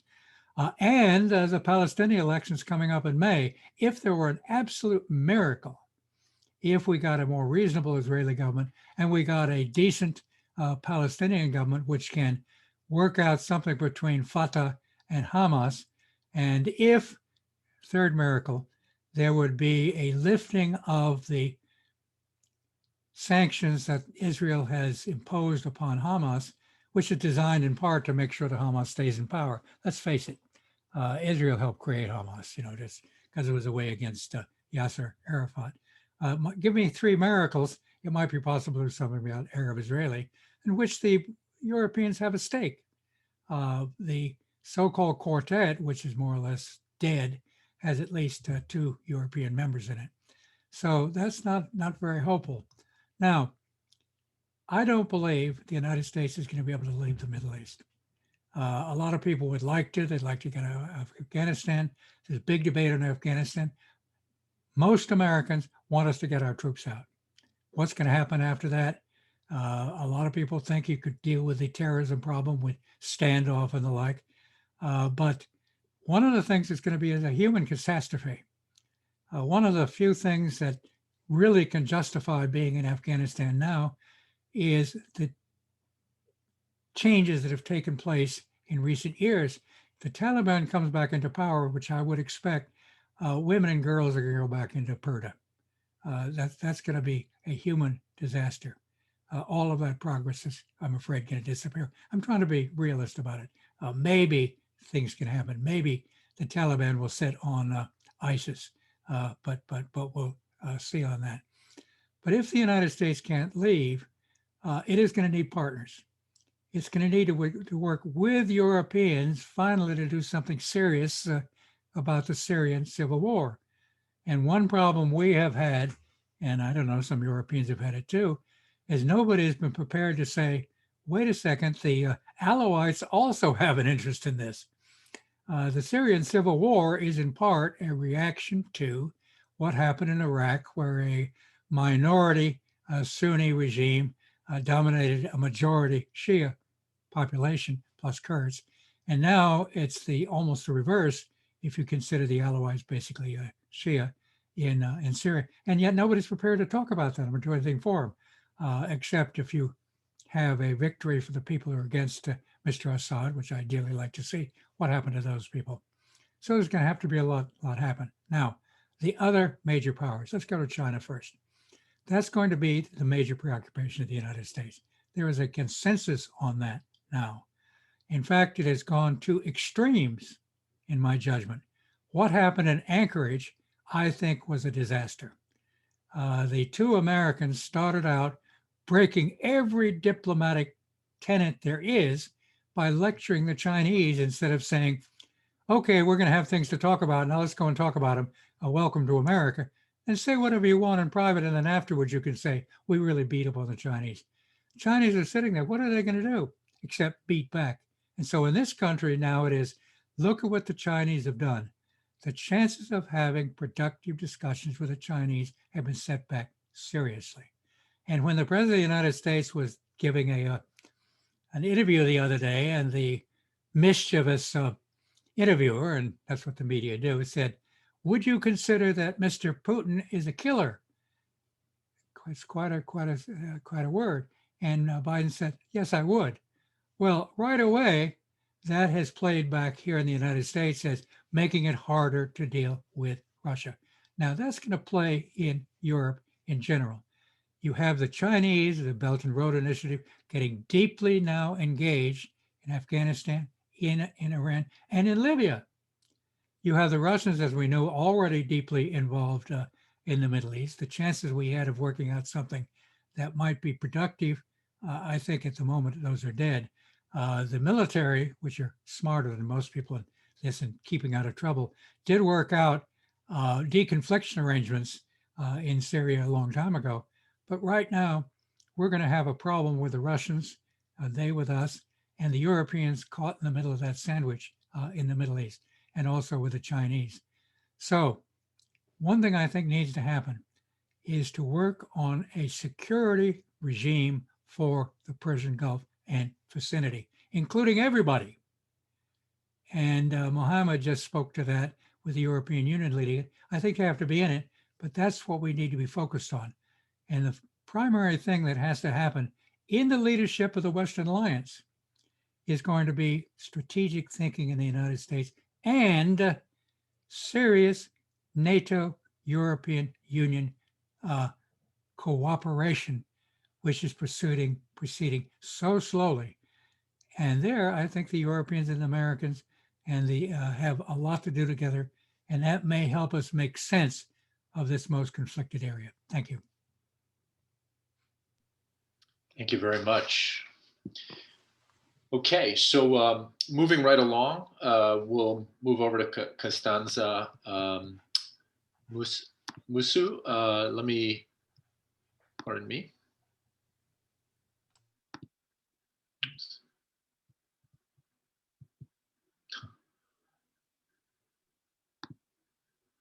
Locating the bios again.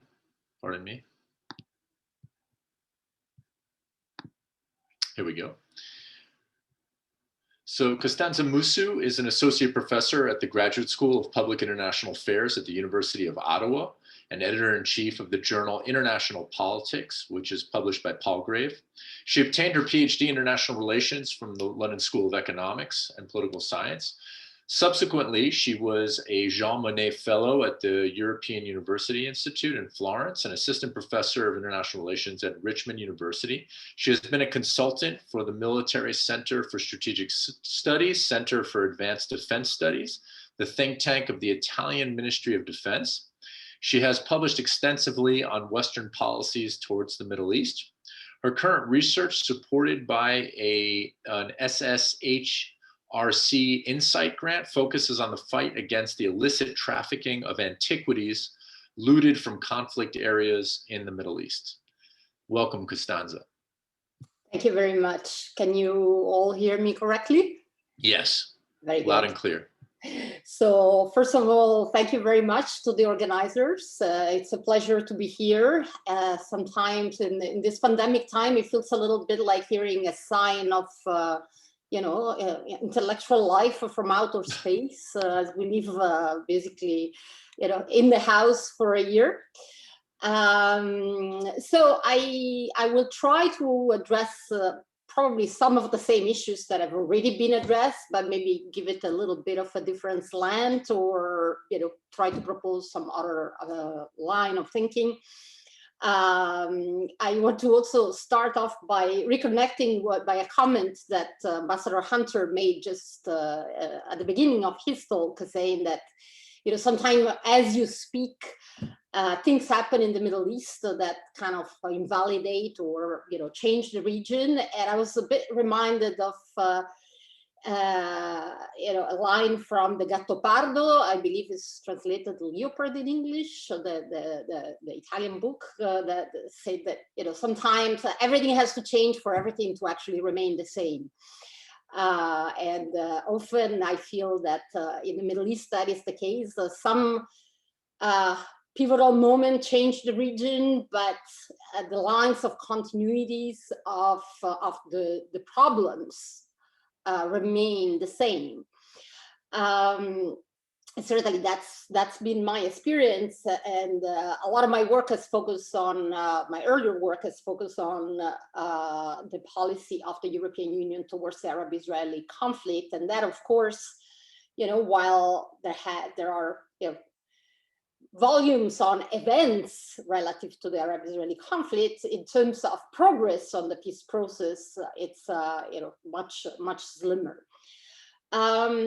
You know, as a panel on geopolitics, we've been given two main questions to reflect upon. So, how does the EU pursue its interests, and whether there has been a shift from a value-based policy to a more interest-based policy.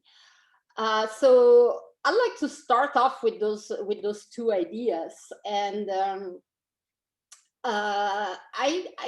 I think I would suggest that we could maybe divide our analysis or our thinking about how the EU views the region, and how, particularly, not only how it views it, but how it formulates its policies around the fortunes, if I may say so, and misfortunes of the notions of liberal interventionism.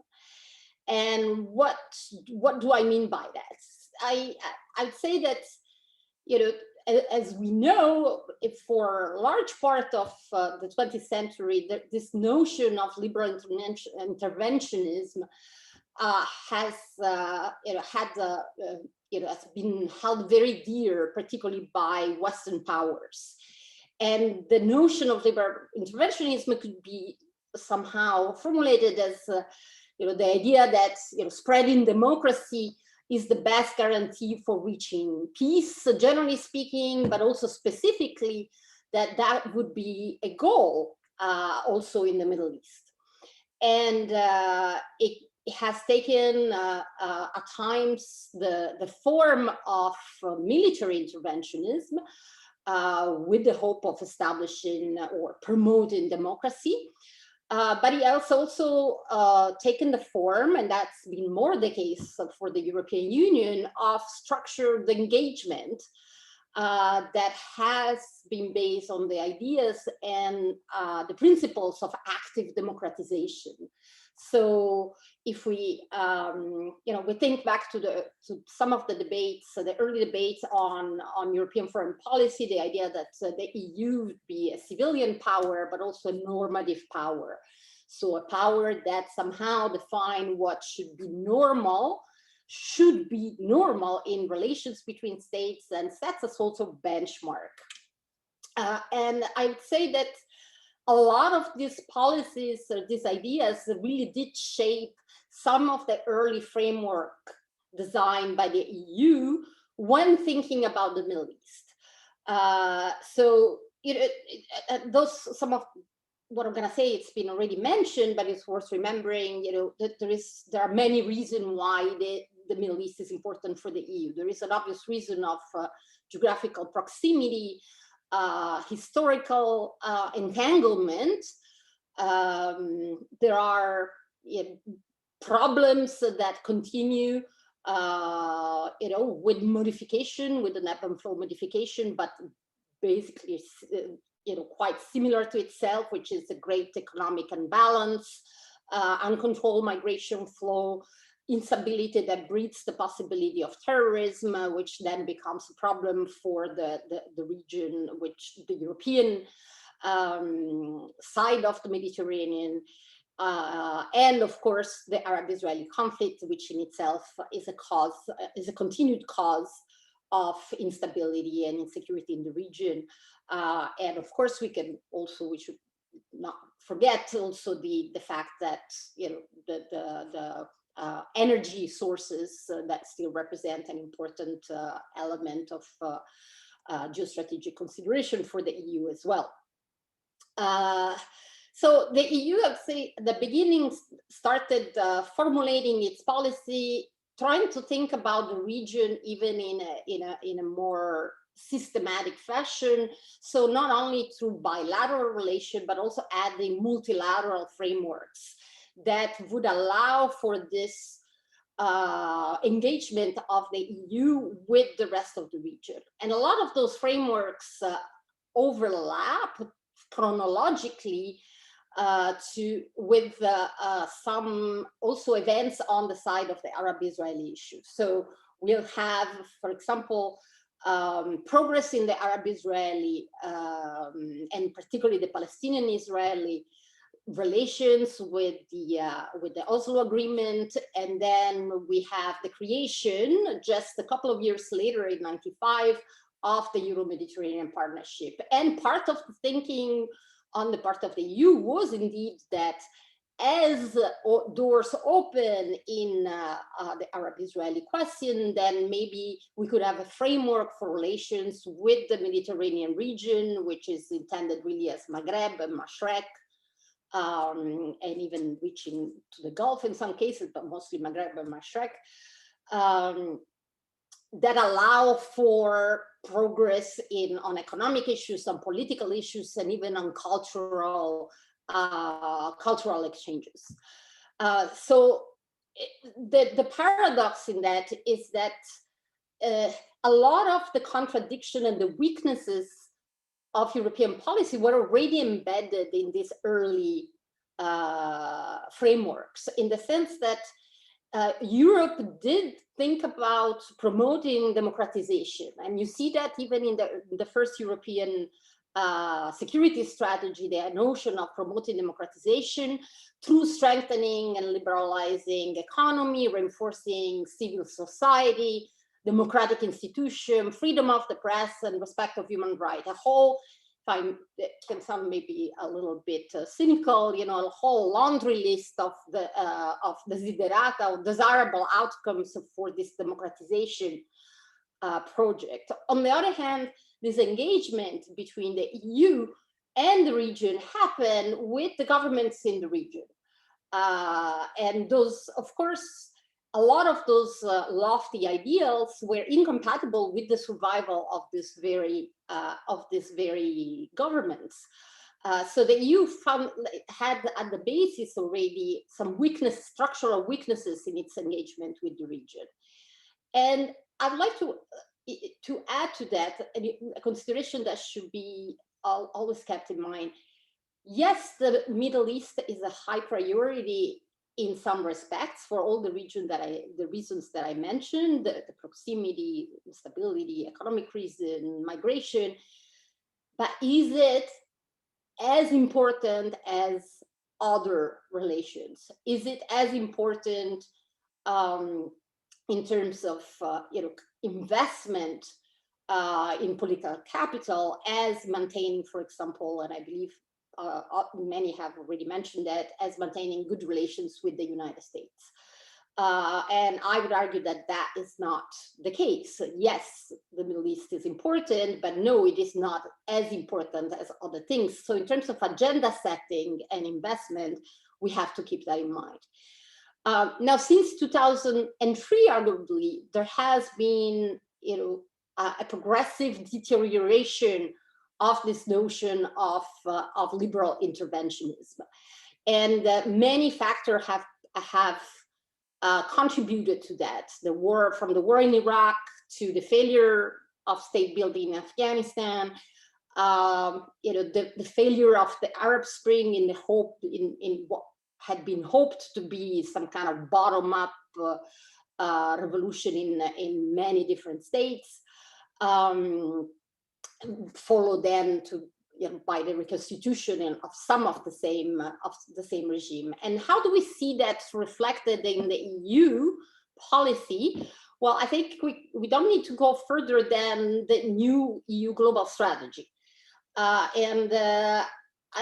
just want to read a few lines from that from the global strategy, where the EU says we will be guided by Creole principles, and these stem as much from a realistic assessment of the current strategic environment as from an idealistic aspiration to advance a better world. And here are the important words: principle, pragmatism will guide our external actions in the years ahead.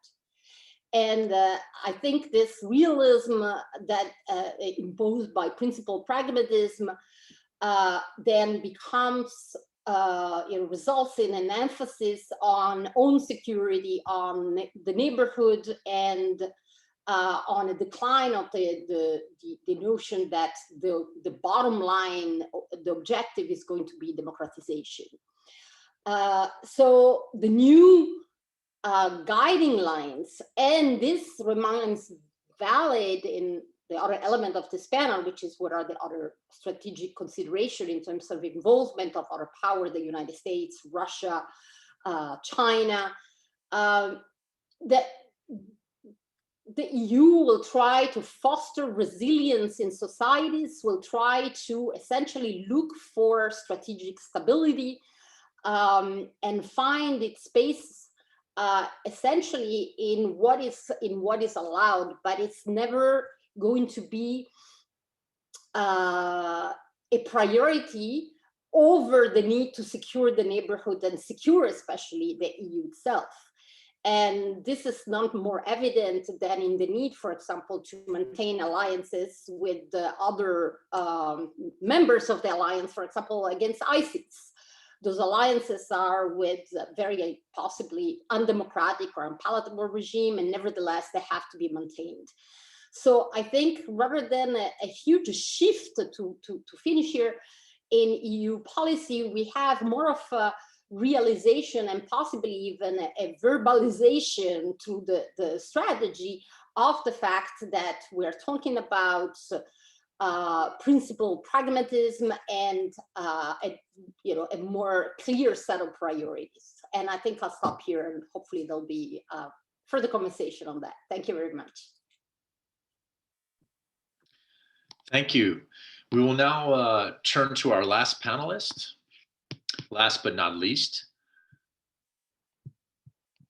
make sure.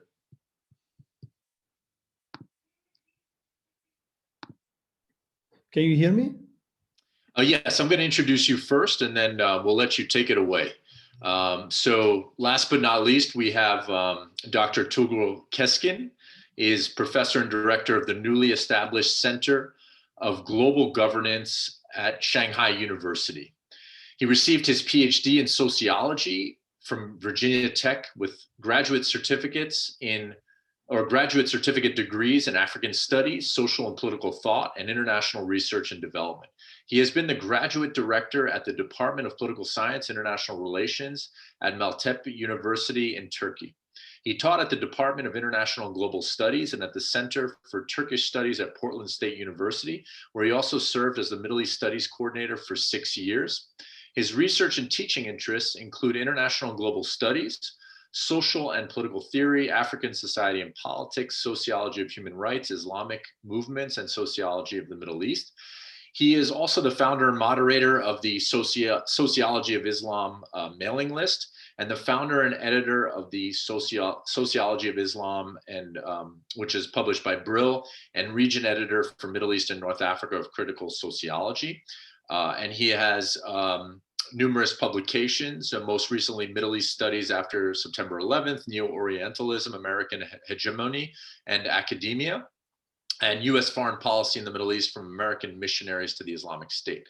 So welcome, and Professor, and I'll let you take it from here.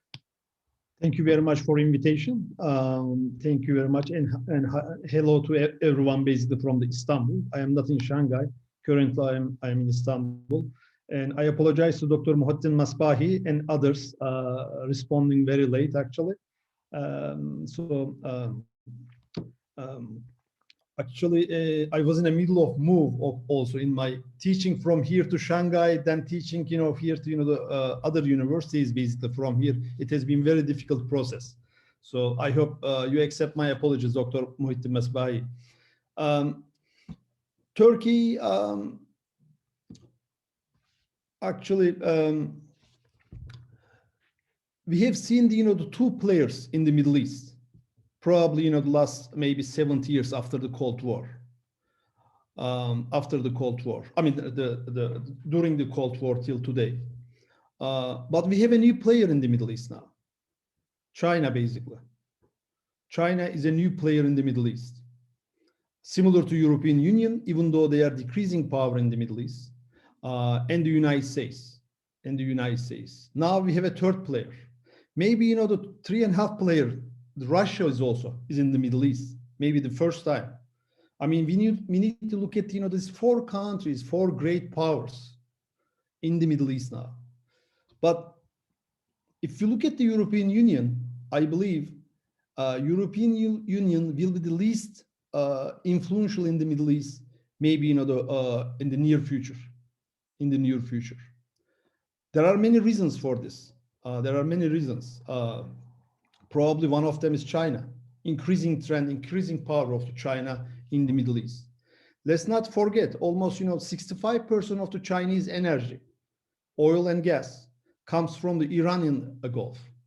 Till the 2016, now China diversified their energy demand from from Russia, Kazakhstan, Turkmenistan. Has been investing, especially has been investing energy corridor through the Middle East, through the Caucasus, and through the Europe, basically.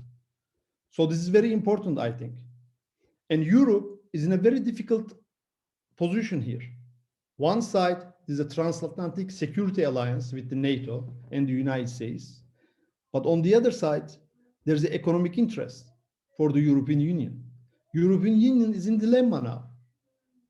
It's a very the critical road for the critical choice for the Europe. Where will they choose?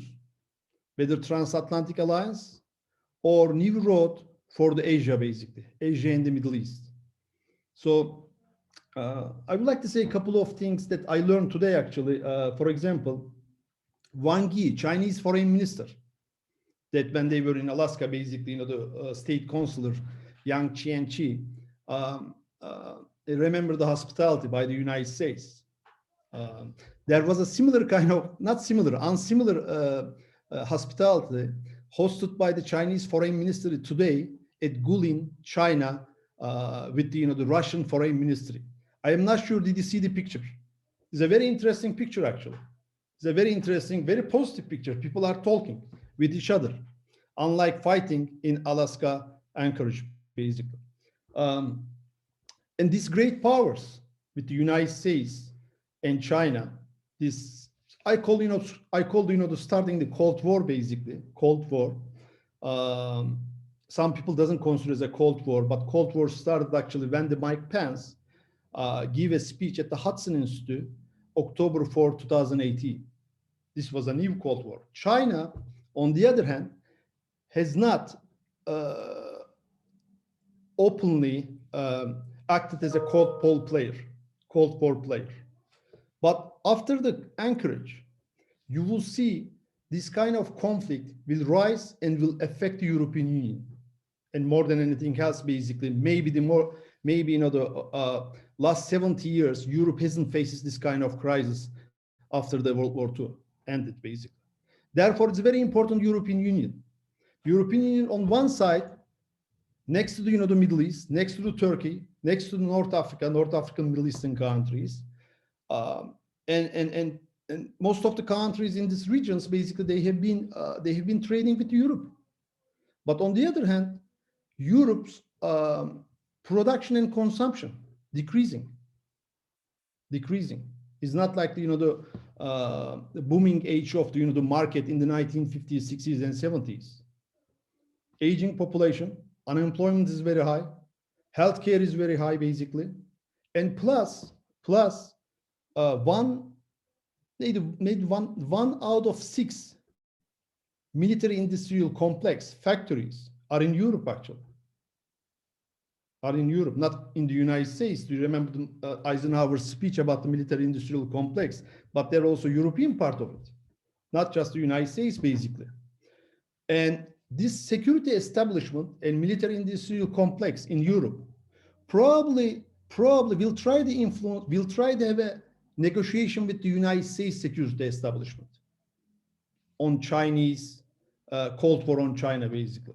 But on the other hand, there are people in Europe, unemployed, maybe immigrants, either Turkish or North Africa or Greeks, maybe, it doesn't matter, basically, or they are coming from the Africa.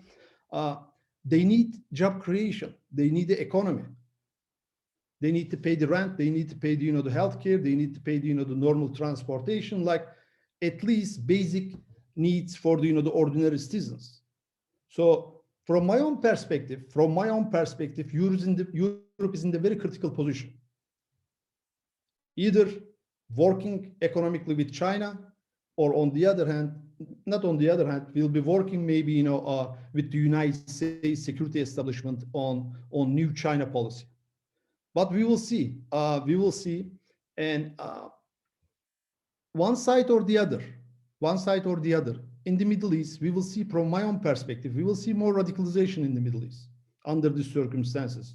Maybe in Turkey, probably in Syria, probably in Iraq, probably in Jordan next, probably in Palestine. We will see many places because people economically or politically, they are not happy, basically, and including the Iran today. And I am talking with my Iranian colleagues, basically. They are not happy, not just about the United States and sanctions and other stuff, but also economic difficulties in Iran, created by the government also at the same time. It's interesting. Ordinary people are suffering in this process. And we are talking about, maybe, I'm a sociologist, I am looking at it from more social and personal perspective and social movement perspective, not the security-oriented international relations perspective. But ordinary people need job, employment, security, healthcare. They need to send their children to school. They need to have a better life, better standard of living. But so are Europeans. So are Europeans, because 50s and 60s and 70s, 80s, these are the beautiful times in Europe for the market economy, society, and culture. But this decreasing trend, basically, it's creating negative consequences in the European policy circles. But we will see what will happen basically next. Probably, I am more pessimistic under the circumstances. If Europe goes, the transatlantic side, I am more pessimistic. If the Europe goes, the more economic cooperation with China, if choose to, have an economic cooperation with China, probably we can see the better future for the Middle East and Europe. For the Middle East and Europe, both of them are in a difficult situation. For example, Turkey, NATO ally and NATO ally, but today, Turkey doesn't have a good relation with the NATO and the United States because of the Kurdish issue in Syria and Iraq. Turkey is in a difficult position, but at the same time, Turkey needs China and Russia. But at the same time, there's the Uyghur issue, Muslims in China. There's a personal connection and religious connection and ethnic connection with the Uyghurs, basically. But Turkey needs China as well, and China needs Turkey under the circumstances. Even though both countries, they don't trust each other.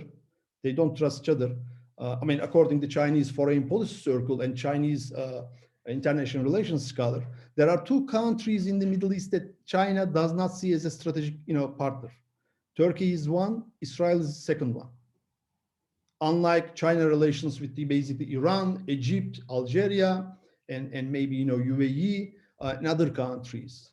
So both Europe and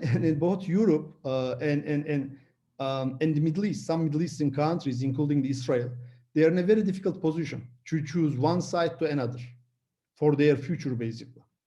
So this is my talk. Thank you very much.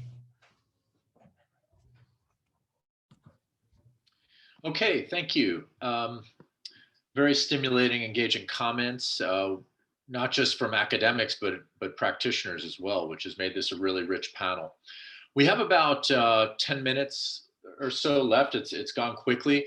I've synthesized some of the questions from the audience that I can ask you, and again, feel free to just respond to any that that resonate with you or appeal to your area of expertise. I'll list some of these questions out, and then you can jump in and address maybe one or two. The first question is, and this. Of course, Ambassador Hunter was saying that he doesn't see the U.S. getting out of the Middle East anytime soon. Someone from the audience had asked, assuming that the U.S. is willing and able to reduce its military footprint in the region, what impact would that have on European Middle East relations? A second question was, what about what role has Europe had or could have in building upon the Abraham Accords that were reached recently between Israel and some of the Arab Gulf countries? A third question related to Turkey's accession to the EU. Is that still really a prospect for Turkey? Is that something that Turkey is even seriously considering? What would the Europeans, what do they have to offer Turkey at this point, and particularly given the democratic backsliding that's occurred in Turkey and the refugee issue? How does that impact dynamics between Turkey and the European Union? And then a fourth question, fourth and fifth, really relates to dynamics between Europe and the Gulf, the Arab Gulf in particular, Saudi Arabia. We've seen the Biden administration take a pause and reassess the relationship with Saudi Arabia and reassess arms sales and this gets to Dr. Keskin's comment about the military-industrial complex, about arms sales going to Saudi Arabia, the United Arab Emirates, to be used in conflict zones like Yemen and Libya and elsewhere. How does this impact the strategic calculus of Europe and its relations with these countries? Because it hasn't necessarily halted arms sales, European arms sales to these countries or even others. And then of course that kind of dilutes the narrative related to liberalism and to values. And yet, while these arms sales may perpetuate conflict, of course, as we've mentioned and as panelists have mentioned, Europe also pays a cost for continued conflict in the form of refugee and migration flows. So anyway, these are some of the questions that came out of the audience, and I know it may be a lot to process, but feel free if there's any questions you want to jump in on or address. I see Costanza has her hand up, so feel free to unmute yourself and respond. And we'll go through all the panelists. I'm just going to comment quickly on the Abraham Accord question, which is pertinent to, generally speaking, how the EU views the Arab-Israeli peace process. And I just want to underline, the Abraham Accords are the end product of a process that has actually lasted for many, many years, of what a strategy that Israel has adopted of normalizing its relations with the willing Arab state, even short of official diplomatic relations.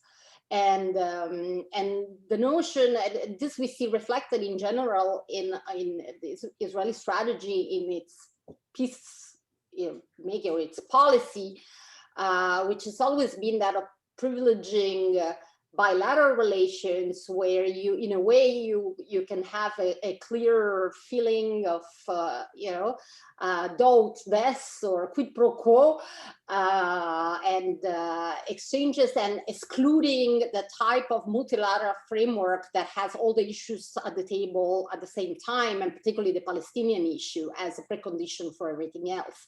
This is quite not the same as what the EU has in general promoted or wanted, because obviously the EU policy, which is not dissimilar to that of individual member states, or even for example Canada, where I'm based now, it's always been that of having a comprehensive peace agreement. So not separating the Palestinian issue from a regional settlement.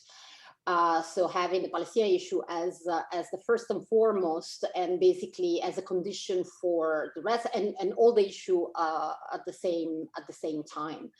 So the reason I don't see a huge space for the EU in a strategy that is primarily bilateral, and it is explicitly built to create other type of results that do not address the Palestinian issue. The European Union has made the Palestinian issue, the resolution of that, much more prominent in its policy. Thank you. Thank you. I see that Antonella has her hand up. I mean, everyone will get a chance. So we'll move from one Italian to the next, if that's okay. It makes more sense to me, since I want also to build on what Dr. Musso just said. Having heavily invested, the European Union has heavily invested on its relationship with the Palestinians, and in particular on this state building activity that the PA was supposed to develop, after the Oslo Accord in 1993. And Europe remains one of the major donors to PA. So I think, that the issue is very much linked, to the next Palestinian elections, and how Europe is going to react at this time to a result that may see probably, an imbalance of between Hamas and Fatah or the PLO. So is it going, if elections are really transparent and they're really conducted, fairly, and the result, is not what Europe wants to get eventually, if there is again a Hamas, positive projection out of these elections, I wonder really what is going to happen next. We have a negative record of Europe, reacting not positively to elections that didn't really satisfy its projections. I mentioned Algeria in 91, Palestine in 2006. And I wonder really what this next election will provoke. So the Abraham Accords, I think, is something apart from what really will be the European engagement in the PA authority, within the PA authority, jurisdiction, if these elections will produce a result that is not welcoming. Thank you. Perhaps we refer to that as selective democratization. Right. Did any of the other panelists want to respond? Ambassador Hunter? Yeah, just very briefly, you asked about what would be the impact on the Europeans if the US decreased its military footprint. I would just say very simply, we need to do it by very, very, very close consultation and listening to the Europeans on that, bilaterally with the big ones at NATO, with the European Union, number one. Number two, rejoin the JCPOA tomorrow morning. Number three, take out Mohammed Humayun's, did I pronounce your name correctly? I apologize if I didn't. The idea of a security framework for the Persian Gulf and environs, keeping things open for the Iranians, and it shouldn't be anti-Iranian. And in general, make sure that, and also have a coordinated policy for dealing with any potential re-rise of terrorism. If you do, and if you demonstrate that the United States is really tight with Europe and not just as an afterthought, then I think a lot of things are possible. Can I interject very quickly? All right, thank you, Ambassador Hunter. And just to kind of piggyback on excellent points that you made, I think this entire talk about Abraham Accords is, I feel like there is an element of exaggeration, because I think as the ambassador mentioned too, the root problem of the Middle East as an insecure, unstable region is that the security structure that is in place there right now is not organic to the region.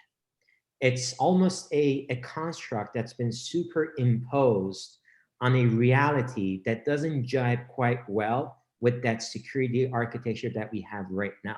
So that's why no matter how much you try to ingrain the current security architecture, I think it's just not going to stick, because it feels unnatural, it feels imported, it feels like it needs to be continuously sustained by an external actor, in this case, the United States.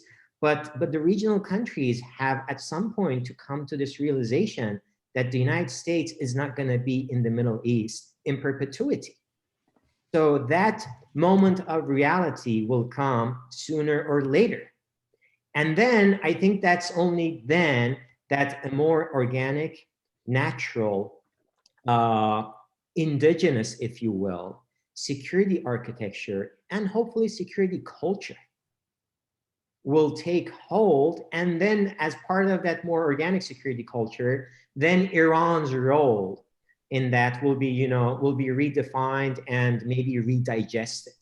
Because right now, Iran is being, you know, viewed by the majority of the Persian Gulf Arab countries specifically as an actor that could be discounted, ignored, over-securitized, sometimes under-securitized. So there's a lot of confusion depending on the issue, on the time frame that you're talking about. So I think, you know, the Abraham Accords are not going to change the game in the region in a fundamental way, because these accords, again, are not being energized by their own indigenous, you know, dynamics. This is essentially a form of posturing against Iran, and it's not going to be sustainable over the, you know, over the long term. So, and in the process, you answered a question by another audience member, which is again was about the goal of isolating Iran through these accords, or at least putting Iran further on the defensive. So we could check that box. Dr. Keskin, did you want to intervene? I saw that Costanza has her hand up. I wanted to give you a chance if you wanted to address any of these points. You know, no. Okay. Yeah. Okay. Military industrial complex in the United States and then European. That's okay. That's okay. Okay. That's okay. Okay. Sure. Okay. We have the powers that be are telling me that we have about 1 minute left. Does anyone have any concluding remarks that they want to make? Eric, I just want to say something. Please. I just think that there is a fundamental shift in the region as a whole that all great powers have to take into consideration and digest it. And I think it has taken some time that I don't think they know what to do with it. And that is the inability, military inability of the Western countries to dominate.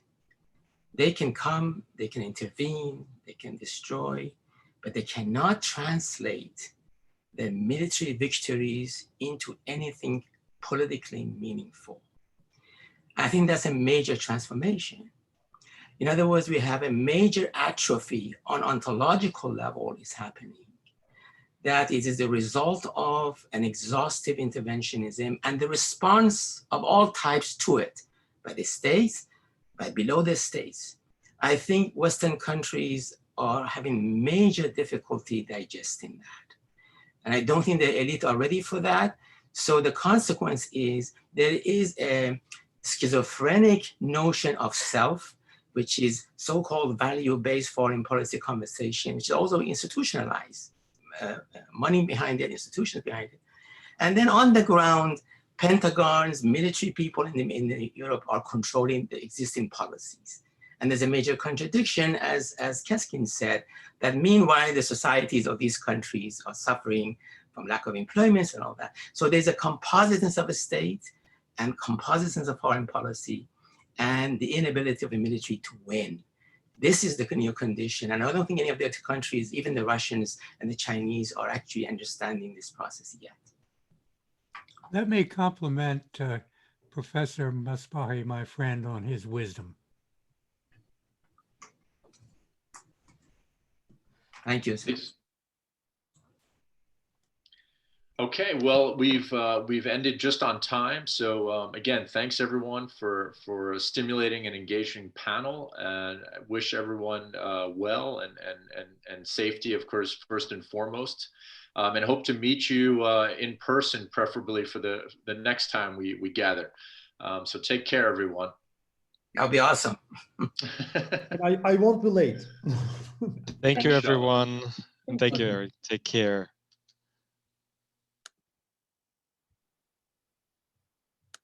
Thanks, Eric.